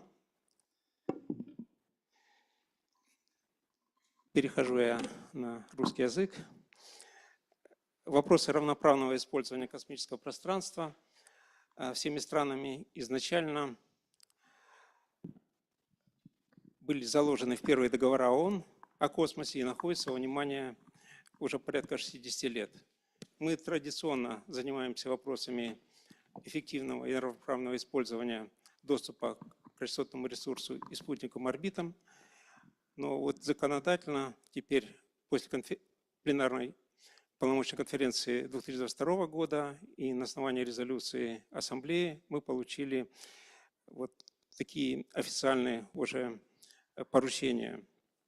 Вот этот слайд я взял из материалов Welchman Keen. Очень хороший отчет, я рекомендую всем ознакомиться. Он посвящен космической устойчивости. И очень хотелось бы, чтобы представители этой организации участвовали в работе 4-й Ательской комиссии. Тем более интересная организация, честь Шубли. Туда, оказывается, сегодня устроился на работу. Очень такой хороший. Вот, говоря об устойчивости космического пространства, мы должны помнить, что все это зависит от юридических обязательств и соответствующих правоприменительных механизмов, действующих на международном уровне. Президент Международного космического права института подтвердил то, что сегодня отсутствует обязательство государств в отношении выполнения своих обязательств по сохранению космической среды. Вот. И хотелось бы вот показать, почему именно Международный союз электросвязи – это та площадка, тот дом, где мы все должны заниматься этим вопросом. Ну, во-первых, вы видите по составу участников. То есть МСЭ – это 193 страны, это более 1000 членов, причем работа проводится в открытой манере, и многие из сегодняшних панелистов являются руководителями проектных групп, ответственными за подготовку тех или иных пунктов повестки дня. И это люди, которые из коммерции, от операторов. И здесь абсолютно открытый, простой диалог. Вот, когда мы говорили, как организована работа в Копусе, мы отмечали, что слово ассоциированным членам дается только после того, когда все выступили, и, в принципе, никак на работу этой организации не может влиять ассоциированные члены. У нас же все это довольно-таки открыто. Что второе важно, это то, что мы играем очень важную роль, которая нам поручена в системе Организации Объединенных Наций по управлению спектром и спутниковыми орбитами. Необходимо отметить, что наши финальные акты, они утверждаются и подписываются сразу по окончанию конференции. Вот последняя конференция, которая прошла в Дубае, Всемирная конференция по радиосвязи, 151 государство подписало эти заключительные акты. Это заключительные акты, это изменение закона, который является правовой для, как говорится, многих наших стран. Также необходимо сказать, что в системе присутствует у нас и судебная ветвь, так сказать, регуляторный комитет, который рассматривает все сложные вопросы, которые связаны непосредственно с проблемными вопросами, возникающими между администрациями, между администрациями там, и бюро и так далее. Вот. Кроме того, сама природа нашего союза, она ответственна за радиосвязь. А спутники без канала связи, они превращаются просто в космический мусор. И только вот регулирование этого канала, регулирование при помощи соответствующих резолюций, при помощи соответствующих правил, положений регламента позволяют нам избежать ситуации, связанной с помехами и так далее. И это очень важно. Резолюция 74 сегодня поручила нам провести ряд важных исследований, которые связаны, во-первых, и с разработкой справочника по лучшим практикам. И я надеюсь, очень многие говорили относительно определения, что такое космическая устойчивость и так далее. Пожалуйста, всех приглашаем к участию в разработке этого справочника и можем именно там дать соответствующее определение, многостороннее определение, что такое космическая устойчивость, там отразить лучшие практики и соответствующим образом выпустить это издание. Я думаю, что это издание ляжет, как говорится, в основу многих будущих документов, которые будут регулировать космическую устойчивость. Следующее, что мы проводим, это проводим текущие деятельности по обеспечению доступа к равноправному и эффективному использованию спектра.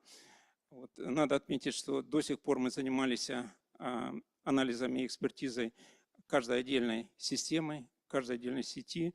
Но природа и физика говорит о том, что в космосе находится много спутниковых группировок, которые и будут находиться все больше и больше, которые нельзя, вот, как говорится, делить только лишь на сети, системы. Они необходимо учитывать суммарный эффект от их воздействия. Поэтому там в резолюции 76 мы сейчас прорабатываем вопросы многосторонних собраний и оценки суммарных помех и так далее. И, конечно, нам поручено исследовательским комиссиям провести соответствующие исследования по разработке резолюции, которая связана с уводом спутников с негеостационарных орбит, наподобие той резолюции, которая очень эффективно работает по защите экосистемы геостационарной орбиты. Впереди у нас очень много работы. Следующее собрание у нас состоится в октябре. Будет рассмотрен широкий круг вопросов, связанных в том числе с подготовкой к ВКР. Вы видите, как сказала Патрисия, почти 80 вопросов, связанных со спутниковой тематикой. Первых два блока – это вопросы, связанные с фиксированной спутниковой службой, радиовещательной спутниковой службой и подвижной спутниковой службой. Очень интересные тематики, которые дадут нашей отрасли, как говорится, новый импульс, и многие ожидают результатов наших новых, как говорится, решений. Собрание состоится в октябре, и двери, как говорится, наших митингов всегда открыты, И мы с радостью принимаем, как говорится, вклады, и на основе этих вкладов делаем, как говорится, наши заключения и стараемся двигаться вперед. Еще раз обращаю внимание, что МС – это наш дом, это та площадка, которая полностью со всех сторон обеспечивает и участие, свободную дискуссию и выработку правоприменительной практики. Вот то, чего нет, как говорится, в других организациях. Спасибо большое. One of the topics I like to mention a lot is this kind of inflection point that we're at, not so much for action, but that there's we somehow moved from a period where we were complaining about the promise of space not being realized. You know, we didn't have plans to go to the moon or Mars. We didn't have the investment or the access to space that we hoped for. And in that position for a good long time. And now we are in this extraordinary period of growth and development and innovation. And somehow we've slipped almost entirely to a position of thinking it's too late. Uh-oh, what have we done? It's kind of gotten out of our grasp. And one of the things that I find enormously reassuring is the work that these practitioners and those of you in the room are undertaking every day to make smart decisions, to try and drive the unknown into the known, and to try and build a sensible framework around what is a very rapidly developing set of technologies and opportunities. So Victor, thank you so much for the work that you're shepherding and the hard collaboration and study that's undertaken. I hope those of you who aren't following it otherwise take Victor's encouragement and welcome. Alexandra, to kind of complete the first set of remarks from this panel, can you give us a sense of what you see from your position within the ITUR and the actions that you are already undertaking for this important sector? Yes, thank you very much, Patricia. Well, you were speaking of goals in the space sector, and that's certainly true. But I would like to distinguish, in fact, two forms of goals that is currently occurring in space and space sector. So on the one hand, you have certainly an increase of satellites due to, I would say, larger systems by a small number of factors. And this kind of growth is making most of the headlines. This is one that you can see in the press and that you can really have articles for the mass public. However, there is another growth that is more hidden and less publicized, and this is the number of actors being involved in space that is also massively growing. And we see that in the IIQ, when we receive the request for frequencies, not only do we receive larger requests from a small number of actors, but we see also much more requests for smaller projects. For example, the number of universities that file for radio frequencies now is probably 10 times the number that we had 10 years ago. And this is not only universities, this is also SMEs, this is small projects from all over the world. So the number of actors is also increasing a lot. I say that because it has an importance, in my view, on sustainability.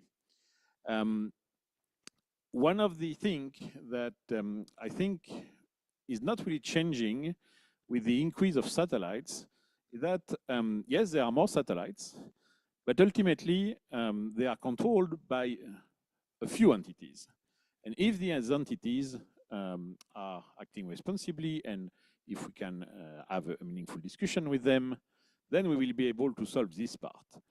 And in my view, this is not necessarily the most challenging one, because these entities are well known, they are easy to reach, and they are responsible almost by, not only by nature, but by self-interest, as we were discussing before, because they have to report to investors, they have to report to the general public about their activities, they are facing the public, and they cannot simply completely do what they want. On the counterpart, there are also a number of satellites being launched by a number of small actors. These actors have less expertise because they cannot afford necessarily a full team of experts dedicated to sustainability, to the practice of space law, and so on. They are more difficult to reach because we don't know them or we don't know all of them. And they are certainly not ill-intentioned, but they may not have all the knowledge that the big actors have. And in my view, if a catastrophe should happen, I think it would be a catastrophe by ignorance. And this is, I think, what we should absolutely prevent. And the ITU, we are working on that by, in fact, stepping up the assistance we provide to new entrants. So if I may joke a bit about SpaceX, really SpaceX don't need our assistance. They have teams that are probably better experts than us, so they don't really need our help. On the counterpart, I receive almost every day a lot of requests from entities, either universities, SMEs, or others, for which, in fact, they would value more assistance, but also more capacity building in general. And this is where we need to step up. And this is, in my view, the major change for the ITU in space. In the past, we were dealing with a small number of actors.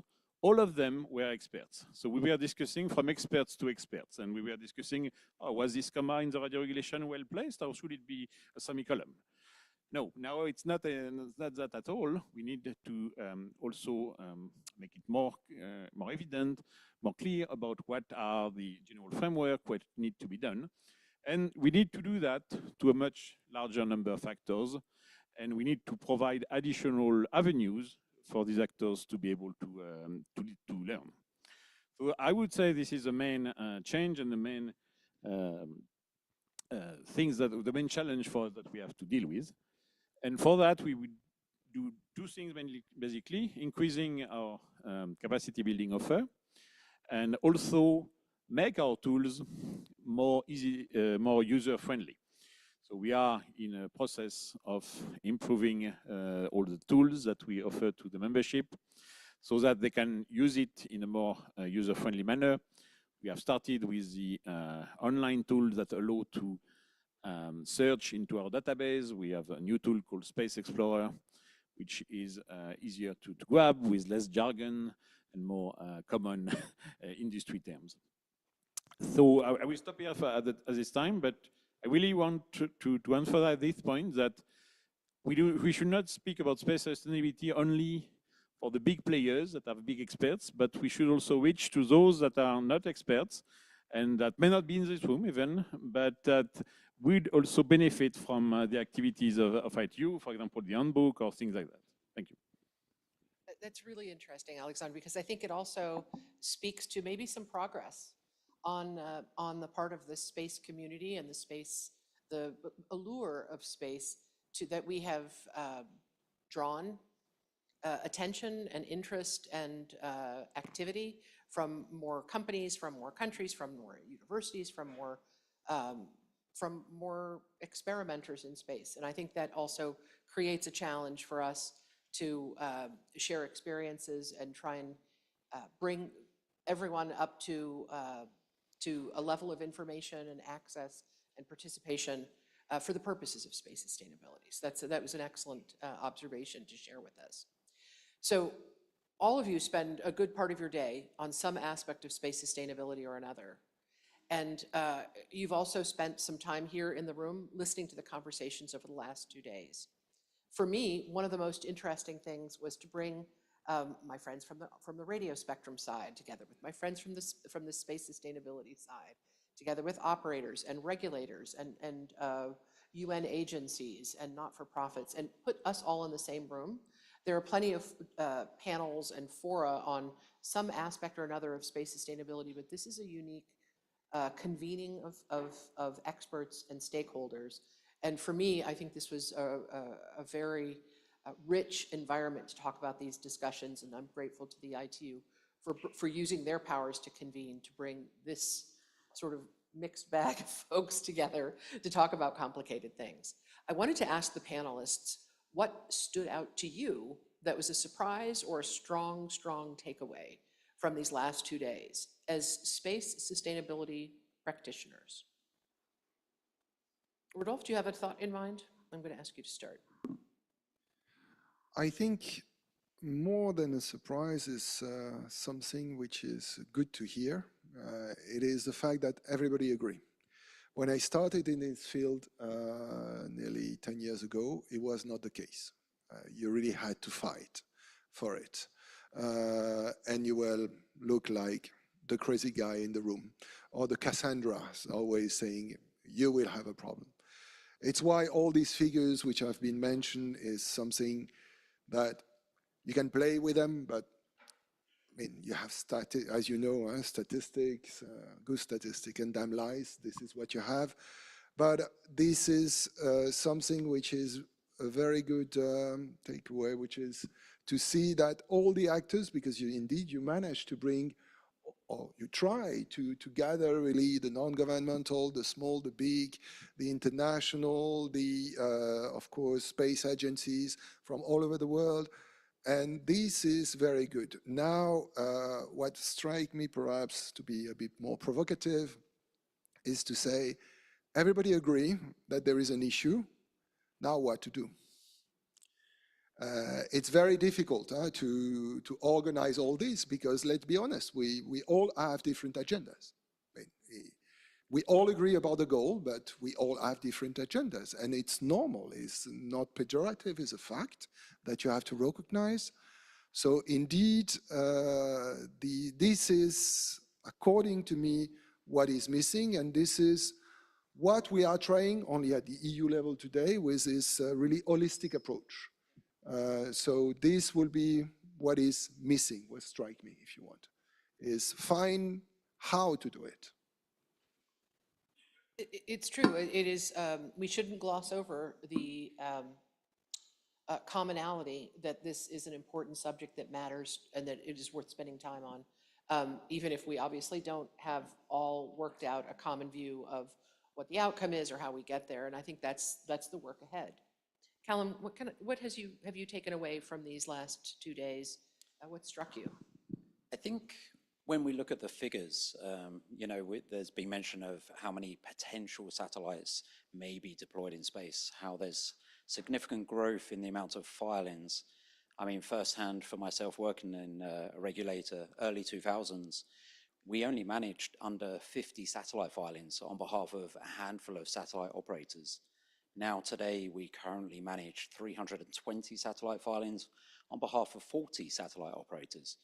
Now, this is great for the industry and the sector, seeing innovative missions being launched, new people coming into the sector. However, we need to ensure that the notified administrations are well equipped to handle such an increase. Now, of course, you can have internal processes in place. We have a set of national procedures which our operators must adhere to, but also we welcome the ITU with the work that they've carried out in terms of implementing new tools which make it easier for us as an administration to carry out this work. Obviously, we have the e-communication tool that's been launched, the ITU e-submission tool. These are all tools which ease the process for us as administrations to carry out our work.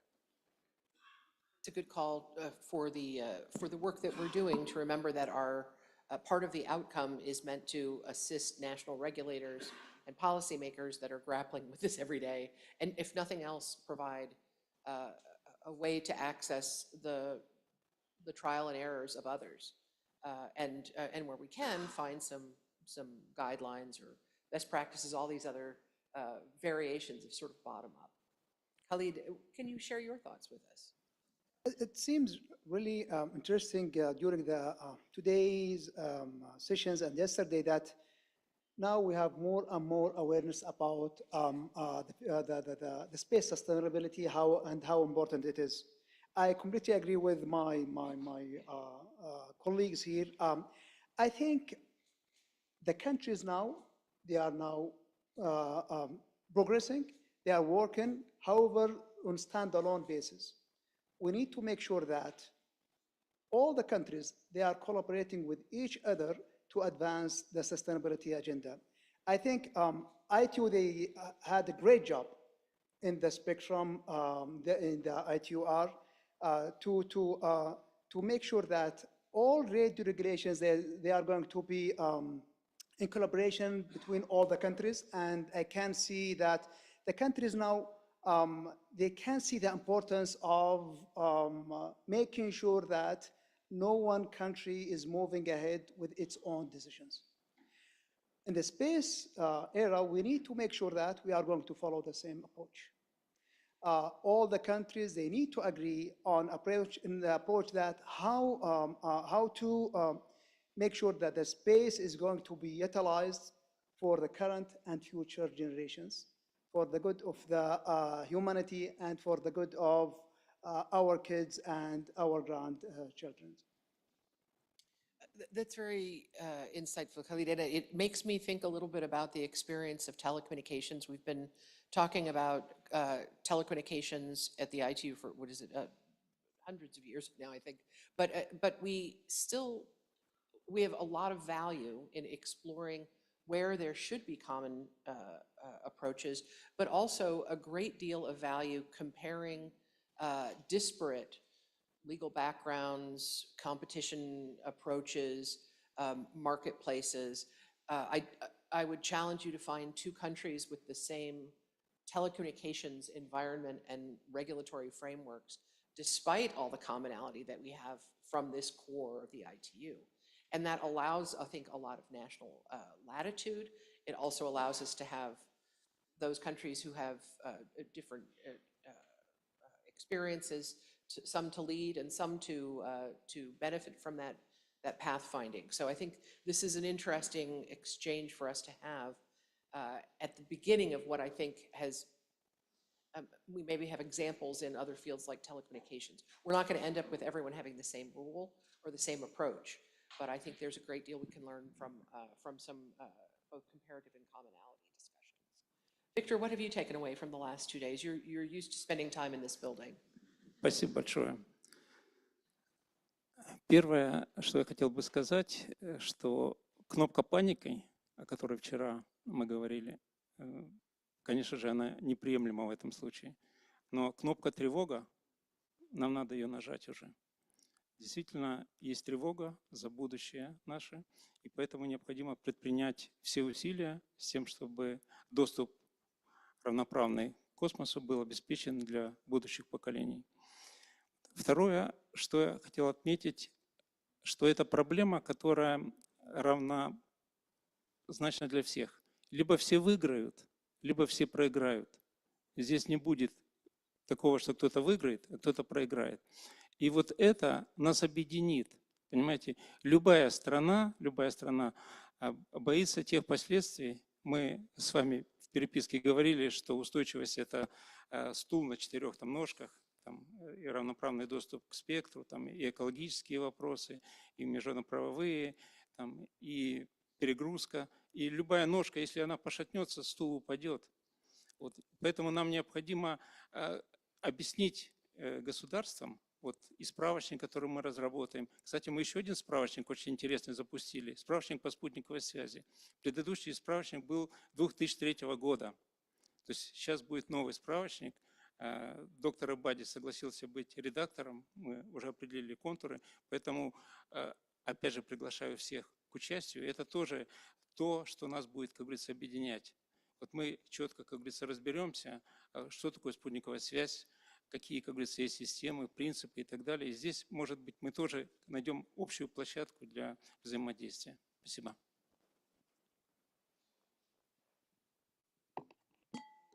But maybe more time, maybe not quite as much time as Victor in this room, but nearly. What do you take away? Has this been different than you thought it would be? Well, yes and no. I was positively surprised by the level of agreement, as mentioned by Rodolphe. This shows that it's probably a time to action. And as mentioned also by Rodolphe, the difficult question is what to do. Well, in ITU, we have a tradition of starting by doing small things, but concrete things. So probably this is what we are going to do as well here. So we have heard various suggestions from the room.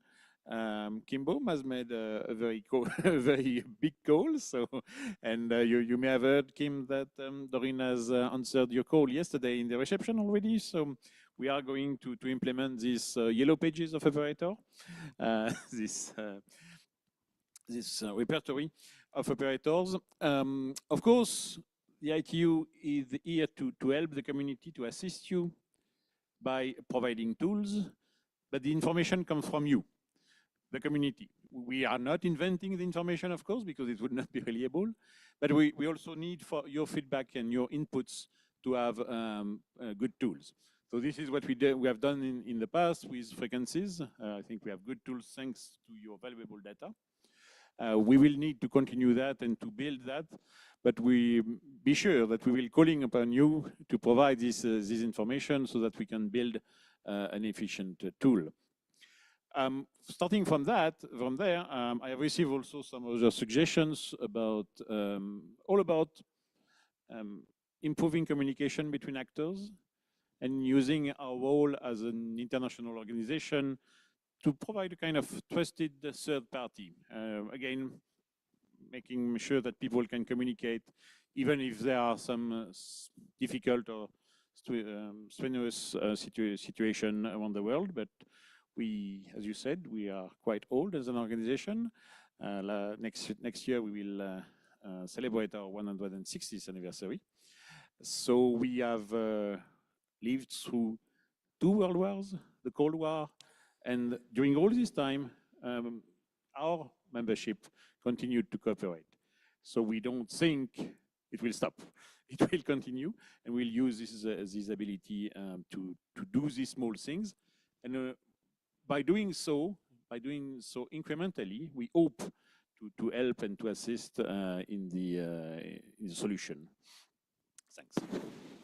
I'm going to turn to the audience and see if there are any questions that you'd like to pose as we try to kind of put the last 2 days into context. I'm going to tell you right now, I don't see well, so wave really big if you have a question. Someone, or Jorge, you can help me identify. Someone from this side? Please, feel free. Yeah. Yuri. Go ahead. I'm sorry, I literally can't see anyone. Thank you very much, Patricia. Thank you. I have comment on what we heard from Victor about the role of ITU and how can we progress in space sustainability. It's very clear that ITU need to handle more discussions related to space sustainability, and we heard a lot of ideas about possible international collaboration in this matter. However, for us to carry on discussions in this matter, ITU is contribution-driven organization. So based on what we have heard, I believe each of us have duty coming home to think about what we can carry on as ideas to ITU community and to send or to change how we can or how we deal with the space sustainability matter.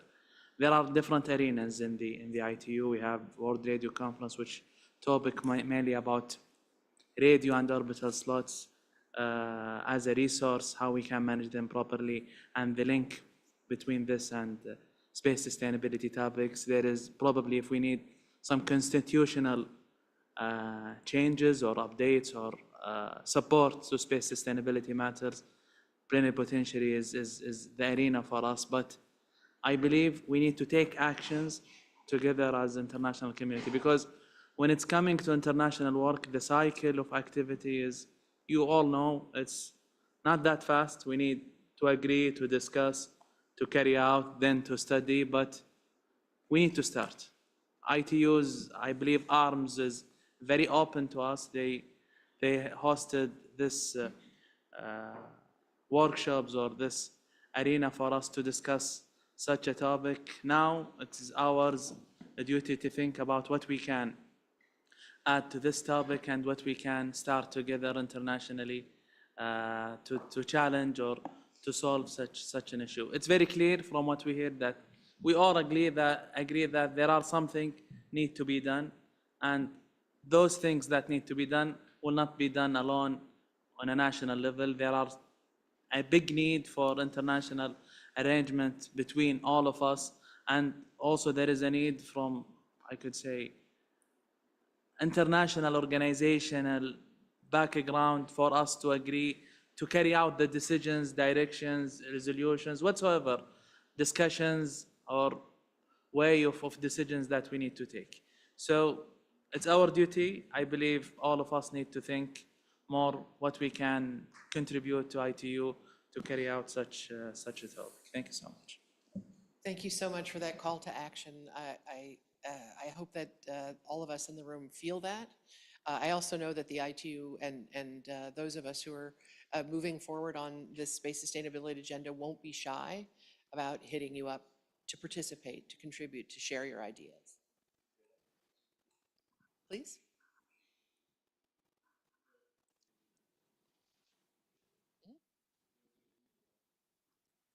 I can't see it. I'm going to have you guys help me.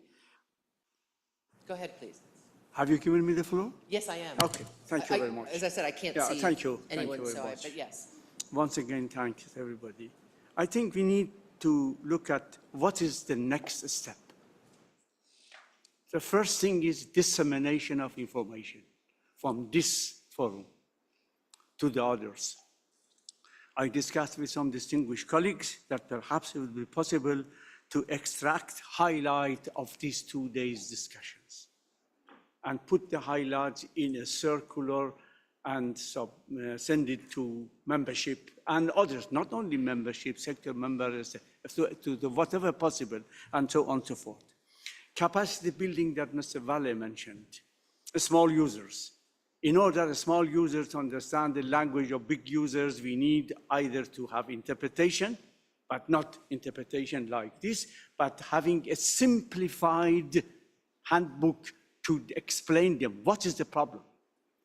Mr. Valle maybe does not remember or have not been informed. When I entered in ITU in 1980, we had in the division of a space department, or at that time was division, a section or people simplified values of what, and that was somebody from United Kingdom, Mr. Mackey, that I am very pleased to meet him, and he provided regularly simplified information to the people to understand the situation. What we should not expect too much from the BR, they are overloaded really. So many things and so on and so forth. If everybody like me communicate with Mr. Valle every day, I don't know what happened to him. But in any case, I understand that the new mechanism is being studied to be put in place for this space issues, our sustainability and so on and so forth. I think that mechanism could solve the difficulty and so on and so forth. So we have to address the issue. We have to see what is the problem. We have to explain the urgency of resolving that problem. And we have to have a work plan, how to resolve that. Without work plan, I'm sorry, I apologize to all of you, talk, without action doesn't work, does not work. And also we have to take into account that what is the Plenipotentiary Conference is doing, that getting whatever information that other people already made in order to avoid the repetition of the work. So we have to avoid that. Decision 5 of Plenipotentiary Annex 2 mentioned that we have to avoid repetition. There are many information, but we need to put them together, something very useful to understand the matter. Then it is a possibility that maybe the Distinguished Secretary General will think of maybe repeating, if possible, same forum in an appropriate period. How would be possible? Taking advantage of this first and to see what we can do. It would not be the first and the last. I think if possible, I said if possible, we should continue to do that. And I think we have to also involve other partners, regional organization, international organization, get the views. Once again, I repeat something I had told many times. You want to go the short journey, you can go alone. You want to go a long journey, you have to go with the others.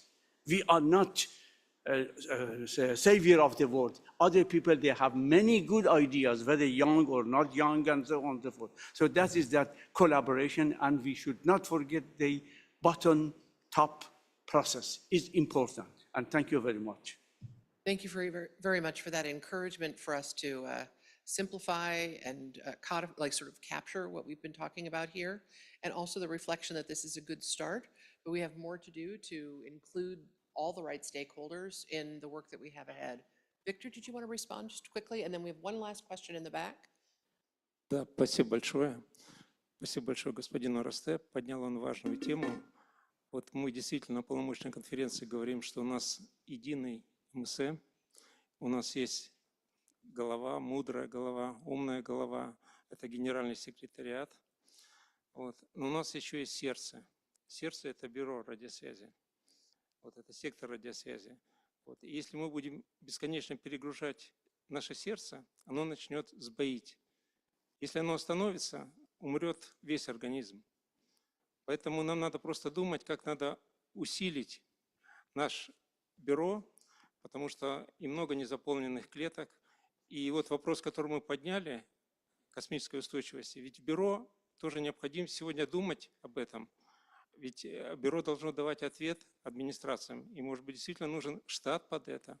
Вот, нужно соответствующий софтвер разрабатывать, чтобы помогать администрациям.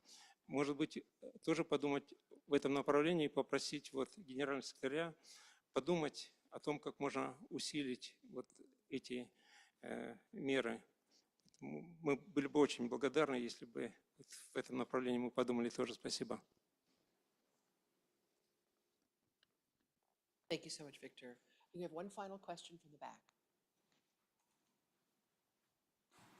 Thank you, Patricia, and thanks for the panelists for providing such valuable insights on these very important issues. And my name is Seo, I'm from Welshman Keen, so I would like to thank the study group for chairman on inviting us to join the working party on developing the handbook and also citing our papers. So I would like to take this opportunity to invite distinguished delegate to have a look at our white paper which has just been published last week on this subject itself. So I hope to be able to exchange ideas with all of you and to continue the discussion, which is require some urgency as well as attention.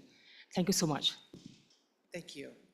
So this has been a busy 2 days. I'm going to ask our Secretary General, our fearless leader, to come to the podium with some closing remarks. But for my part, I want to say how grateful I am to be in such an amazing industry, such a sector that is moving so fast that we can barely see what it's going to bring 5 years from now, 10 years from now. But that's exactly what the work is that we have before us. We need to be as fast as the technology, as insightful as it is powerful.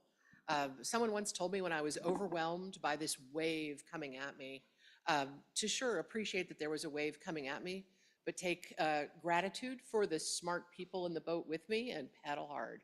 And that's what we've got ahead of us. I'm looking forward to seeing what comes out of this. Doreen, can you close this and give us your final thoughts and where you see us going from here? Thank you. Panelists, why don't we stay here for just a moment while Doreen finishes.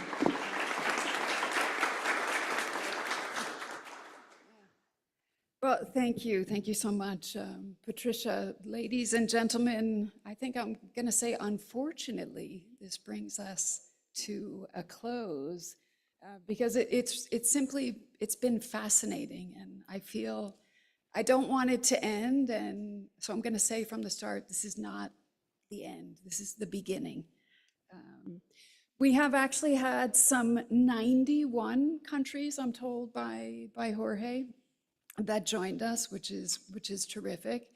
We actually had over 1,000, I think you said 1,800 participants, because the online participation was quite incredible. So we may not see them in the room, but I'd like to recognize the online participants. They joined us through Zoom. We had at one point, I think 400 people on YouTube, and they also followed the webcast, so I think that's also quite incredible and helps to ensure that we are being inclusive. I think, ladies and gentlemen, from every corner of the space community, you have made it very, very clear that space is a unifier. The goodwill that was demonstrated in this room, also online, was palpable. I think that's fair to say. And I would say, Patricia, I mean, there's lots I could go into, but perhaps 3 takeaways. We may not have heard a shared definition of space sustainability. I think we're kind of close, but I do think we all agreed, as we heard from our speakers, definitely space is worth it. We heard from operators, space sustainability makes good business sense. It is in everyone's interest to ensure a safe and sustainable space environment for all of humanity. Of course, there's billions of dollars of assets that we need to be protecting. Picking up, Mario, on your comment at last evening's reception, there's also that reputational issue, the reputational benefit of acting responsibly in space. And I think today we also heard that that reputational issue might be the biggest carrot of them all. I won't get into the green carrot analogy. We heard a lot about carrots, but that reputational piece is absolutely fundamental. And this sector has an opportunity to be the good guys, the space girls, the space guys, the men and women. I think there is an incredible opportunity to be the good ones. And I think we should be seizing that opportunity. I think my second takeaway, which in some ways took me a bit by surprise as we were chatting before, is that issue about future generations.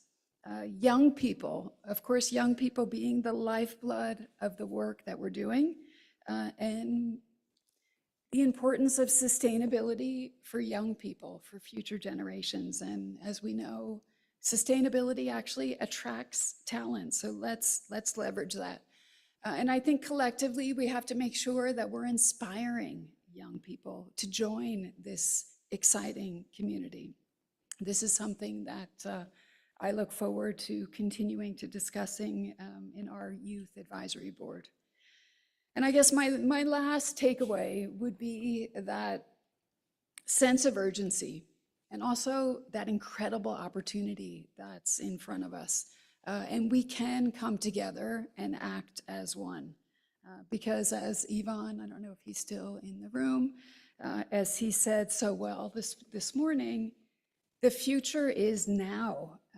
And the future is coming very fast. And I'm hopeful because of all of you. I think there were many inspiring examples that we heard over the past 2 days, examples from governments, examples from the private sector, from researchers, from NGOs, great examples of institutions that are committed to taking actions to advance sustainability. And so we can bring that together, not only in radio frequency coordination, but also physical coordination, debris removal, space situational awareness, and of course the list goes on. I think also, ladies and gentlemen, you made it clear that the United Nations has a key role to play in space sustainability. I think today on this panel as well, yesterday, you've shown the space community is looking to the ITU, is looking to our good friends at UNOSA, and is also looking to other stars in the UN constellation, from WMO, UNITAR, and others. And so we have to work together. We have to leverage what many of you have called as an inflection point, and we have to do it as an opportunity for action. International norms like the radio regulations governed by the ITU, or the outer space treaties that are stewarded by UNOSA, I think those are key reference points, and they are our guiding stars. I think there is so much that we can do together now, as many of you have so well articulated, and that can happen in parallel with the ongoing work to update regulations through, as one of you called it, the beauty of the WRC process. So before concluding, I think some immediate actions, I mean, Alexander's going to be working throughout the rest of the week and the weekend to fulfill his commitment, but some immediate things that we can do to advance our collaboration as we move forward. And of course, Alexander, first I come to you, which is really that ITU can facilitate information sharing. We can, as Mr. Aristide was just articulating, we can help disseminate that information. And we can help build more transparency and trust. We spoke about what many of you are currently doing in terms of physical coordination in your routine spectrum coordination discussions. We can also help support that voluntary engagement by including points of contact in this dedicated website. I think the second piece, and again, referring to what was just mentioned, is in the space of capacity building, capacity development. And I think as Rosa, our youngest participant, and on my youth advisory board said so well previously this afternoon, really it is about inclusion. And so when we think about capacity development, I think we have to, again, Mr. Aristide, you mentioned this a few times, from the bottom up. You know, we look at this inclusion, let's work from the bottom up. We've been discussing having a sort of space for good dialogue series. We can do that online. And I think the ITU can also support the regulatory community. And we can do that by compiling a space sustainability toolkit. We can share case studies, as someone else just mentioned. The information has to come from you. We're not going to invent this information. So again, sharing of information, case studies, best practices, I think that's something that we do well. And of course, we can make that available on the Space Sustainability Portal. And I think that would be quite useful to new space agencies, to emerging space nations, and also to telecom agencies that are considering space projects. And I guess the last piece I would throw out there that we can also, I think, immediately action is in the space of partnerships. We have our partner to Connect platform. I think we really do want to strengthen and bolster partnerships and connections. And yesterday we spoke about bridges, building bridges, and I think we can do that by incorporating more space content across ITU platforms, things like the ITU Academy, things like, Thomas, for you, our Green Digital Action, building this within that effort, and of course our Global Symposium for Regulators, where we've started to have these kinds of discussions. And we can build those bridges beyond the ITU by working more closely with our UN partners to make better use of our data, their data, and to be able to leverage the benefits coming from space. I would say, ladies and gentlemen, and again, this is picking up on the words of many of you, space is a unifier. We all agree, as you have just said, our friend from the European Commission. And this may be our first Space Sustainability Forum, but I think it's fair to say that the energy and the momentum that we have built over the past 2 days shows that it shouldn't be lost. We heard that, that there is this role for ITU in facilitating these discussions and to bring everybody together and take action now. And we heard the repeated mentions of WRC 27, which will be fast approaching, and so we do need to take action now. And with that, ladies and gentlemen, I do want to thank all of you. I want to thank our incredible speakers. I want to also thank the amazing moderators who helped to facilitate those discussions. And a special thanks to Patricia for your amazing moderation and for helping us tie all the pieces together and connect the dots. Really, thank you so much, Patricia. Of course, a big thanks to the interpreters, a big thanks to the ITU event staff, a big thanks to Mario in particular. We actually started having this discussion 20 months ago, maybe. And we were both so excited. We got to do this, we got to do this. And we kept getting kind of blocked by the next major conference. And we were united, I think, from the very first conversation that we had about this, that it would be a great thing for us to do together and really strengthen our work on the sustainability front, and also thinking about space as like a key piece of our connectivity agenda. And so I really want to thank you, Mario. I think this has really been a one ITU effort. Thank you, Thomas. Cezo and Cosmos could not be with us, but this is a real partnership within the ITU, and it was a great partnership with my team in SPM and also the BR team, and I think it's been a great demonstration of what happens when you work together. I do hope, as we look, Jennifer, I'm going to say, to the next episode, the next edition, perhaps, we would like to co-create it with all of you, so please stay tuned. And with that, ladies and gentlemen, I'm going to be slightly bold and say, but Mario already agreed, so I think I can say it. We will see you next year. Thank you again. Safe travels home.